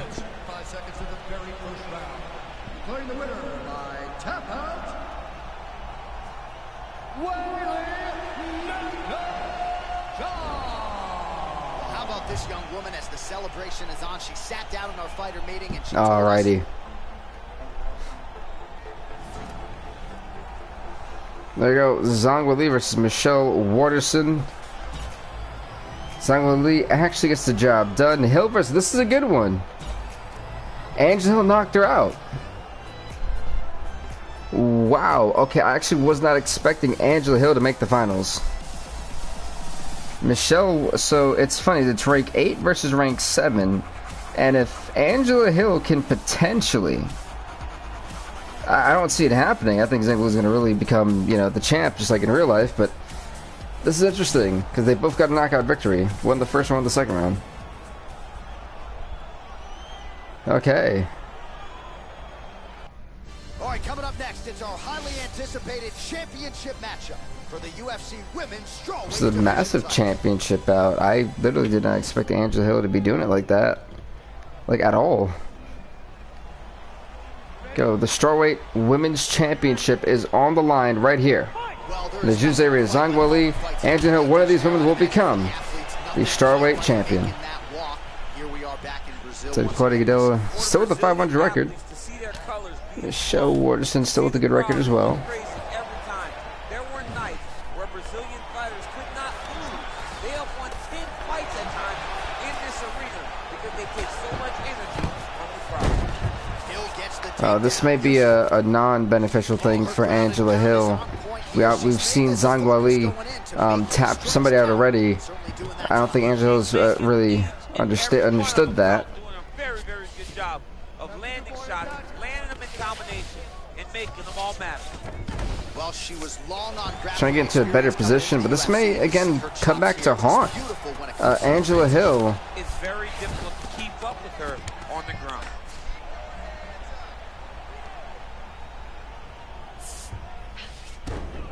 Well, you got to try to stay busy off of your back. That was a good counter. Just over 3 minutes to go.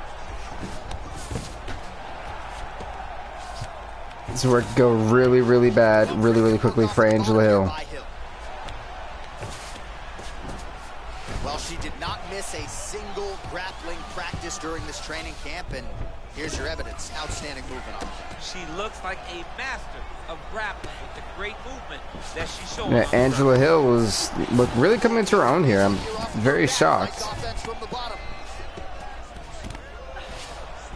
All right, nice transition into full guard. If you're the top fighter, where do you go from here? Try to posture up, get some big ground and pound off, which will lead to you passing the half guard. The fact that they've been battling on the ground this long, I'm very surprised. I'm just, soon the inevitable is gonna happen. Whoa. Oh, how about that reversal by her there, champ? That is a fantastic transition. Whoa. Young lady. What a job. Oh, right in the mount. I don't think I was really familiar with Angela Hill's submission game. I'm not. So I'm never really sure what to expect here. Yeah, she's so good at transitions and movement. Her ability is unmatched. Into the final minute now of this championship fight. Final minute of this championship fight. Okay. Well, final minute of the round 1 of this championship fight. That's what you should have said, but it is what it is.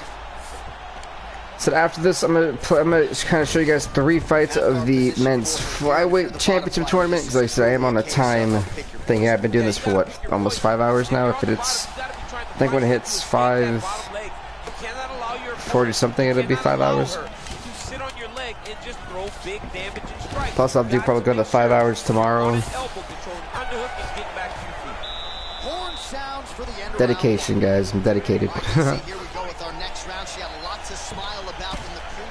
Yeah, that round I would actually give it to Angela Hill. I think she did really well, but I'm pretty sure Zhang Weili is now determined on putting this fight beyond doubt. A fifth fight without doubt. There you go. That's what I was looking for. Oh, that's a hell of a kick by her there. We'll see if she can follow it up now, champ. Great job landing that kick. Oh, strong series of kicks by her there. It's almost like she throws her feet as if they're 2 more hands. I mean, that is crazy. Use every weapon available. To land those strikes. Oh. As her main weapon. Good punch lands. I said, both these women in the semifinals got a knockout victory. Oh, this is where the fight may be over. She got 2. Oh, maybe not. Maybe not. Man, she is just relentless. Unbelievable. Right hand punch from the clinch. All right, she's landed some pretty good shots here tonight, but still DC. Honestly, hopefully so far you guys have enjoyed this video. It's been an amazing 4+ hours. Very aware of her opponent's power, so it's making her limit her activity on the inside.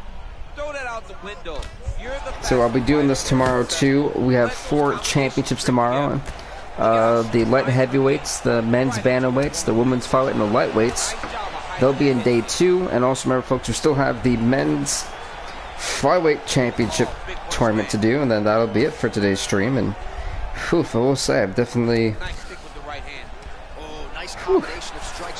So this is my big MMA weekend. Later on in the fight, really dig at that gas. Well, she has certainly picked up the pace here in round 2 and starting to find herself. See, Angela Hill is going to really gas herself out. She's getting a little bit too aggressive, but it's working on Zhang Weili, surprisingly. Who said so? Oh, she got her bloodied up. This is what she needs to do. Weili's down, but this again could be a mistake. Too aggressive. Because this fight is about done. Well, hard to win fights in mixed martial arts from the bottom, but nice work here in that position by Sean. Now kind of stuck in the stalemate. Uh-oh. Both women's fighters trying to get their ground here. In all the right directions, another nice transition by her there. She's moving a lot, but every movement has purpose. Oh, wow. Oh, nice job by her to posture up there. Now we'll see if she can maintain that separation. She has to recognize that her opponent will start trying to squirrel away now, but look for her big ground and pound. Lands a strike now from the bottom. So I was like intrigued in this fight as you guys are, because I really don't know much about the ground game for Angela. Because every time you see it on like TV and stuff, she doesn't really go to the ground like that. Here we go, third round of this championship fight. So I kind of want to say that round 1 and 2 go to Angela Hill, so she could kind of just weather the storm for 5 minutes. She could be looking at becoming our reigning defending women's strawweight champion. As efficient as any striker in the division, this is a world-class display of striking here. Can't tell about how she handles herself, and right now Zhang Weili knows she's got to go for a knock at her tap out. She's going to bring the pressure, and it's going to be, oh, how does Angela Hill kind of hang in there and survive? And now that the red, that's what I was just talking about, folks. That I was just talking about. And she's getting sloppy, Angela Hill. She needs to fix it, and quickly. Educated jab right there from Zhang Weili. This is a competitive division, but certainly looks like a fighter who could reign for some time. I mean, China's first UFC champion, and Weili is the person that you want to see carrying the flag for her country. She has everything. She's even learned to speak English now. She understands the importance of drawing people in and capturing the imagination of the fight fans around the world. That jab is fast. So right now it's like for Angela Hill, I think it's for more of survival for her. Trying to establish that jab once again. Let's be honest, Zhang Weili is a beast. Stuffs the takedown, no problem. Right now, you know, it seems like with Angela, who, in my opinion, dominated the first 2 rounds, is now kind of having a hard time with an adjusted Zhang Weili. She's adjusted the fight plan, and this third and final round of this championship fight. Now, here's the thing: can Zhang Weili come back? Can she get into that mount where she grabs the arm and taps out? Angela needs to really be aware of that and try to hold down, if not turn this around on Zhang Weili. This is not a good spot for right now for Angela Hill. Well, there are few things more fun to watch in mixed martial arts than these type of transitions and scrambles on the ground. High-level grappling can really be entertaining. Honestly, the moment the submission gets applied, I really do feel like Angela could be tapping out. Work from the top here by Zhang Weili. That's what I was just talking. Oh, this is what. Oh, she blocked it.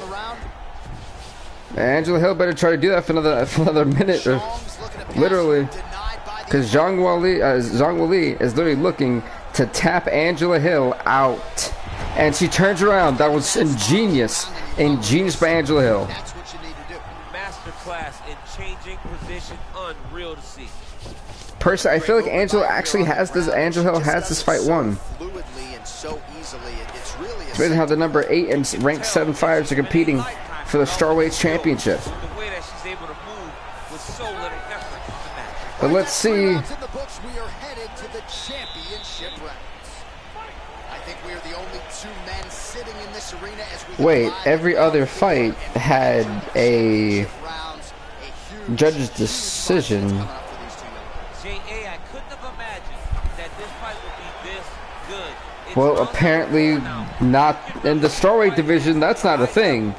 So here we go. We're going to. Oh, you know what it is? Because she's actually a champion in the game. That's why. Okay, that makes sense. Sounds even more interesting. Well, it's not considered a power shot or even a significant strike, but that jab looked pretty significant to me. When you land that jab, This is going to get really, really good. Alrighty, I'm here for it. Right back in the clinch. Look for the backhand to get very active. So we still have the men's flyweights tournament to do. Well, she was long on grappling experience coming into the UFC, and you see her chops here, just beautiful when it comes to the transition. It's very difficult to keep up with her on the ground. Well, she's got Oh, she pulled the guillotine. I'm actually surprised. I wasn't expecting this. Angela apparently showing she does have a lot of submission, at least some submission skills. And Zhang Wu is showing her amazing. She's not trying to get tapped, put it that way. And this might just be a matter of Did she counter it? No way. What? I have never seen that before. What button was that? Both now is Angela Hill gonna tap out? Because now Angela Hill is the one in the bad situation here. Angela Hill to tap, no hole. in full guard now, DC, and I know when you're in this position. That was nuts. I didn't even know that was a thing. I think it's part of like the archetypes fighter thing. This is exactly what she needs to do. Not only does it get you to a position to get off ground and pound, it also takes a lot of. This has been a nuts. This has been an insane championship fight for the strawweight division. This is nuts. Angela Hill was an underdog coming into this. Zhang Weili was 0-0. She didn't have a record for us. She was an underdog. Zhang Weili taps out Caroline Cole-Caves, number 1 ranked. Angela Hill beats Marilyn. Oh my God! Beats Morose, the number 2 ranked. Wally then beats Michelle Wardis, and Angela then beats Claudia Gadella, both by TKO, by the way. And now these two are here competing for the strawweight strap. It's insane to think about how far these two gladiators have come for the strawweight title, as we're probably about to hit round 5. 10 seconds to go. Yeah, folks, we're hitting the 5th and final round of the Women's Strawweight Championship match fight.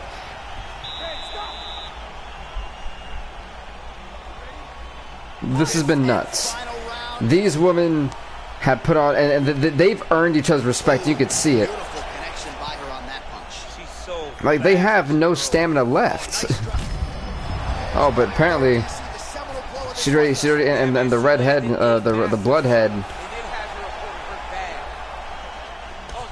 Zhang Weili looked to try to knock her out there. Good takedown. I think that's the easiest takedown Angela has had on Zhang Weili all fight long.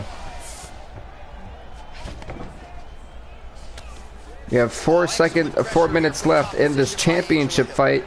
So we're in round number 5. How good is her movement here on the ground, right? Shades of Ray Borg, just transitioning so beautiful. Yeah, she's so good at transitions and movement. Her ability is unmatched. She's going for an armbar. But she got to be careful because Zhang Weili just had the counter thing not too long ago. So she doesn't want to have that happen again.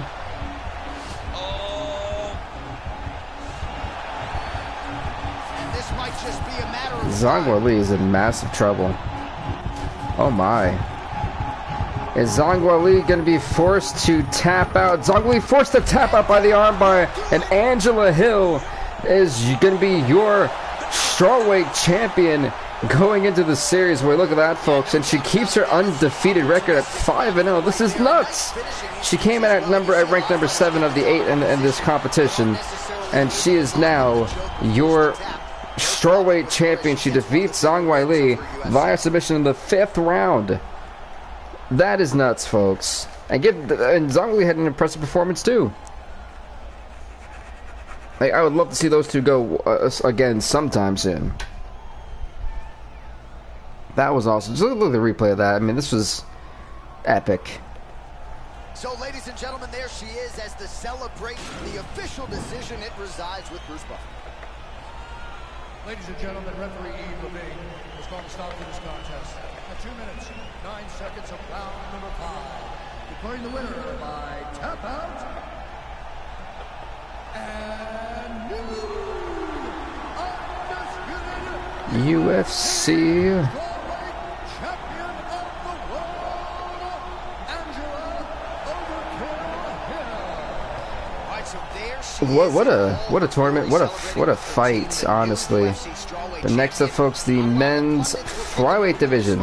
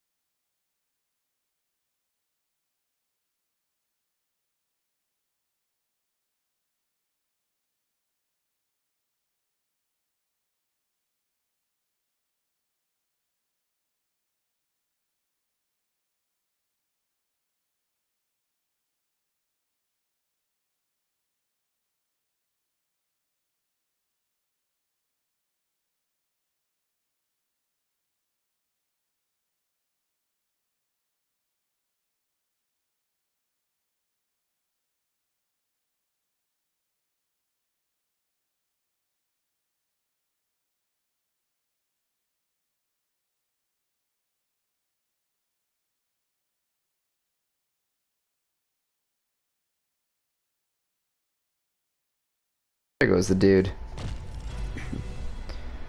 Brandon Moreno, you are somewhere. There you go. Boom. So these are the final guys. And this, we're gonna get started with, I'm gonna do Penta, we'll see a little bit more of, so let's,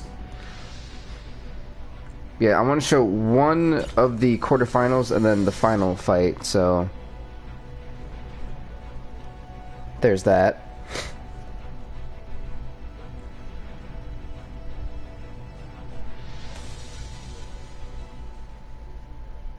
All right, coming up next, it's a UFC flyweight division matchup. All right, here we go. But folks, if you haven't actually already, definitely hit that subscribe button. You know, it's a BVTV. Typically, I do this once a week, but because it's a brand new game release, I'm doing it for the weekend. So you're going to get a lot of content this weekend in terms of hours. Well-rounded fighter, yet when we sat down with him on Thursday, first words out of his mouth, he ain't going to submit me. I'm going to try to take him down. Alright, so number 2, Jussier Formiga versus number 7, Davidson Figueiredo. Avoid the grappling with this guy at all costs. I know he has bravado. I know he has a big ego. He just kicked him massively in the jaw. Like, damn. Because even I felt that one. I felt hurt after that one. A good hip toss. Alright, I'm liking it. Jussier Formiga, a former flyweight champion. opponent squirming like a fish out of water now. The ground and pound is on point.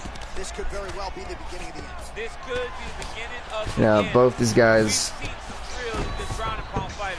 This Oh my, young these man guys are really is as good as any we've ever seen. throwing bombs. He's got side control here, DC. You know, he's got a lot of different submissions in his arsenal once this fight gets to the ground. So it's gonna be interesting that all these guys handle each other. A lot of different styles coming into this flyweight division.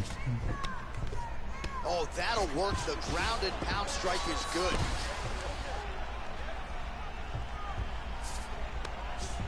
He got the arm. He got the arm. Uh-oh.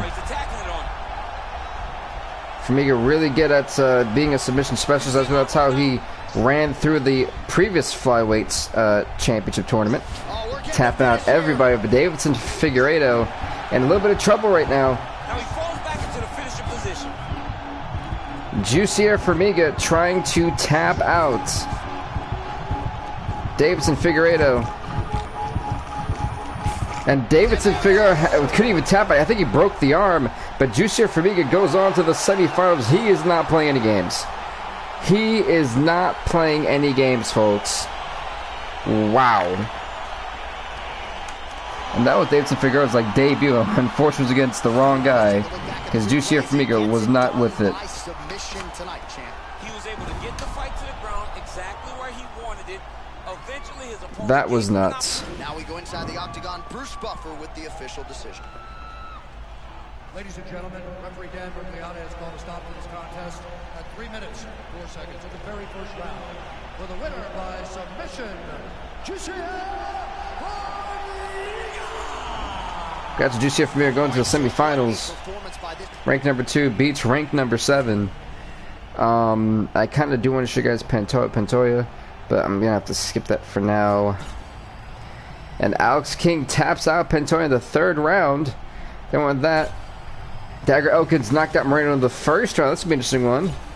And then Demetrius Johnson knocked out Udrak Carter in the 1st round. All right. Johnson TKO 1st round to Formiga. King tapped out Elkins in the 2nd round. It's funny, the former champion, 2 former champs now. Demetrius Johnson's a former 2-time flyweight champion. Alex King, also a 2-time flyweight champ. Trying to make it 3. One of these guys are going to be set to make history right here, right now. And it doesn't get any better than this. All right, coming up next, a matchup for the UFC's flyweight division title.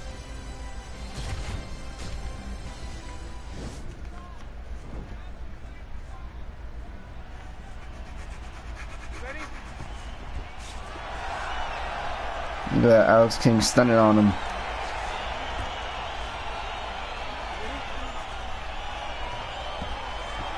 I have no idea what that was from Demetrius Johnson. Rank number 1 takes on rank number 6. Can Demetrius Johnson take back his kingdom? Literally. I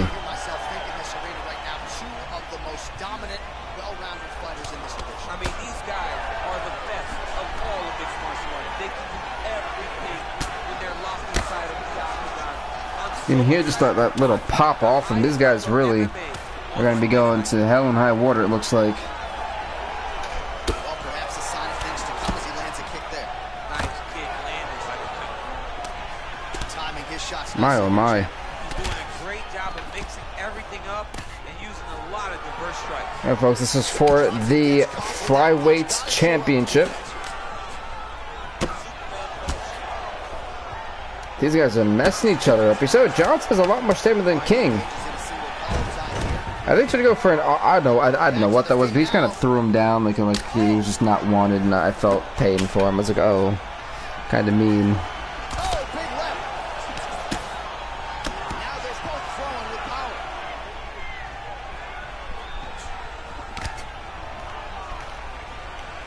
Yeah, this has been an amazing. Like I said, great action once again in these tournaments.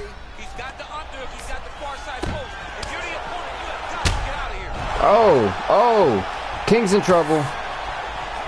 What is up, Little J? How's it going? Welcome, welcome. We actually just caught the end of this stream, but thank you, man. I appreciate it. You came at the best time. This is the final championship fight and the tournaments for today, because tomorrow I'm going to have 4 other divisional tournaments.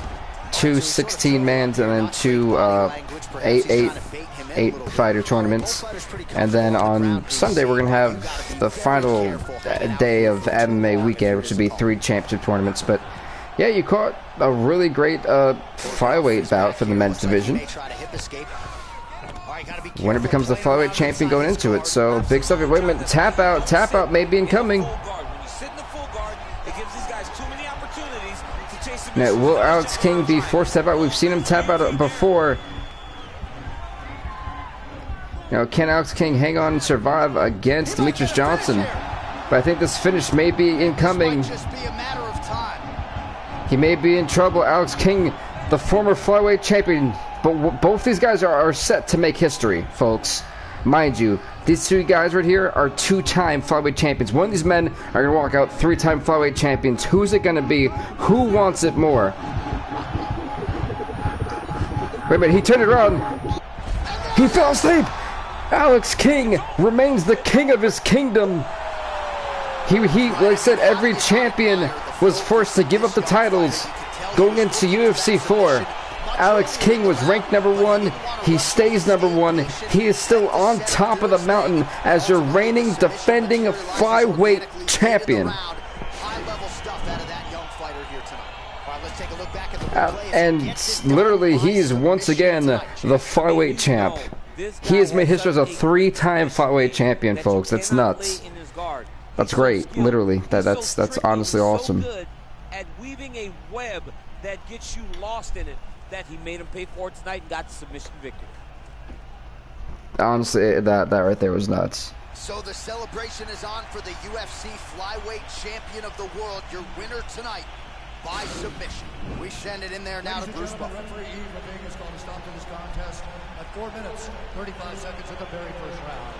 With a winner by submission, and still the undisputed UFC flyweight champion of the world, King. So how about Yeah, the guy just keeps on impressing, folks. I mean, you know, it's nuts. The guy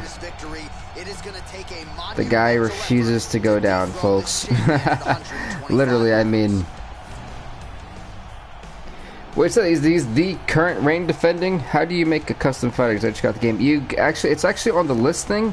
It should be like the 4. I'll actually show you right now. It'd be a little bit easier if I just show you before I end this. Yep. So, Alex King, champ. But yeah, it should say when you get the game. It should be, was it career mode, online mode? I don't want to replay the tournament. I am good. I will come back to do that later to make more. So you see fight now, career, online, offline, and then create a fighter. So with that being said, folks, I don't know about you. I am voiced out. I've got to regain my vocals for tomorrow's 5-hour episode probably. So with that being said, everybody, thank you guys so much for watching. This has been a blast. I've actually enjoyed this so much. Please do leave a comment, leave a like, subscribe to BVTV. See you later, Little J, and stay off the hook, everybody. Thank you guys so much for watching. You guys have a great one, and see you back tomorrow, 12:30, as always.